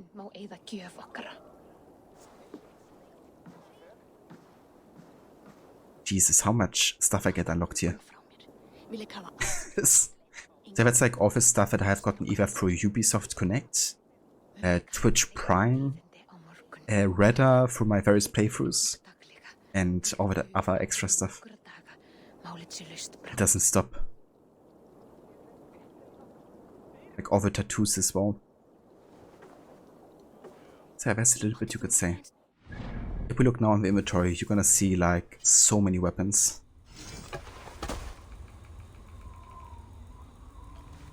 Jesus Christ. So we have a bit of a selection now. Of shields and spears, scythes, daggers, great swords, short swords, leots, bearded axes. So yeah, we got a bit here. I'm not gonna be using anything of that just yet though. I'm just gonna go ahead and uncheck everything we've gotten.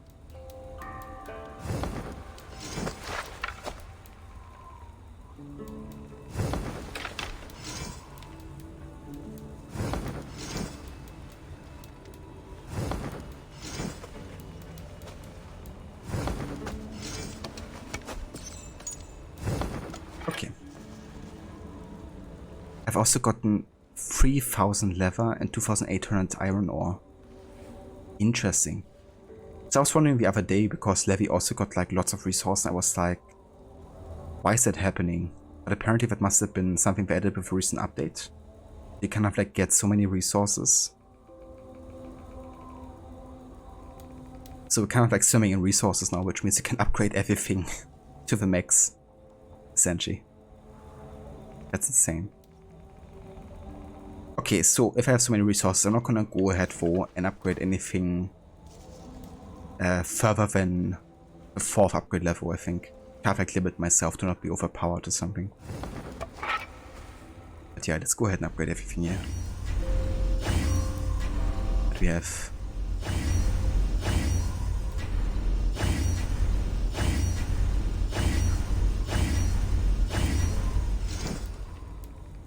I guess you can equip one helmet, make it disappear.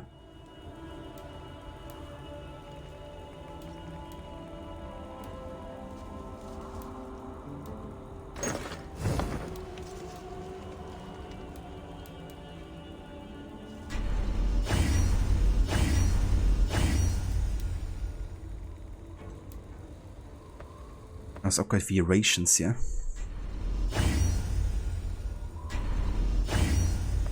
And the quiver.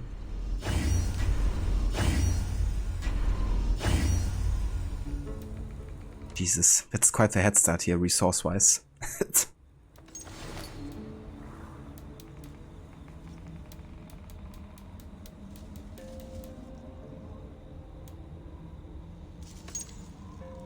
Okay. Anyways, let's have a look at the codex.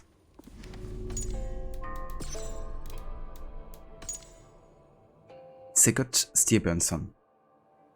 Where Sigurd leads, men follow. As Eivor's adoptive brother, he is strong, fearless, charismatic.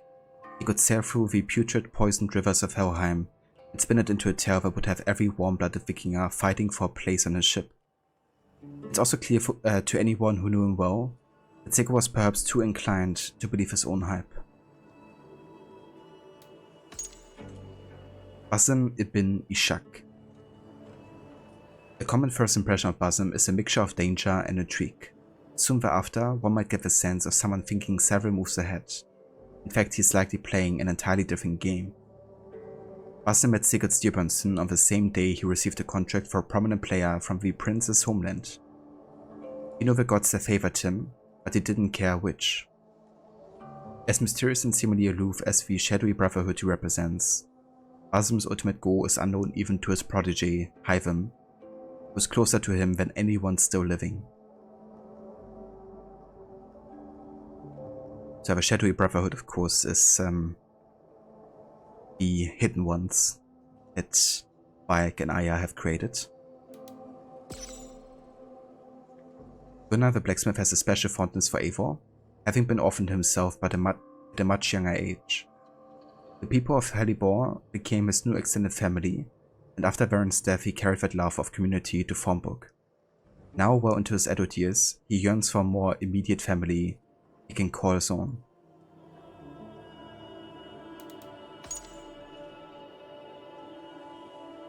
When Hytham's world fell apart, the Hidden Ones offered him purpose. Now he finds himself on an uncertain voyage with his mentor Basim, fulfilling the duties of his creed. He knows he will never match Basim as the Hidden One, but he is certain he can be of great use to his brotherhood, if only given the right chance. So you might wonder here why he's called Hyvam, because it's so similar to Haven from AC3 of course. But yeah, there's an actual connection, like Edward has chosen the name Hyvam for his son because he read about this Hyvam from the Viking Ages, essentially. So it's like directly Basim will have my head for this. inspired from that. Indeed, Rod. Can't wait to get to that point as well, you know, when Hyvam says it.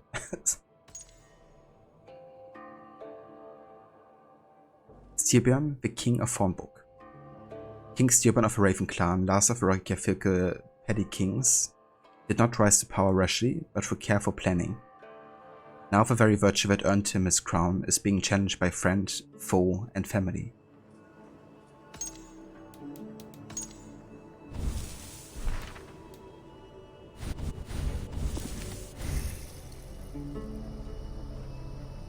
Alright, so I think we're gonna go down this way here. I'm gonna get the stealth wrecking ability next.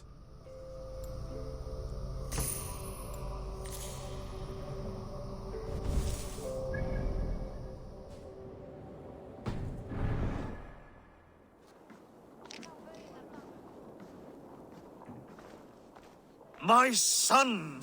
Welcome home! Father.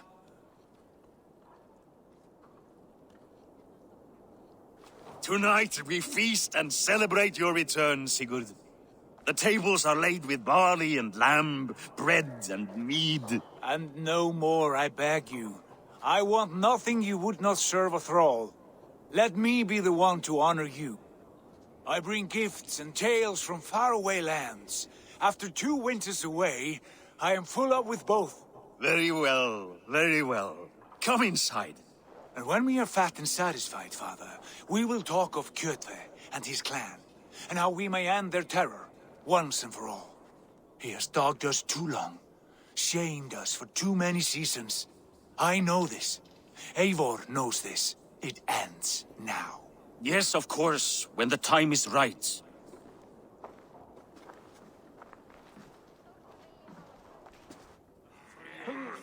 Through Rusland we barreled down the Volga River, raiding as we went. Shadowy tribes hurling spears at our ship. At Miklagard, we saw men bedecked in riches as vibrant as the Bifrost itself. These we took for our troubles, of course. We sailed to Rome, then Africa, past oceans of sand, warriors of all colors, and beauty the eyes must weep to behold.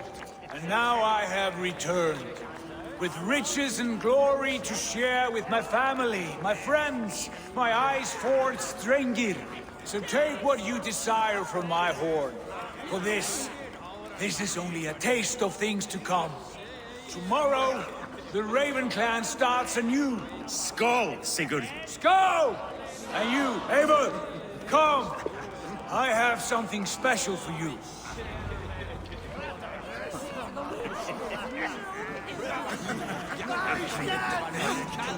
Andri, Eivor, have you paid a visit to Valka? I did. And? It is not something I can speak on, or wish to. I understand. Your bed will be warm tonight, But your husband returned. That must be a good feeling. It is a different feeling. Warmer, but with less space to stretch my arms and legs. Are you not happy to see your husband returned? Of course. But it has been so long he seems a stranger to me. 3 winters we are married, and he has been away for 2. Can you not rekindle the flame that once burned hot? When he crawls into bed to warm me, as you say, it will be with farts and honeyed breath. Ah, we should all be so lucky.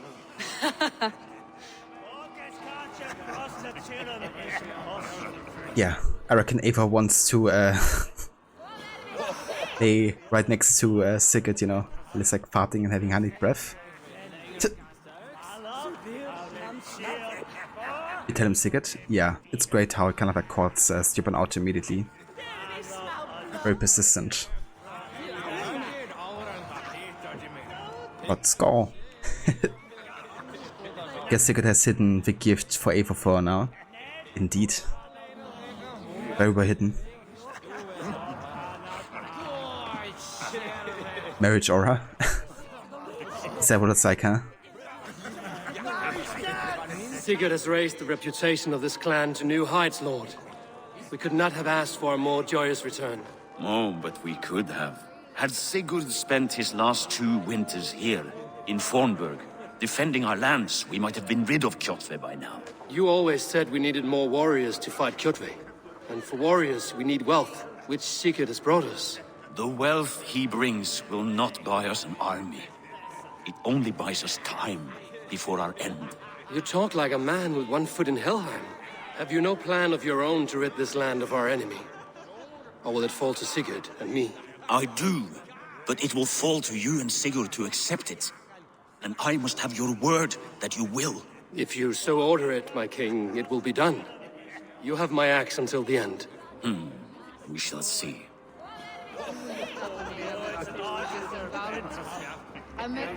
It's kind of cool when Sigurd talks about his journey, you know, being like in Rusland and Rome, or traveling like all across Europe, really. Wish I could have seen that.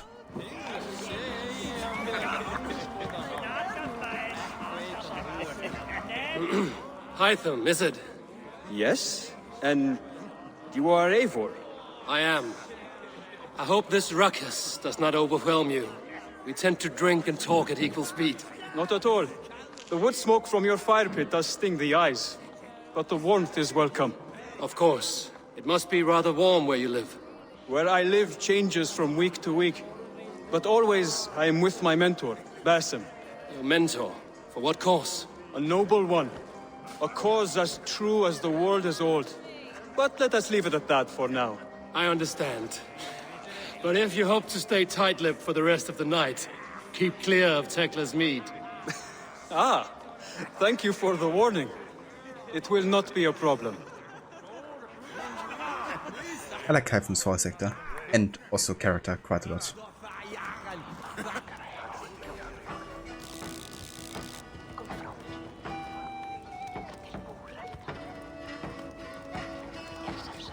Okay, that's interesting. If you have a look at Basim's neck, you can't really spot the mark of it well. You can see it like just a little bit over here.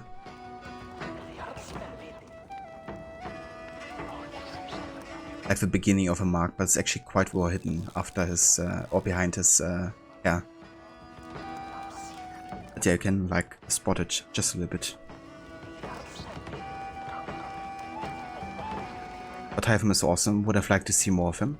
For sure, yeah, me too.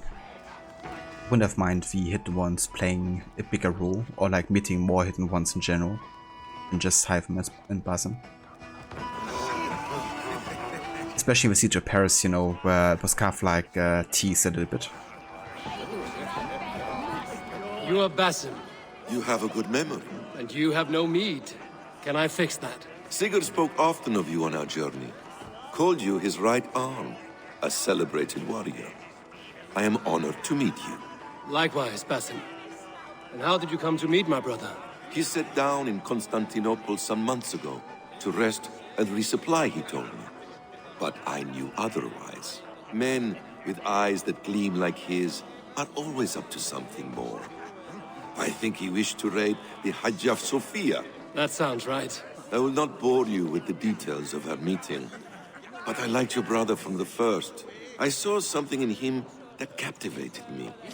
As if a forgotten memory of an old friendship had suddenly resurfaced. He has that effect on people. Enjoy your evening, Basim.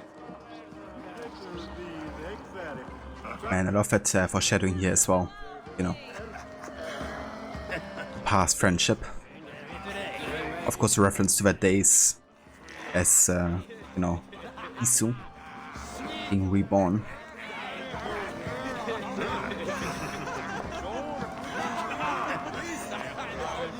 Not very subtle, is he? Yeah, I mean, it's really interesting because it goes over the heads of a lot of people at the start of the game, since you just don't know, you know, the whole story yet. But yeah, it's really cool seeing how much they kind of like tease already. Laying down the foreshadowing, indeed, yeah.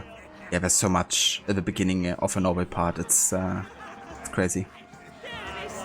I thought long and hard on a gift worthy of you. You've snared my curiosity, brother. What is it? Not yet. Drinks first. To my first night in Fornburg in over 2 winters.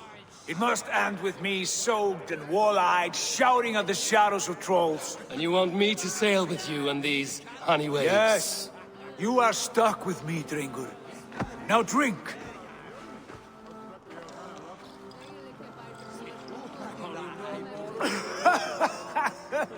Ah, you would put Thor to shame.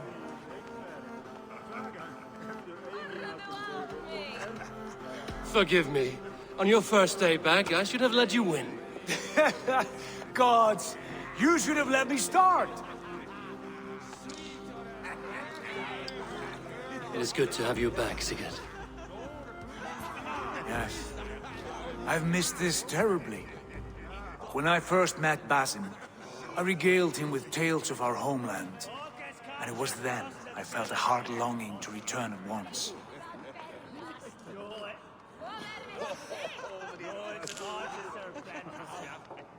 Come. This brings us to your gift.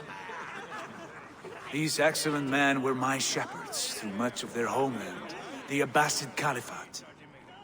They are a clan, not joined by blood, but by a common idea. A brotherhood of shadows executing their own form of justice. In my time with them, they shared many of their most hidden secrets, for which I am grateful. And now, I gift one of these secrets to you. A weapon for the finest warrior I know.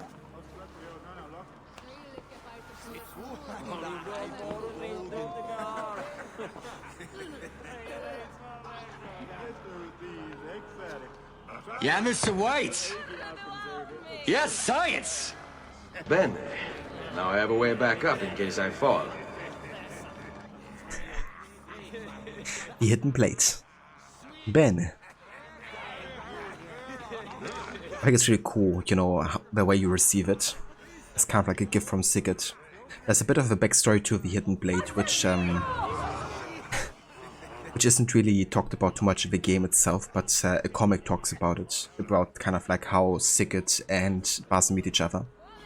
Because Sigurd actually kills one of the assassins and takes the hidden blade from him. That's the hidden blade that he took with him to, you know, Norway to give it to Eivor.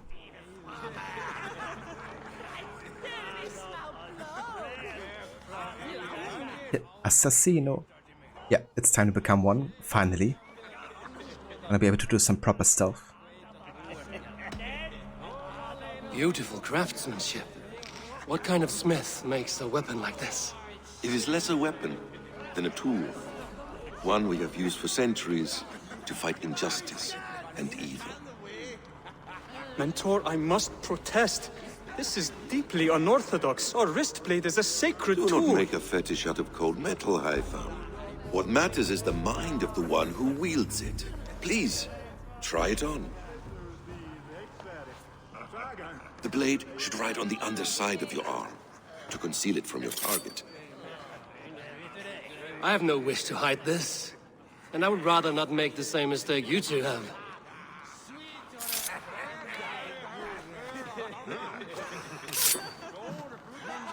I like it. This is no mistake.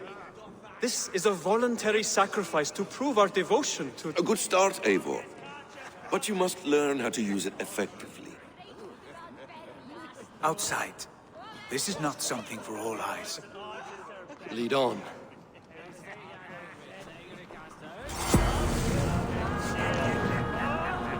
Hell, yeah.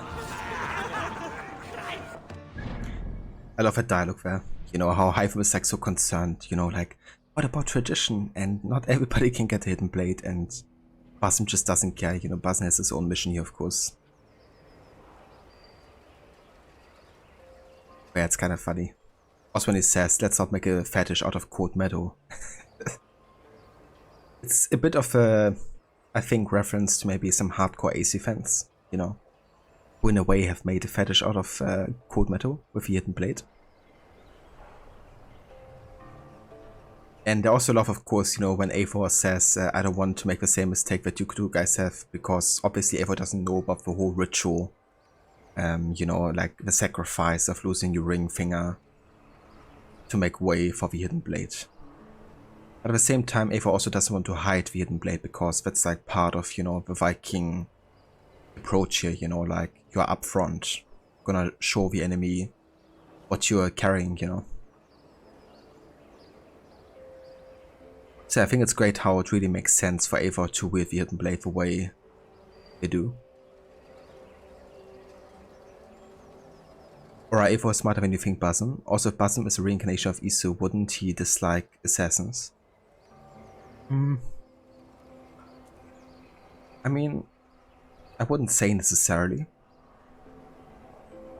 Because, you know, the Templars, I guess, or the Order of the Ancients are still not, I guess, like, I mean, the Order of the Ancients is kind of like on the side of the Isu in a way, of course, because I worship them. But the Templars definitely aren't. And, of course, even as Loki, you know, he was quite opposed to a lot of the other Isu, I guess, like Odin. So, yeah. Definitely also embraced, like, assassin tactics, I guess, even as Loki.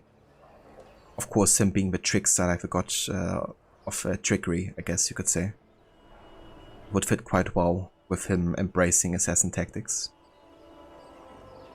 But it definitely seems like Basim is more using the Brotherhood of Assassins as a means to an end in a way, right? And I think because of him being the sage of Loki, it kind of like makes sense, I think, for him to embrace those tactics, I guess. And that's why it comes naturally to him, I think, you know?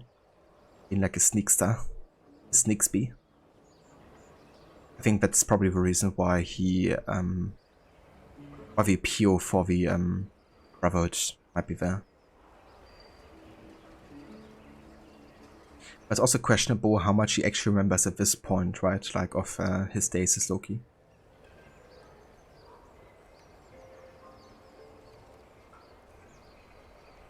But you always thought that since he was born to be trained as a Hidden One, he learned everything that was taught and lived as a Hidden One for a while before the activation of Loki's consciousness. Yeah. I'm not too sure myself, to be honest. Don't know all the backstory to Basim, if I'm being completely honest. So I'm not quite sure when the activation of Loki's consciousness took place, or if it was like periodically throughout the game. I mean, it definitely seems to remember in the Kent story arc, I guess. You know, when you have the bonfire scene with him. And he also seems to be at least partially aware of it at this point already. But yeah, I'm not quite sure when it like happens fully. Or Basim is just trying to get his revenge. Yeah, I mean, in a way, for sure. He's trying to find a high one, Avi.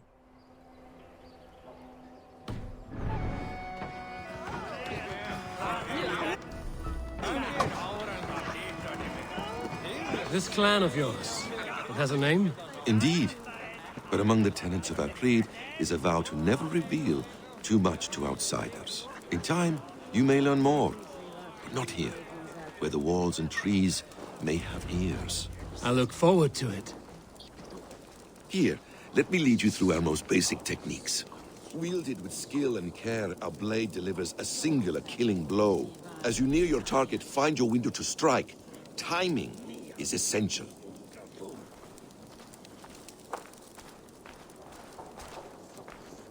So that's kind of like a throwback here to, you know, all the kind of like games in the series that had like dummies to let you train your hidden blade on.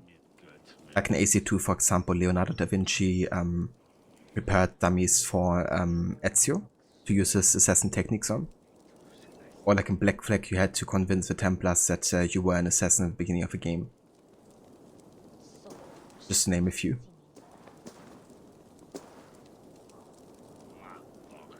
Or you like to play as female Ava throughout the game, but switch to male when going to Asgard for Harvey missions? I gotcha. So I don't know if you knew this, Aura, but by going for the gender option, let the enemies decide, you basically get that result. Like you play female Eivor, but you get male Odin, essentially.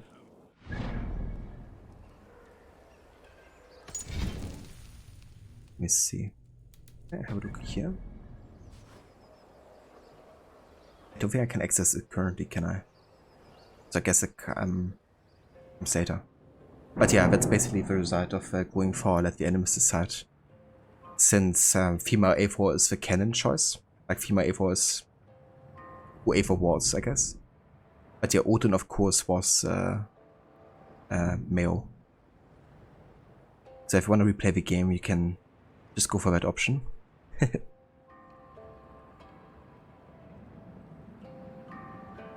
But that's true, the point at which the consciousness of Loki awakens inside Basim is an unknown factor.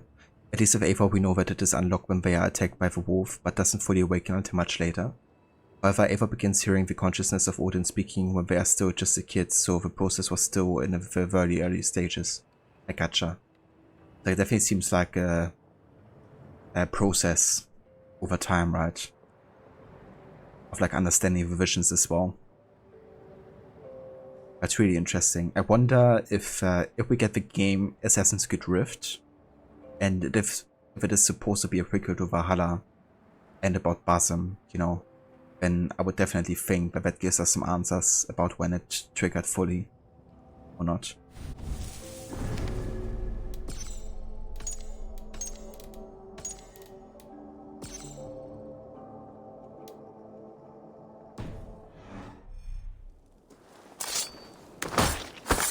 Nicely done. I have not seen a blade so sharp. Some targets are trickier than others. Keep that in mind before you strike.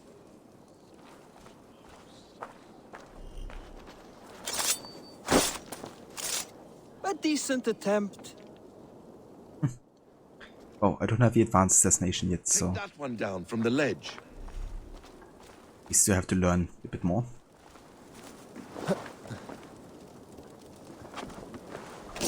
A perfect strike.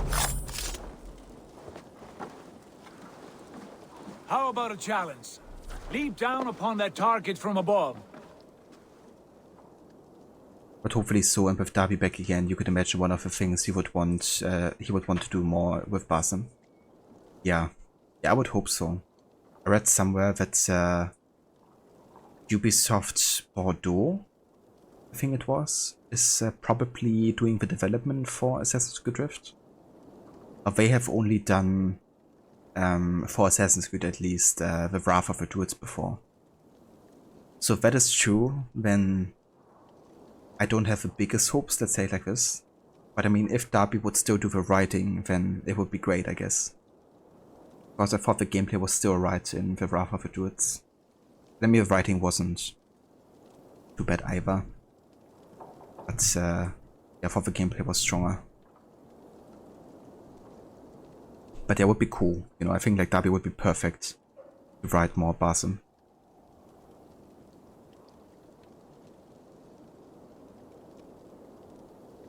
Or may over such a tank, he's huge. How does he climb so easily with that bulk?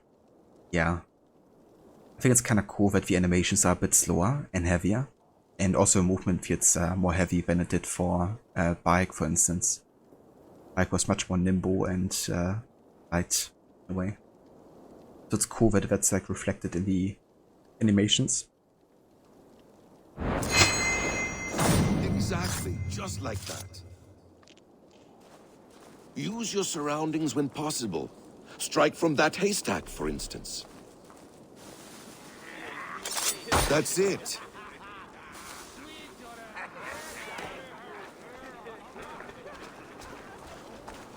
Mentor, does Eivor intend to join us? Not that I am aware. Then why offer him the blade? Surely we have more. Hytham. Hush. A perfect strike. You wield the blade well. Let us leave Eivor to enjoy his gift in peace. Come. Eivor, let us walk to the docks and take in the night air.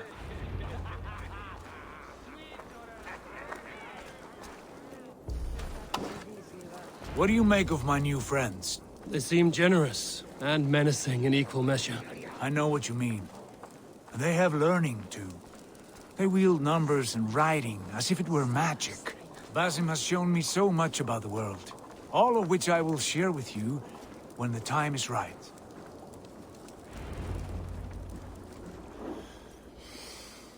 Oh, I miss the smell of this land. Have you returned for good? Or do you mean to join this Shadow Brotherhood? Leave all that aside, Eivor. Tonight we are family again.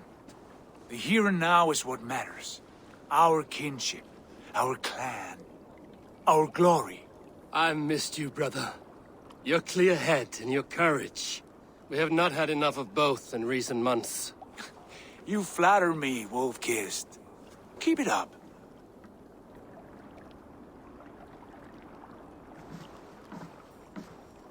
From here to Valhalla, I will always be on your side, Sigurd. Always. This fjord has grown too small to contain me, or I too large. There is so much more beyond these stony fangs that rise around us. England, Ireland, Francia, all greener pastures, ripe for the plucking. Tomorrow, we make new war with Kjotve, and reclaim the lands he took from us. From there, we build a kingdom for us. I'm with you. Only say the word. Good. Get some rest, and return here at first light. And hey there, Pigs. Welcome in. Thank you for the raid. I hope you had a good stream. What did you play today? The Northnir have spoken.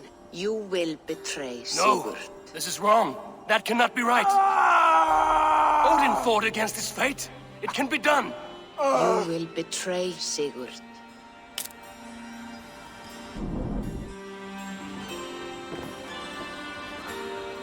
Shit. Kjotve's warriors.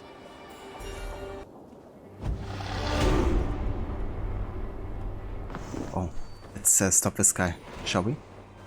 So hey there, Warzone. Welcome in. Thanks for joining.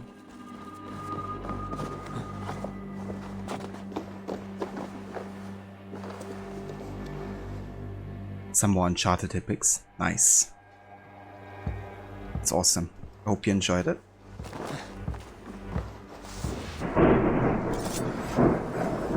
Oh. Couldn't assassinate him there for some reason. Authentic. This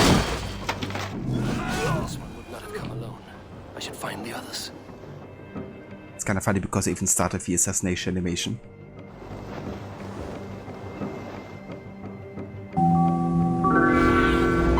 Bathe me. Be my eyes. So how far into Uncharted did you get today, Hitpix? I think there's like about 20 chapters or so, is that right? And Warzone, thank you for the follow. I appreciate it. Welcome in again.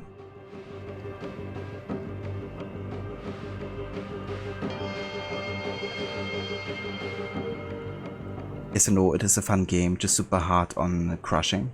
Is that like the hardest difficulty? I can imagine, dude. I played on normal, I think it was, and I had like quite a tricky time just playing it on that one. Show me.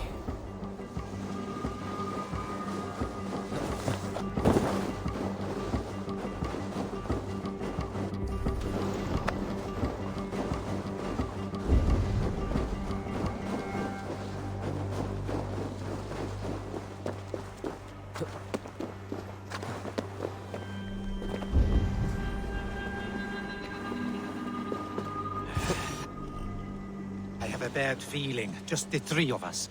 We should return to Notfall with our report, while we can. We can bring Kjotve news of the longships. Or we can wake him with Sigurd Styrbjörnsson's head. Which is better? All right. When Jot returns, we weigh our next move.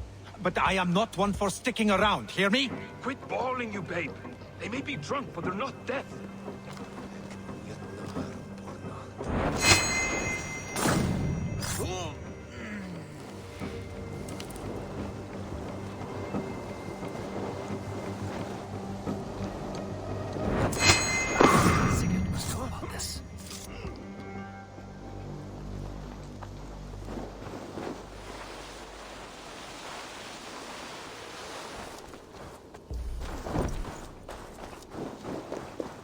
You need the platinum so you will get through the pain. That's fair.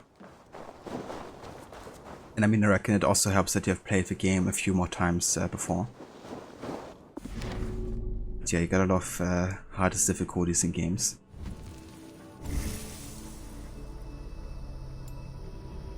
This playthrough I'm only going on normal difficulty for now, but I might increase it later if it gets like too easy. Okay, let's get the Way of a Wolf and range resistance.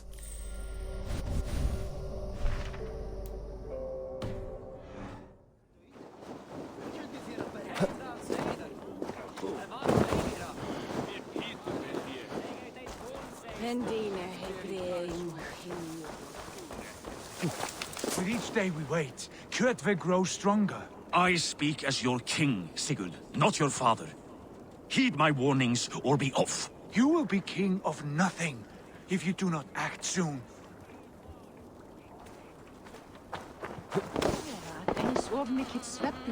We do not have the men to storm Kjotve's fortress. The losses would ruin us. The losses have ruined us, father. Until we cut off this serpent's head, it will poison us day by day, drop by drop. The poison has already polluted our waters.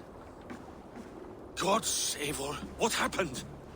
Spies in our camp. 3 men sent by Kjotve to kill us as we slept. I returned the favor.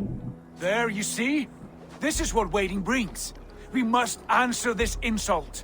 They came from Notfall, that whaling village under Kjotve's control. We hid him there. Burn it down before Kjotve learns his spies are dead. He may have sent more. I can search the village while you round up the crew. No need. I will send Hytham to search the area. You can rely on him while we are away. We? Do you mean to join us? I have not been bred for Valhalla like you, but this will be far from my first battle. I do not like this, but I will not stop you.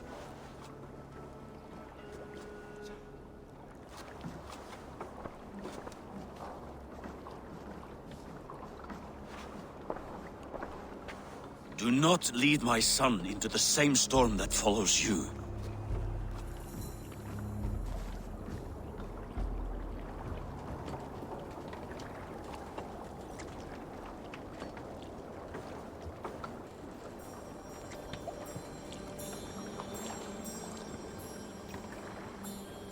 Yeah, I reckon you guys just heard that, but we have a bit of a thunderstorm going on over here. That wasn't the game.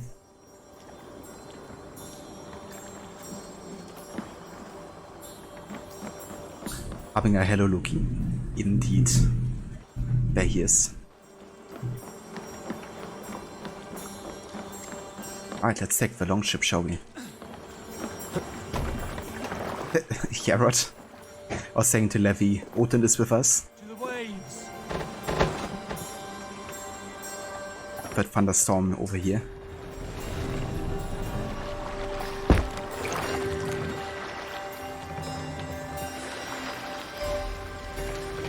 Warriors! Not right now. Drengir! When I was away, far from these frozen shores, wondering if I should ever see home again, I grew afraid. Afraid I would not return in time to see Kjotve's end. Afraid I would not see him bleed out like a stuck pig in a drift of snow. But here I am, home in time to join those I have missed, those I love, in this glorious fight. Today we seize Notval from Kjotve. Tonight his heart will pulse with worry. Tomorrow it will burst from fear. He will beseech the gods for aid. For they will be deaf to his cries.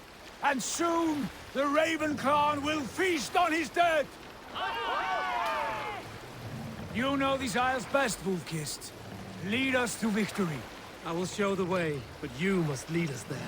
Oh, Eivor. I missed having you at my side. How I wished I could have taken you along on my travels. Styrbjörn did not trust fate with both our lives. You have no reason to fear. Together, we are unstoppable.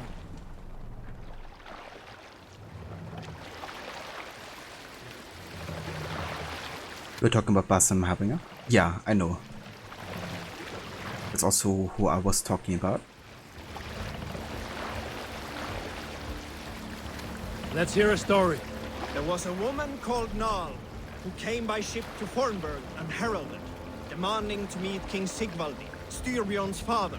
Nal was from Gautland. She was tall and rugged and strong, and everyone who walked near her said she smelled of men's blood. When her message was sent to our king, Nal was made to wait a full day. Yet she did not complain. She watched the waves and sang songs. Night came and went, and still Nal sat by the shore of the fjord singing her songs. She skipped rocks with children and smiled. As the afternoon of the second day approached, King Sigvaldi's messenger reappeared. They spoke quietly together. At last, the messenger stood back and waved to some men nearby. 3 men bearing 3 chests of silver approached quickly. They set the chests of silver in Nal's ship and stood back. Then Nal stepped forward, swinging a large, bloodied sack before her. Nal opened the sack and emptied it on the shore. 7 pairs of hands tumbled to the ground. Nal then mounted her ship and sailed away. Amazing story. I like how you hear like a whispering afterwards.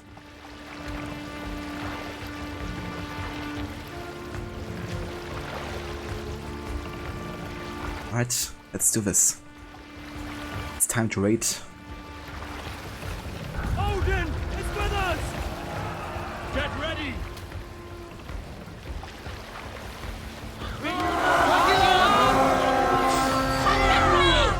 The Ravens claim Notval for Odin!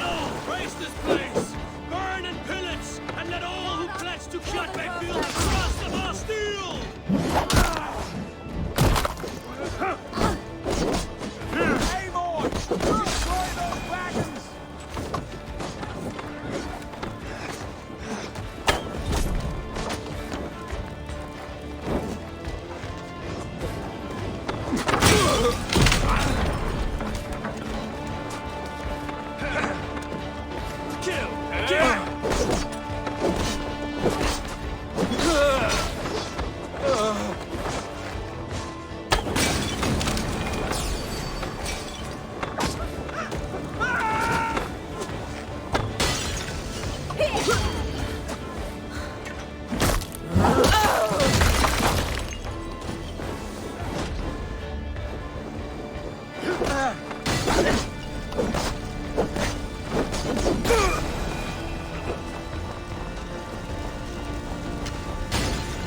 Of a church being used here for the soundtrack.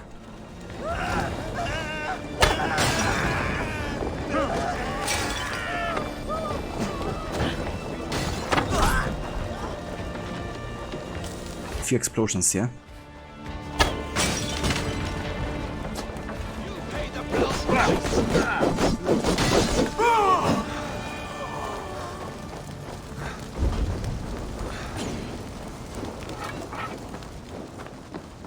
ships are coming!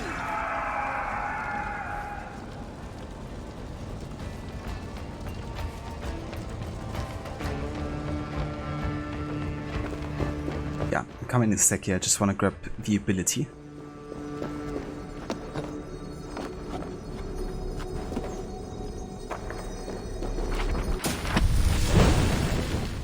Nice. One of the best abilities in this game. The Throwing Axe Fury. Her throwing axes at all enemies in range. Gonna be using that quite a bit in this playthrough, for sure. Our rating was the favorite part of the game. The finishes are so brutal. They really are. Yeah, I love the combat in this game, it's just so brutal and visceral. And the rating was really good and fun part of it to kind of like, you know, use all of these abilities and finishes and stuff. Harbinger, all weapons feel so weak compared to Mjolnir, but it takes so much time to get it. That's true, yeah, I mean, you basically gotta get to the end game there before you can use those weapons. But yeah, for sure, like, Mjolnir is an insane weapon. I love using it. That's the best ability aura? Yeah. I mean, the damage on it and then like how many enemies you can hit while doing it. When of course it gets just better getting the second level for it.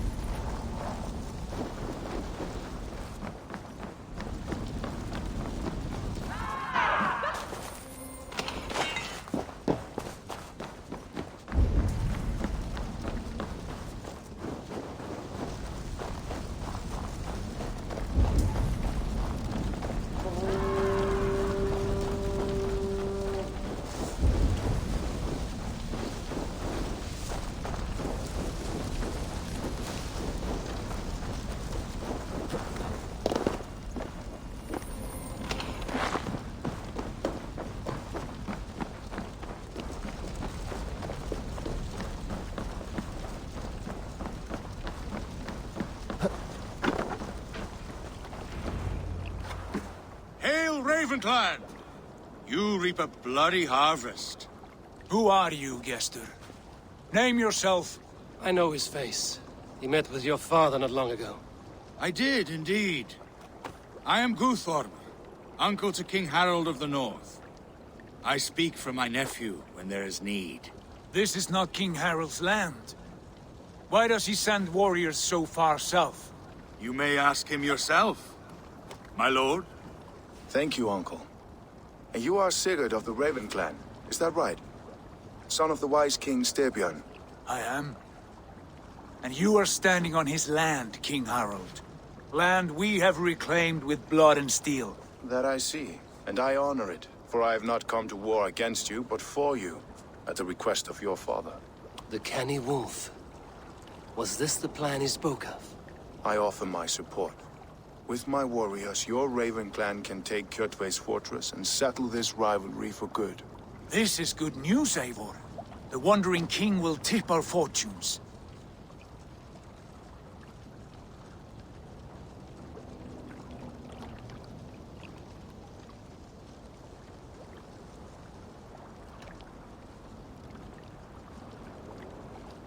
So yeah, you can of course wonder what King Harold's, motivation is here. Obviously his plan is to reunite Norway under one banner, which means he's using the Raven clan to fight against Kjotve's clan to get rid of them. Then have Styrbjörn and the Raven clan kind of like join under his banner, essentially. So that's his plan, of course, here, you know. Like, he wouldn't be here if it was for nothing. Yet he has no stake in the Raven clan's war, you know, if it doesn't benefit him. He picks you straight, but damn, those men are hot. I mean, that's completely fair, you know.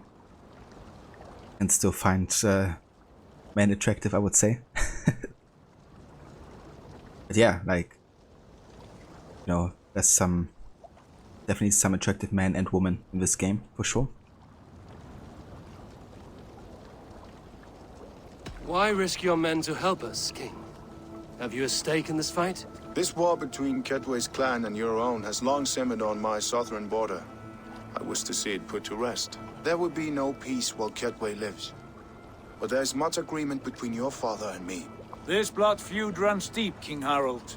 We welcome your help, but I must lead the charge. I see. Is this a question of honor? It is. Many winters ago, Kjotve broke an oath to our fathers. He betrayed a friendly peace and slaughtered many.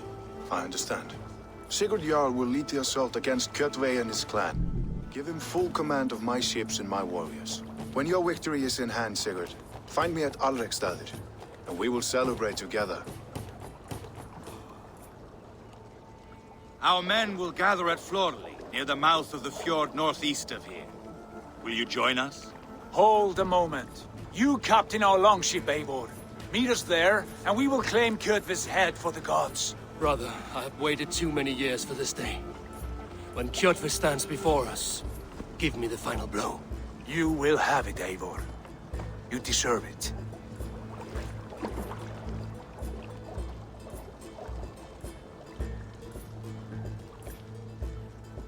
Eivor, give us a hand.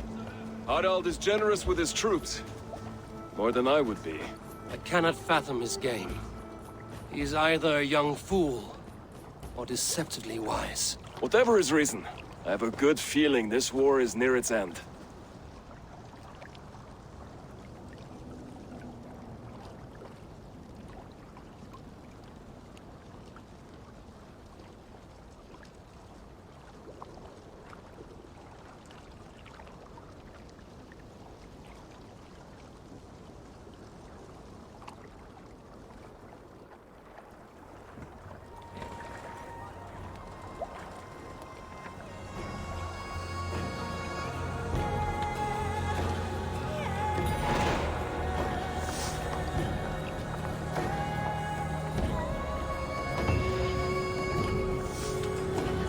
Again, don't talk like that about my Renvi. Yeah, Renvi is great.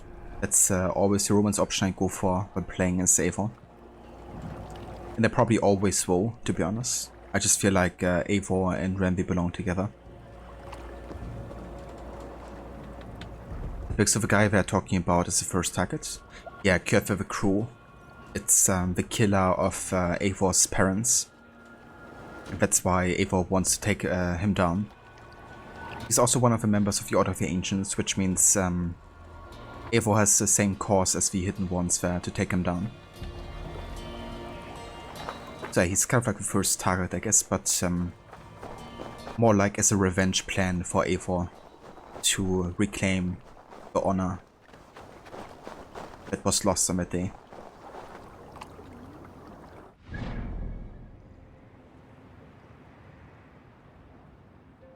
Okay, so the next quest is basically the fight against Kjotve already. Although there's quite a few things that we can do first. I wanna definitely work on some of the mysteries, since I haven't done all too many yet. So I think I'm gonna take this time here to explore a bit more.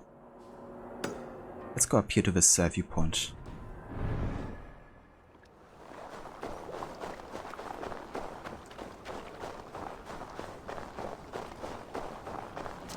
Also, you romance nearly everyone in your playthrough, but you only loved Renvi. That's fair. Yeah, the first time I played Valhalla, I romanced Petra, the Huntress. But then I got the option to romance Renvi, I went for it, and then I broke up with Petra.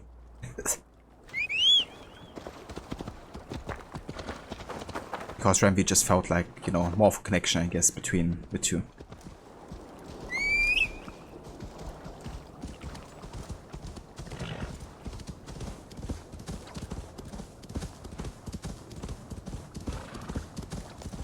Big Sandy played Fallout 4, you romance everyone. Yeah, that's definitely fair. I mean, if your game gives you the option.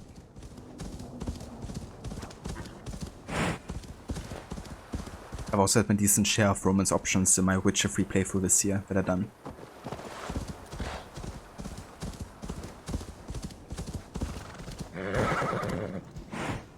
What's the best way going up here? It's quite a climb going this way.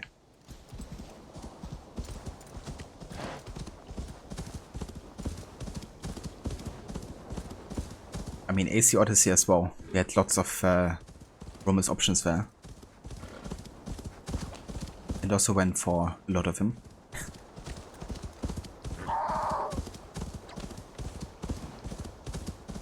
Forgot about Petra, Aura. Yeah. I definitely like Petra, but it doesn't seem like, you know, as strong of a connection as Renby and Eivor have, I guess.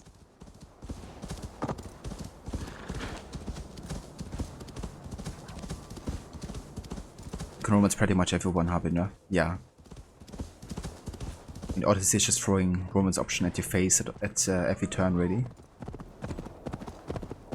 I kind of like how Valhalla does it though, because you can kind of like choose to be in a relationship if you want. So some of the romance options have like lasting impacts, I guess, in a way. They're just like flings for one night or something.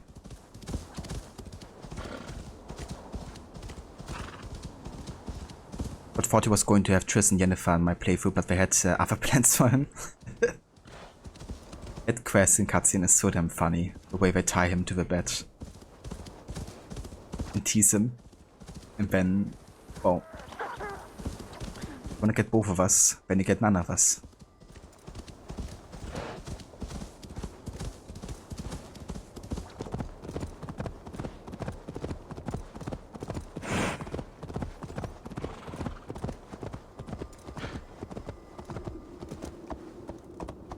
So how beautiful is this game?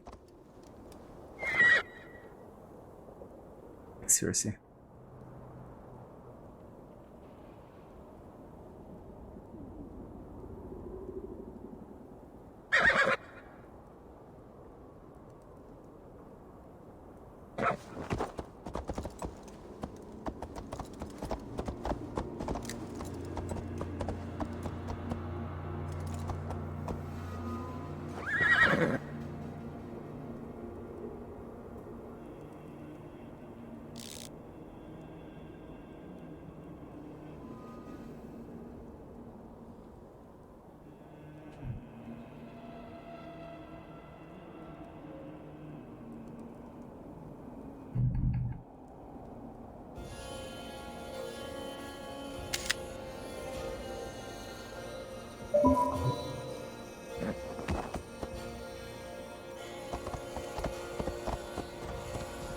Wanted to do like a bit of a Red Dead Redemption shot there of a second game, because it's kind of like one of the iconic looks with Arthur on his horse and then the sun right behind them.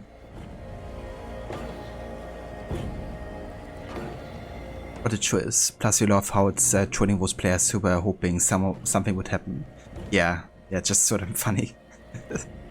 I didn't even know about it, you know. I just had to look on YouTube and then saw it randomly sometime. Yeah, it's really cool. I have like small quests. So beautiful it picks. Yeah, it really is. Especially Norway. It's pretty much my favorite area in this game. Of the timing of a horse rearing. Yeah. I was happy to get that one right there.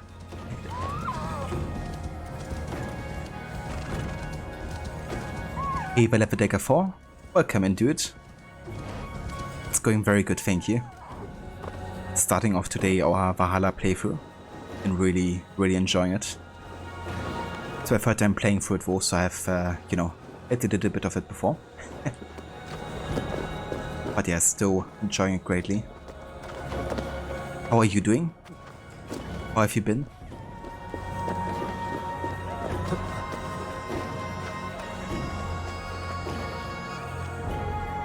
So that music.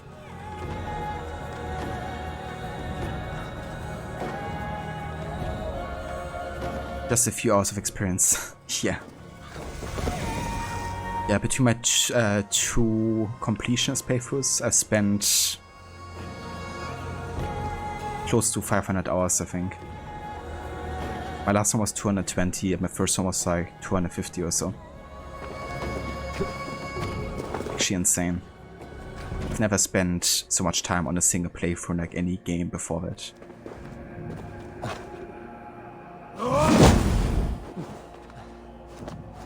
Kinda realized we had to go up here actually.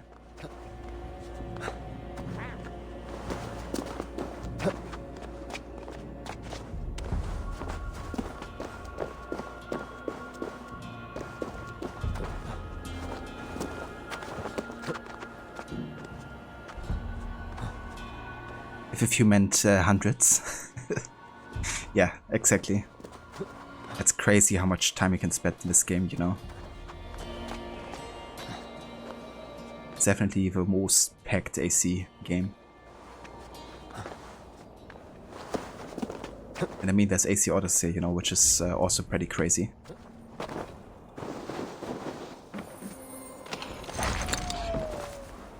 Deca doing pretty well today. Just got back from a shopping trip with the dog. Ooh, very nice. Did you get anything special for the doggo? New play toy or something?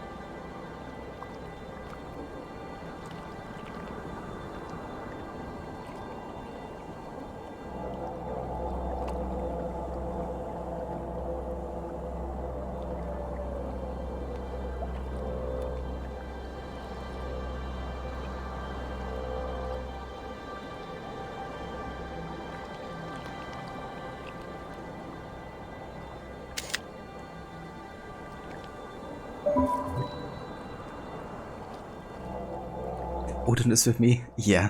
It's actually crazy the thunderstorm we're having over here. I guess you guys can hear quite well. Dagger, she's gotten her stuff already. You got some good shirts for. Nice. Very nice. And yeah, that's definitely fair. With this pissing contest? Are we done with this pissing contest? Hey Vitamize, welcome in. How's it going, my boy? The fear of heights is with you? Yeah, no kidding. I got a bit of a fear of heights in real life. At least, you know, if I would stand up here, I would be pretty afraid.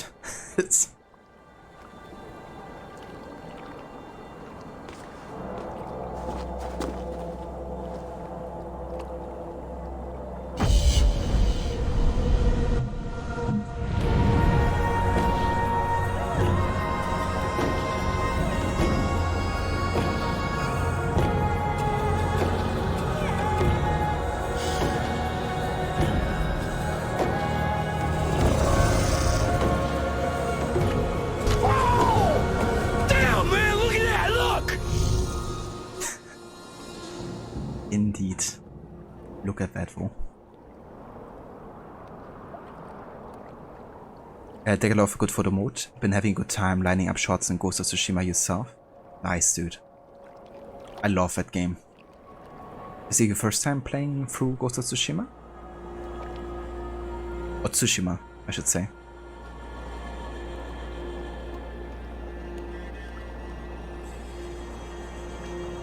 Hey there, Ember. Welcome in. Sadly, Ubisoft doesn't maintain the quality of the photos, reduce the quality a lot when they export them. So now use Nvidia's Enso. It's definitely fair, I don't blame you. I think that's definitely the better high quality choice. I've also read about that, how I like pretty low resolution as well, aren't they? Like getting downscaled or something.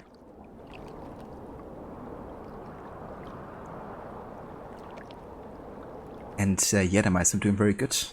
Getting started here with some Valhalla yet again. Still in Norway, as you can see, but yeah, taking my time. I'm mostly doing main story and stuff.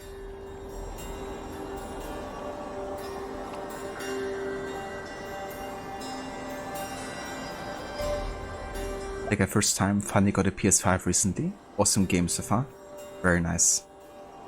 Yeah, it must look so gorgeous on the PS5 as well, with the high FPS. I played it on the PS4, and it already looked amazing there, so I can only imagine the like visual improvements.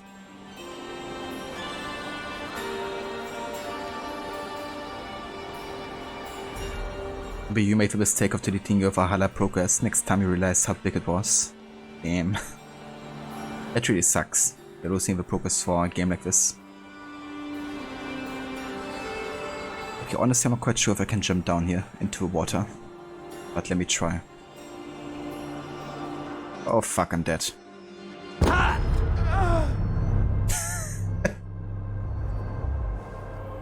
Oh. Our first death in the game is 4 damage. Classic. Requiescat in pace.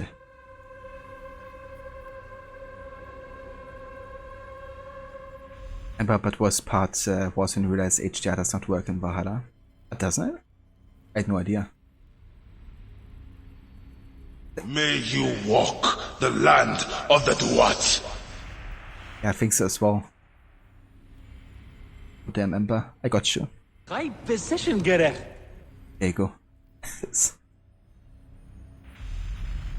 Yeah, high precision there, hitting the rock like that. I think probably one of the best looking games you've played. Looks incredible. It really, really does. Here's the tomb of Osiris, motionless, motionless like Osiris, motionless, his limbs like Osiris. Especially thought the daytime lighting was just absolutely gorgeous. Enjoyed it a bit more than nighttime, I have to say, overall. But yeah, like once the sun gets out, it's just incredibly beautiful. I really want to do a New Game Plus playthrough sometime of like a couple PS4 games. Like also the Spider-Man ones. Big wasted there.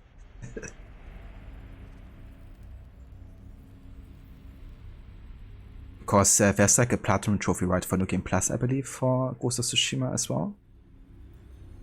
So I'll probably want to go for that and also have like, I guess, a bit of a shorter playthrough. Because yeah, there's quite a bit to do in that game. I went for the Platinum Regular Trophy the first time and I think it took me at least 50 hours to get there. And your aim was to play these games for the last time in 4K HDR mode, but when you saw HDR recorded Valhalla videos came out washed, you decided not to play it again. That's fair. Definitely. Bit of a shame that it doesn't work. But you were getting a drink refill and came back to the screen. Yeah, we died to 4 damage. I was like synchronizing viewpoint, looked down, there was some water and I was like, maybe we can jump down there without dying. But yeah, we couldn't. It's fine. It's kind of a classic, isn't it, that your first death in an AC game is 4 damage?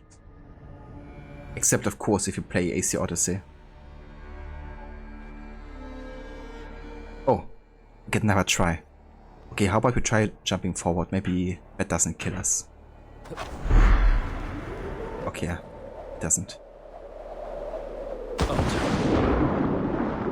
I mean, that 4 logically should still deal like lots of damage, but it's fine.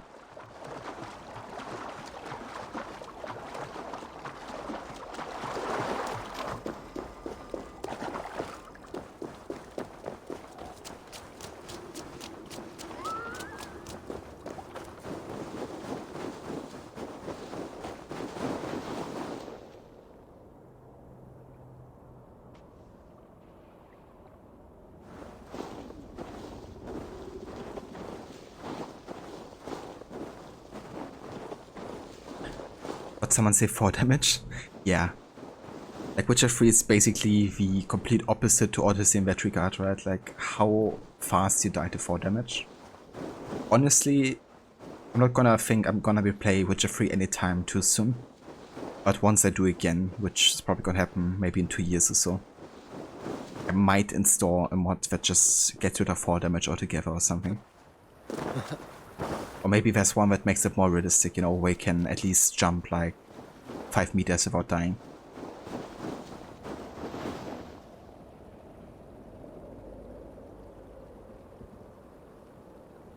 Yeah, that's really weird, Ember. Not quite sure what the reasoning is behind there.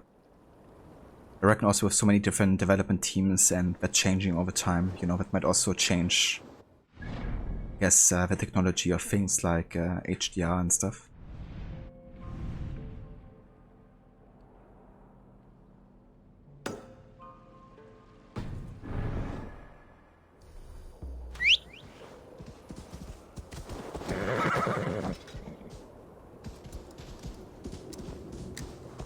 The next shot is snapped.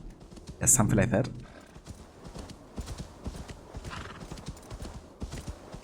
But exactly just a few meters is all we need for him to be able to survive. Yeah. It's ridiculous, especially if you look at the Witcher 1 trailer. Where you see Geralt just jumping off a church tower, you know. And it's like fine, you know, he's just like the superhero landing pretty much. And it's like, yeah. What a scratch. In your Witcher 3 and it's like... Nope, can't even jump down a small drop.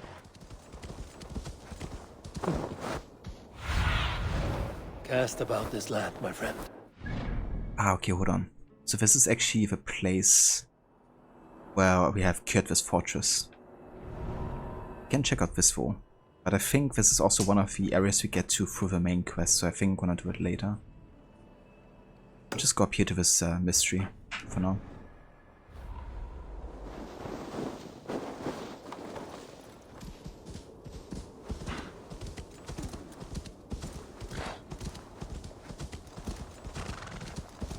Avenger also mods for new weapon repair, fast travel and carry weight. I was really thinking about installing that fast travel mod, to be honest.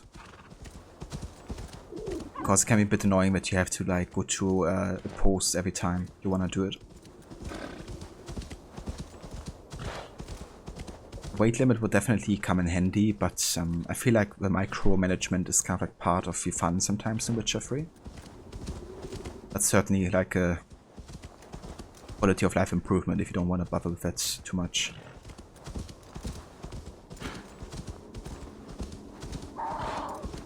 But careful the crew. Ah, what a tool. And a fool.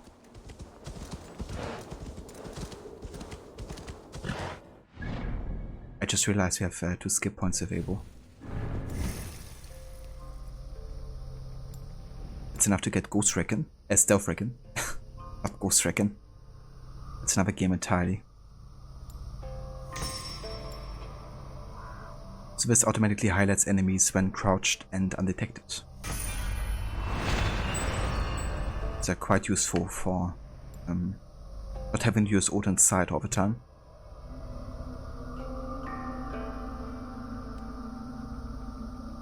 It makes Riku from Just Cause as the strongest video game character because he can tank missiles. I mean, if you can do that, then you must be pretty strong.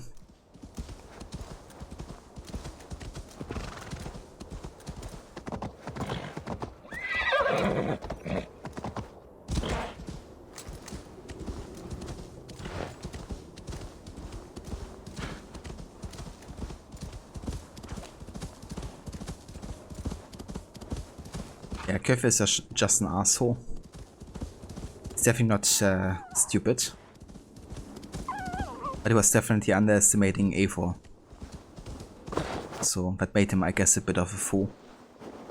Was gonna make him a fool, ultimately.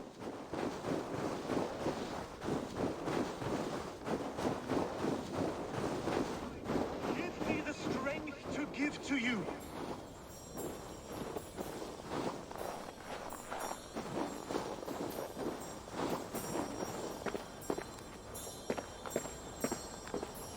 What is all this? My life. The fruit of my work. All gathered here. And now, I lack the strength to throw it off this cliff. You carried everything up here, only to throw it all down. The horse did most of it. It is the only way I can send my belongings into the next world. My children will not bury it with me. They say they do not want it. But I know they will sell it all once my light burns out. Will you lend me your strength? Throw everything over the cliff. The farther you throw, the better their chance of reaching the next world. Is that how it works?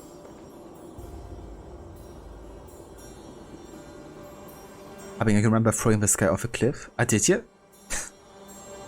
Usually wait for him to jump. You seriously underestimated how thick Eivor's plot armor is. Yeah. I mean, it's kind of cool to see how Eivor deals with all of these guys. Despite being like chained and, you know, captured essentially.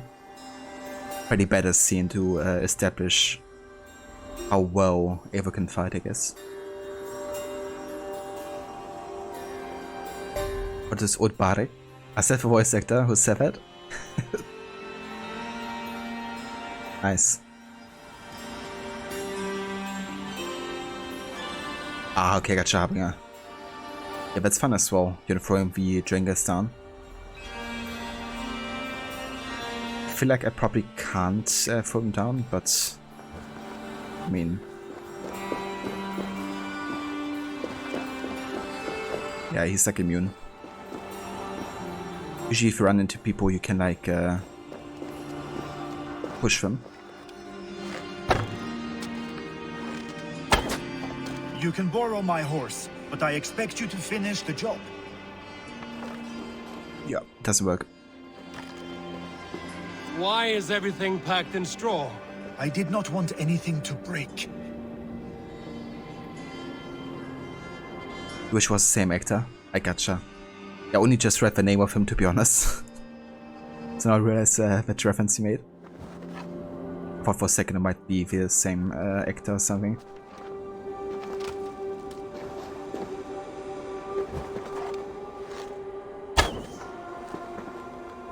Would be a nice competition trying to throw it and then still hit it with an arrow. That contains a bow given to me by Halfdan the Black, after I put an arrow under King Sigtyd's left arm. That sounds like quite the shot. That's actually difficult. That contains a drinking horn I received from King Halfdan for capturing his bride, Ragnhild. Huh. The issue there is that the auto-aim is kind of like locking on it, and then it needs like a few milliseconds for you to recover from the auto-aim position. Never mind. Can't do it like this.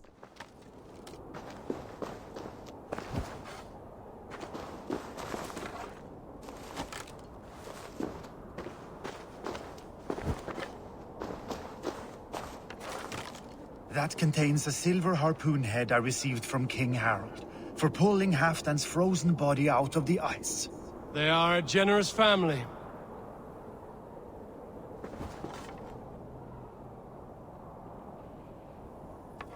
You missed a few things.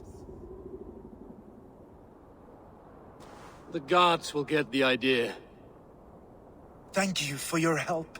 You did not have to do this. Kind and courageous people live the best lives. But it can be a difficult path to keep. I have tried to live well. It is enough that the gods know that, even if the name Harek Gand is forgotten in Midgard. So, what will you do, now that this task is done? Done? That was to announce my arrival. Now I leave this world. Enjoy your life. To Asgard! What? Wait! Thank you!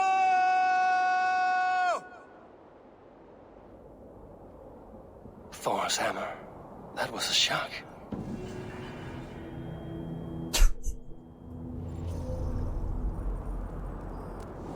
Dear God, Basim will have my head for this!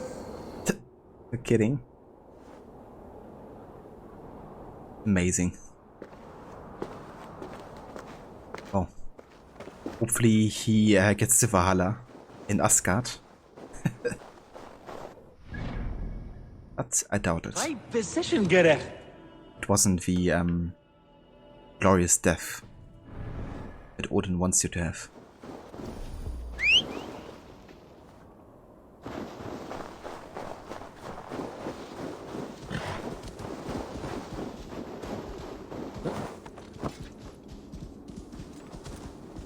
Having a stealthing in the cities in this game sucks. Has anyone ever used the crowd's hood? Yeah. I definitely use it quite a bit, like in distressed areas of course, and also some social stuff. I mean, it's definitely not perfect, but I really appreciate it that it's there. Maybe it's just a bonus on the stealth system you would have in Odyssey Origins, you know, where you didn't have that, but still had like sometimes restricted areas. So I like the addition of distrust areas where you don't get detected quite as fast, and the whole thing of like concealing your identity with a hood and everything. Definitely could have used some improvements, I would say, but I think it's overall still, you know, better than what we had before.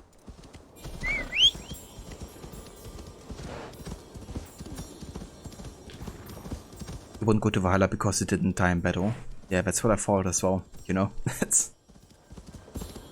But I mean, he had led a pretty glorious life, it seems, you know, like putting Halfdan out of your eyes and stuff. So maybe those deeds are enough for him to at least logically still get there.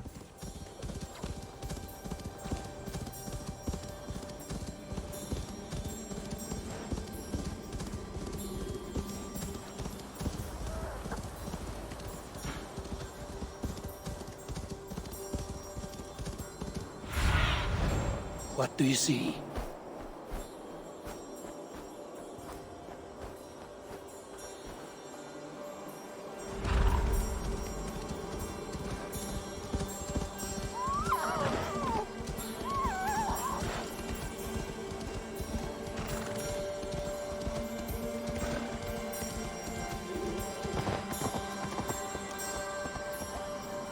Yeah, it's quite a way down here.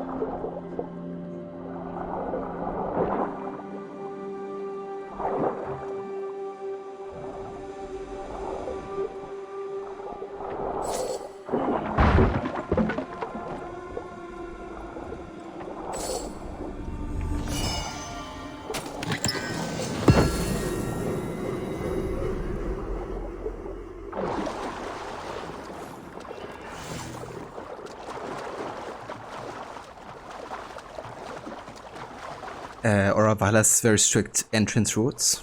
Yeah, that's true. It's like everybody gets in there. Of a great army. I think you miss Odyssey, we could jump off mountains without a scratch. It was definitely, I guess, nice from a gameplay perspective, not to take 4 damage.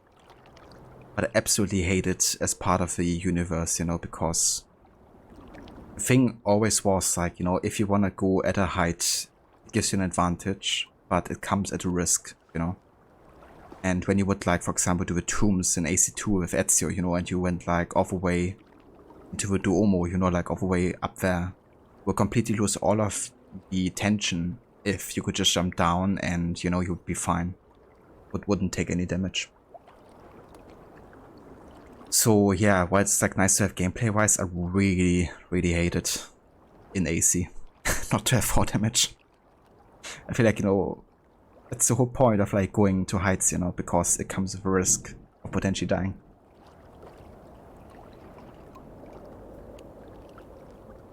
Because every time I die from jumping, I miss Valhalla. Pretty much, yeah.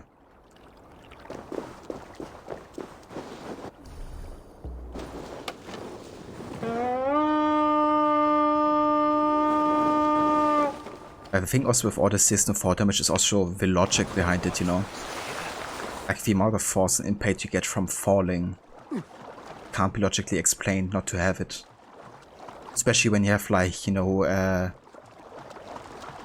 people hitting you with a broom and dealing like half your life or something. Just ridiculous. And doesn't make any sense. More sail!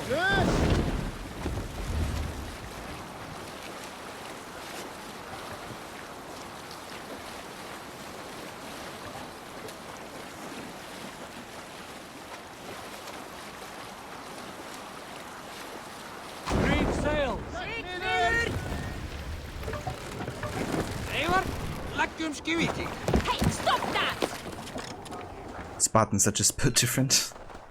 Yeah, that must be it. I guess it also explains why Alexius survived the fall as well, being a baby.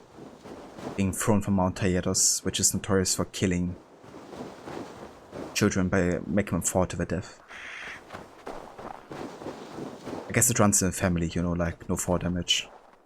Very strong gene. Note written in an unsteady hand. The first gate leads to Trufheim, the Four Thunders and the Ragnarok. The second gate leads to Freya's Folkfang, for good men and women grown weary of battle. The third gate leads to Gladsheim, where the Allfather welcomes his blood drinkers. Alright, so it's for Freya Odin.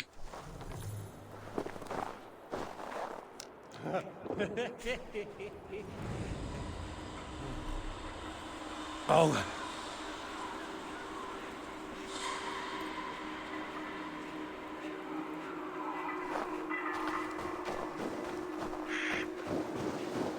Okay, there's 4. Here's the Horned Helmet and the Hammer, of course, Mjolnir.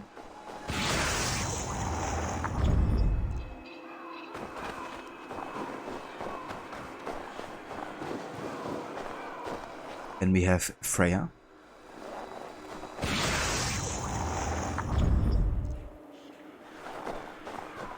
And at last, Odin.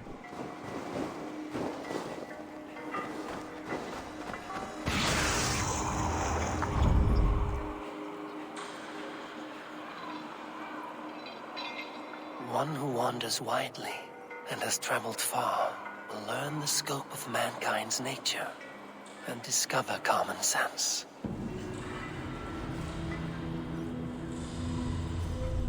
I like that one. Like sometimes after the Fly Garrick missions, Eivor says something completely unrelated to what you've just done. But I mean, he's also taking a trip, I guess, so it's understandable his mind would wander a little bit, I guess. But yeah, this one was a good one. Hey Denver. Hey Fjord, good morning. Yeah, Valhalla's going very good.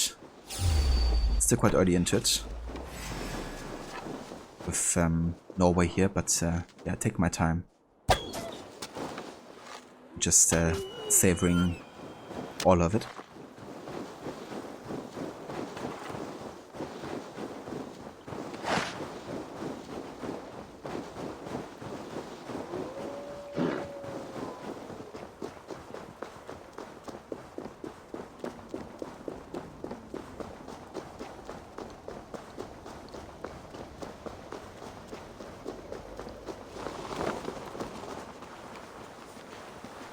Have I been able to hunt 3 antlers or whatever? I've gotten 1 so far, but I decided not to force myself to get them, you know. It just gives you information you get anyways by exploring other mysteries, so didn't wanna spend extra time trying to seek out other reindeers, given also how rare.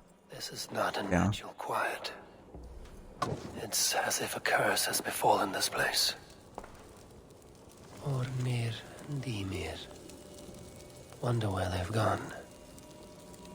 On his journal, Ain. King Herod is no lover of poetry. He desires only the puffed up praise from lesser, meat-soaked gods. He can banish me from his house, but he will not silence my saga of King Harald the Unfair, one that will be sung long after his bone dust feeds the earth. But first we must hunt, Ymir and I, and at night when our bellies are full, the poetry will flow like meat.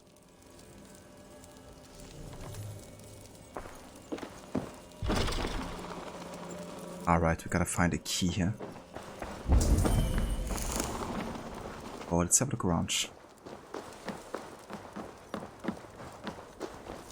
Ymir was killed. Freya. The wolves that took Ymir have come for me. The lice-ridden curse got past my traps and I hear them at the door. I cannot remember when I last ate, but the blood rage gives me strength. And soon I will drink theirs. I will take many of the beasts down with me and ride to Valhalla on their hearts of despair.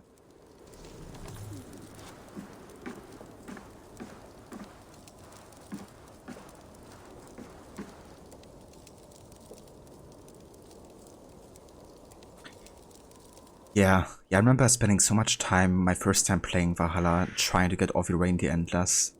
Like honestly, I spent more than an hour, I think, just roaming around Norway trying to find them, and to no avail.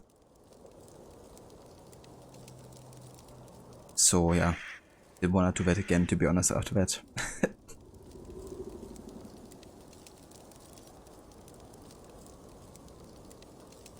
Your Assassin's Creed Rock Stacking for Skip Points 2020. A fun game early on and exercise and master level engineering feats later on. Indeed.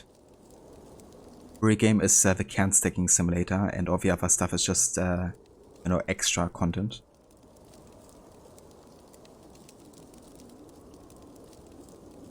So Origins was your first AC Denver. Nice.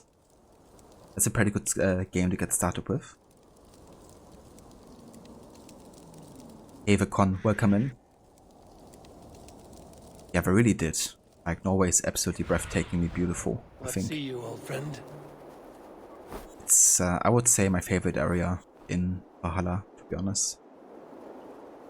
I really love how unforgiving and harsh the environments are. And of course the snowy winter environments here at this time of year.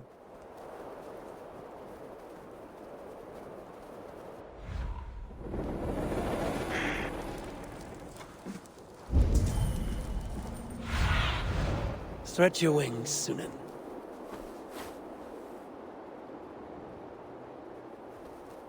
Somewhere must be the key. But there doesn't seem to be around here at least. Ah, there it is.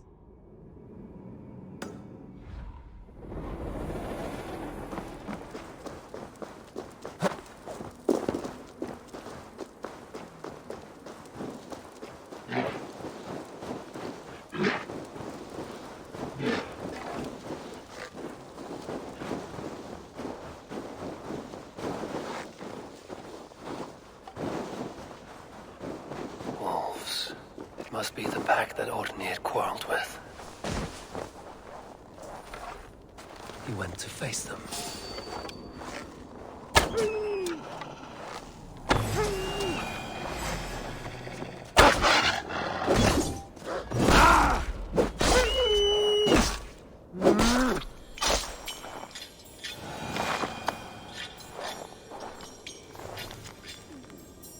Furia. Ymir was out at night, but not to feed, defending us against the darkness as I slept. I buried his remains in the moonlight, while his killers howled their dire death song. The intrigues of Harald's court are a fading memory. Ymir was a good dog and a loyal companion. I am alone, but but rage burns with a cold heat. So Imi was a dog. Interesting. Ornir, your worst fears realized. But your death will not be in vain. It actually just was a reindeer. But didn't quite get it. But yeah, that's right. I don't need to do that quest line. It's not really a quest anyway, it's just like a favor, I guess.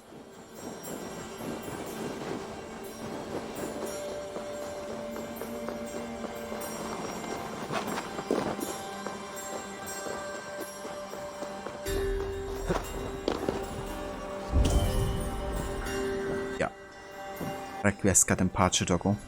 Brutal fate. Torn to pieces by wolves. None remain on this island. I should leave this place.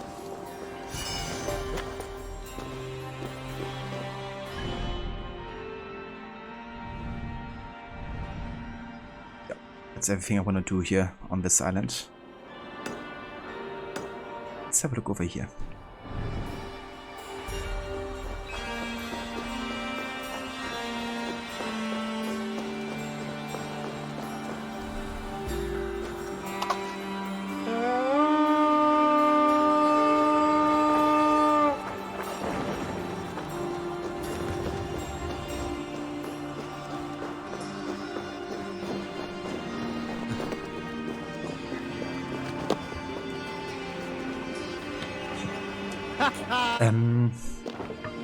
Well, one thing that I do is usually I have always the game on like maximum volume.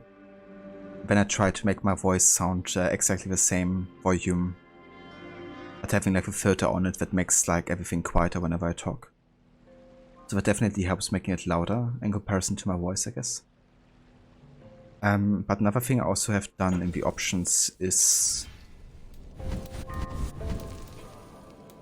I reduced the FX volume to 70% and left the master music volume at 100%.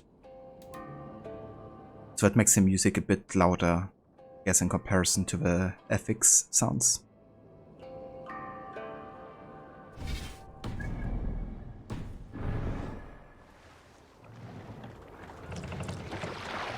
But yeah, I usually love to hear more of the music as well, so that's why I go for guys are in the wrong direction. I'm pressing it backwards and they're moving forward. I usually try to make sure in AC games to have the music as noticeable as possible. Can't raise the sail. Let the sail out! Sigler! Let's have a set sail.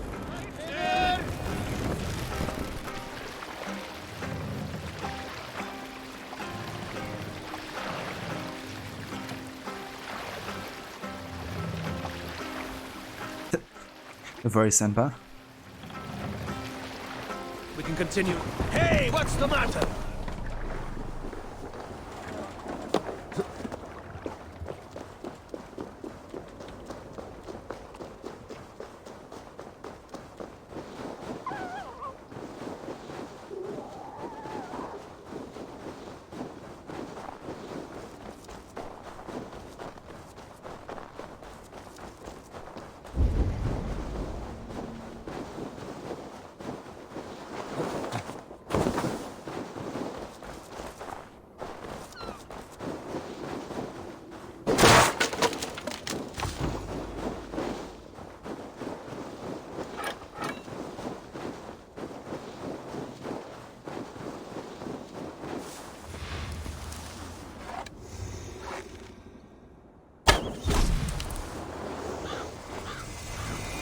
This place is heavily guarded.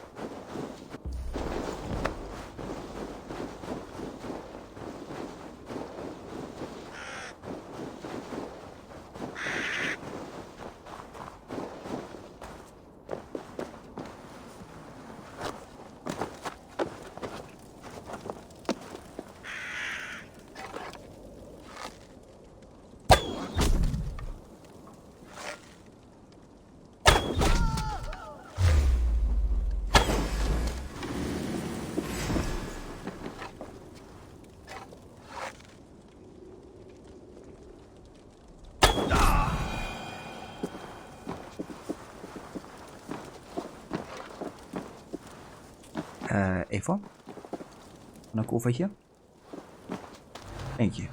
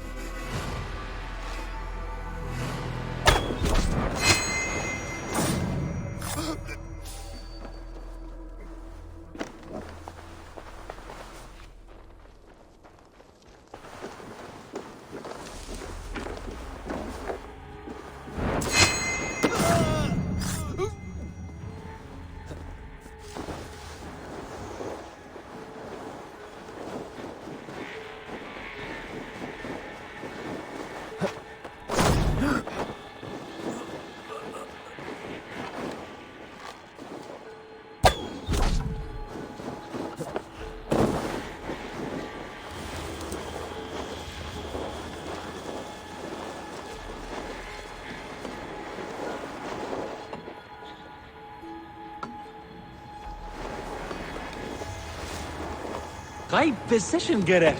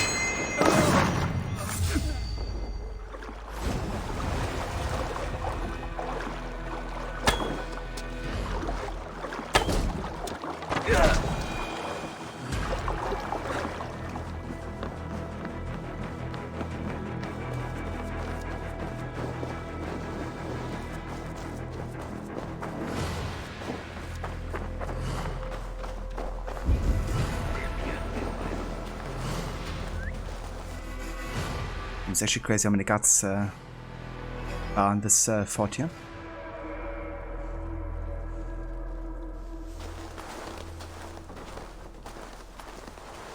Okay, I think I'm just gonna focus on the gear piece we're looking for here.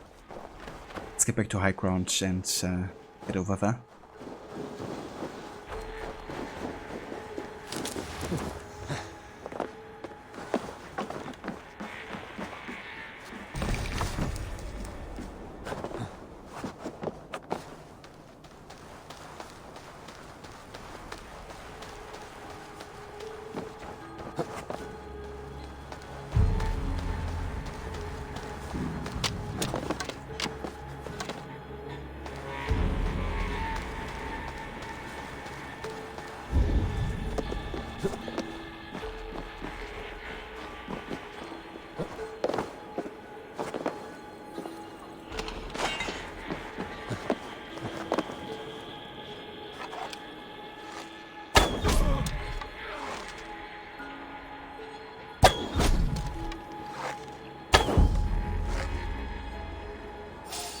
Stop moving. Seriously.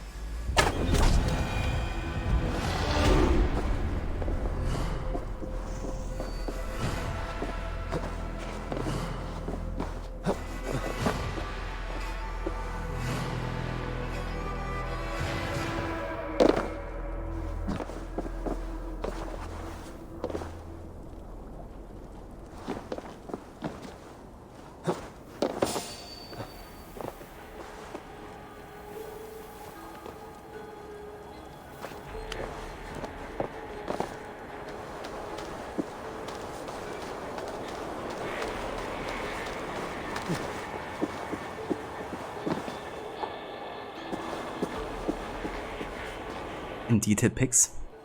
They're always great in AC games to utilize high to advantage.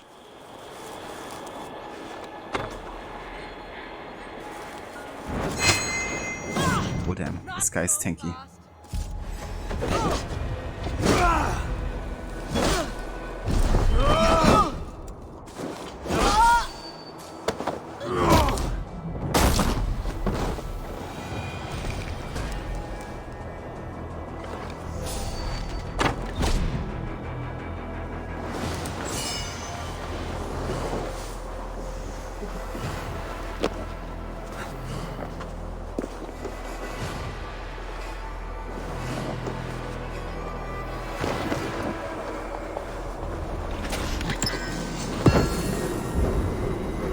Very nice. With a recurve bow. It's a predator bow right there, which means it deals even more damage with a single hit. And it can also be upgraded to be controllable the same way that you can do it in Origins.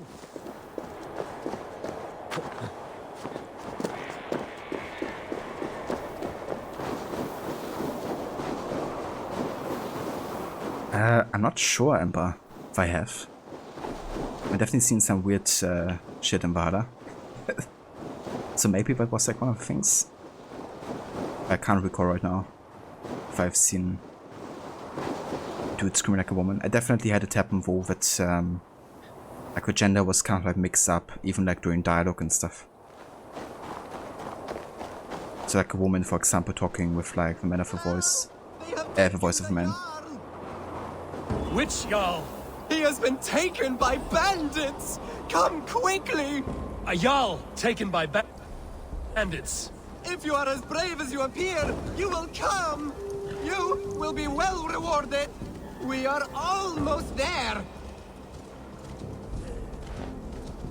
Hurry, or they will kill him! Kill him? Do they not want a ransom? Just hurry! We are near. Go on. They are up ahead. You know where they are. You lead. Fine. Follow me.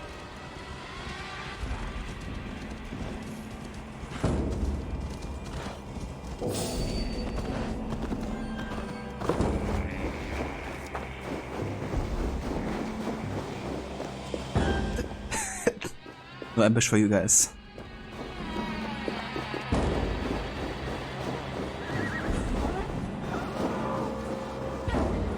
How about I just don't run into you guys? How about that?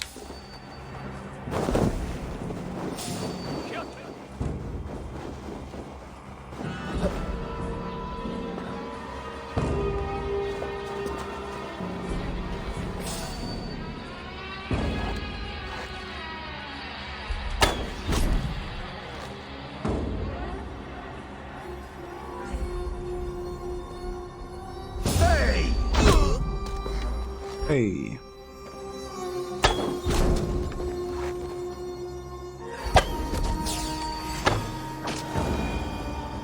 Oh, so much to the ambush, I guess.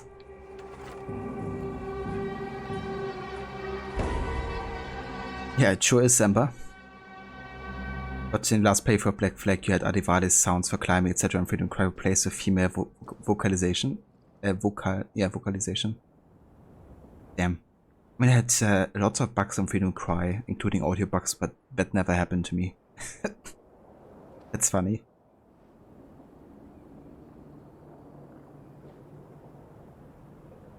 But yeah, on PC, like if you have a season pass version of Black Flag, then you have basically no combat sounds in Freedom Cry. Like, you know, your machine and everything, it just makes no sounds, it's completely silent. Which really kills the mood a little bit in combat sometimes. But one way you can do is kind of like replace the game files, or at least some of them, from the standalone version in your season pass folder, and then it works apparently. So that's what I've been doing. But yeah, really weird stuff.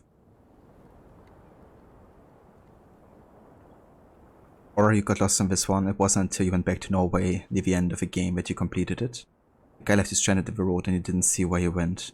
That's fair, yeah. I mean, if he goes away like a couple 100 meters, yeah, that's quite a big radius to cover to find him again. Yeah, definitely. But there's a few things I've read on PC with AC games that I always have to remember. to make sure, you know, to do before we actually start a playthrough. It may have happened for you last year as well. I did it? Damn. I mean, at least I can fix it on PC, right? But if it happens for you on Xbox, then there's like no chance for you to fix it as well.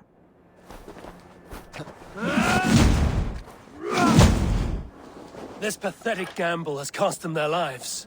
They threatened to kill me if I did not help. So to save your life, you led others to their death. Our village was burned by Kjotve the Cruel. We had to flee to the forest. Those who survived grew mean and desperate. Olaf, one of the men you killed, said we had to fight for our land. But he only wanted to kill for silver. You picked the wrong fight. I am of Raven clan and Kjotve's sworn enemy. Then we share a common foe, and I was wrong to use you like that. Your second mistake was choosing me as your prey. That was not a mistake.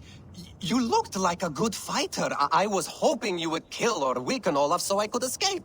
You are young and still foolish, so I will spare you your life. But cross me again, or harm anyone I cherish, and you will join your friends in Helheimer's foul forests. You will never see me again. I will be a white rabbit in the snow. I will be a white rabbit in the snow. Better.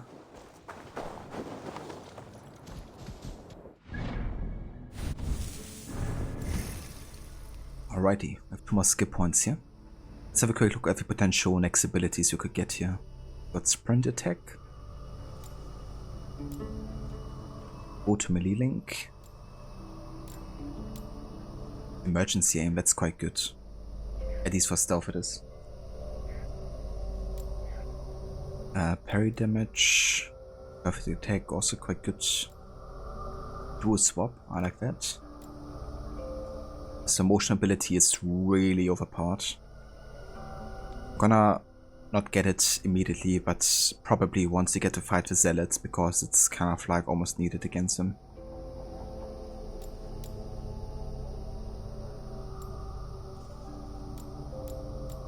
I do want to get the advanced assassination quite early, and also the chain assassination as well. That is. I think I'm gonna go that path, to be honest. Like down here to backstab and advanced assassination and then chain assassination.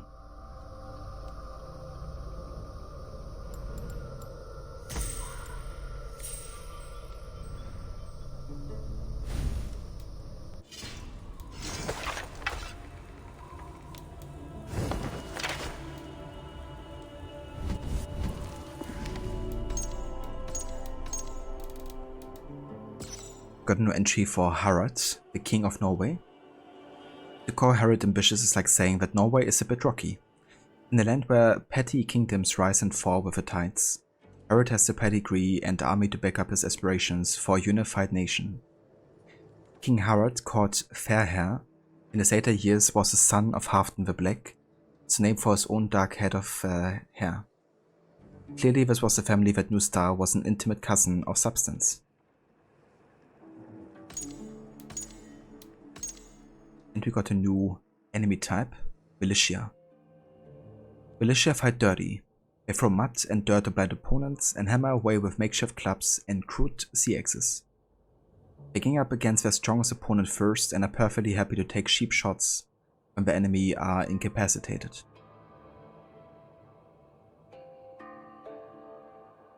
Got also some tips here. Stay aggressive, mash your way out when grabbed, and stay on your toes if a sand hits you.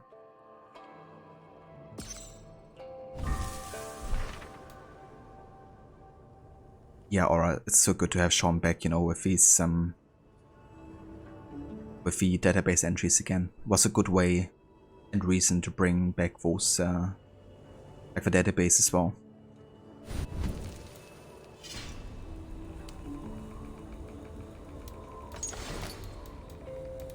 I actually have a couple of runes I could put into my equipment here. I mean, I only have one open over here. Let's get some health. And over where we can insert the stealth damage and melee resistance. Nice.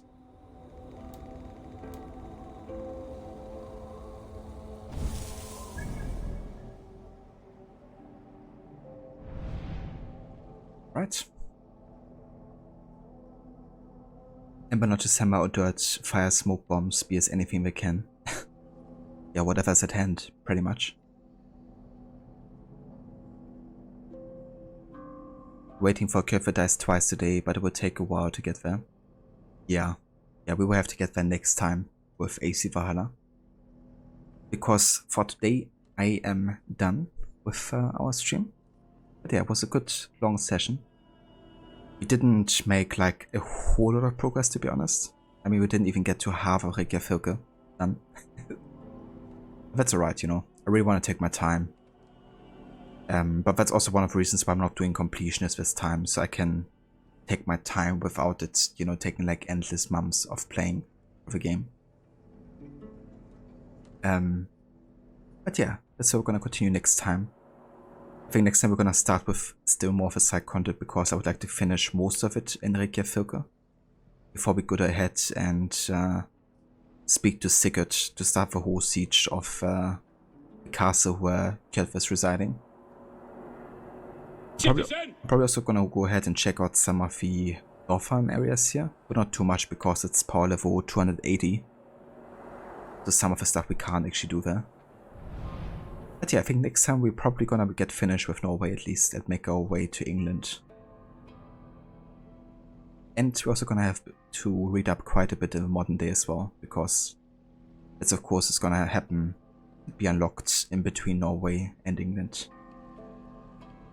So I'm gonna take my time there as well and really like take in all of the modern day stuff that we unlock up until that point. But yeah, for now let me go ahead and create a new save game here. But yeah, there we go. 3 hours and 51 minutes played so far.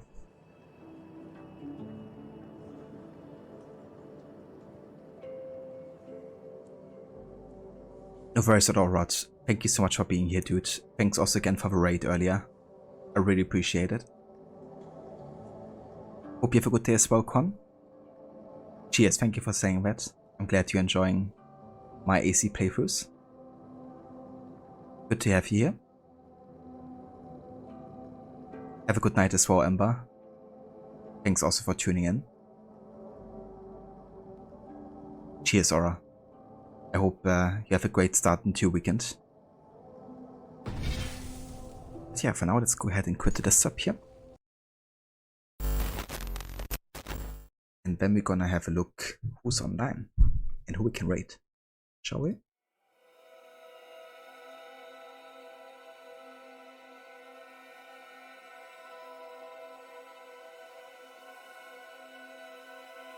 Time flies fast. It definitely does sometimes, yeah.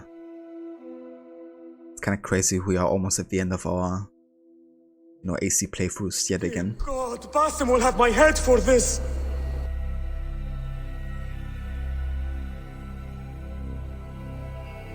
But yeah, before we go ahead for and raid out here for today, I want to give some shoutouts.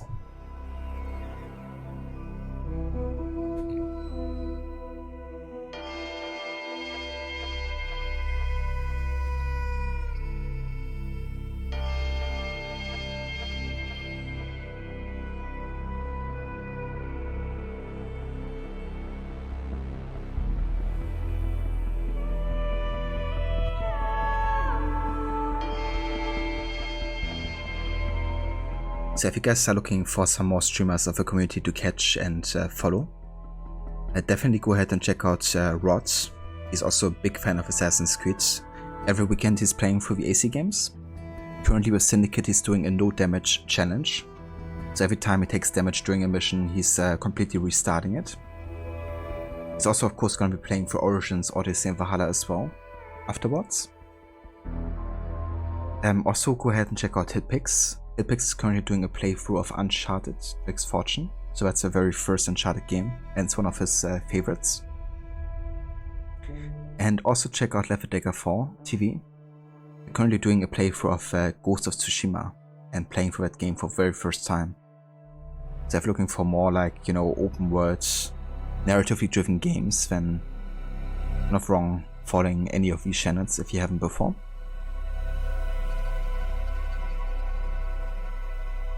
That's a very short, more than happy to give you one, dude. Hope you have a good start into your weekend as well.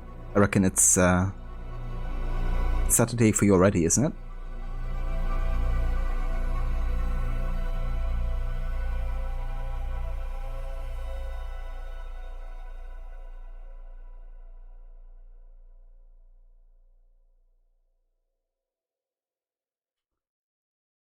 Right, but yeah, I think we're gonna go and say hi to Lucinda today. Currently playing some Cult of the Lamp. I could be wrong, but I think that's a rather recent game. I've seen that quite a few people talk about it, at least only recently.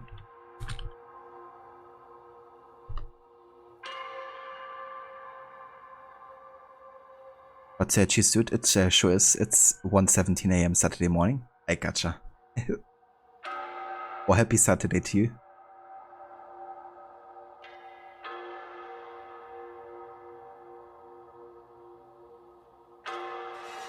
Where's the lamb sauce? Come on, man. I just need... This is the lamb Where's the lamb That's the lamb sauce? sauce. Right here, chef. I Lamb have sauce it. is coming up.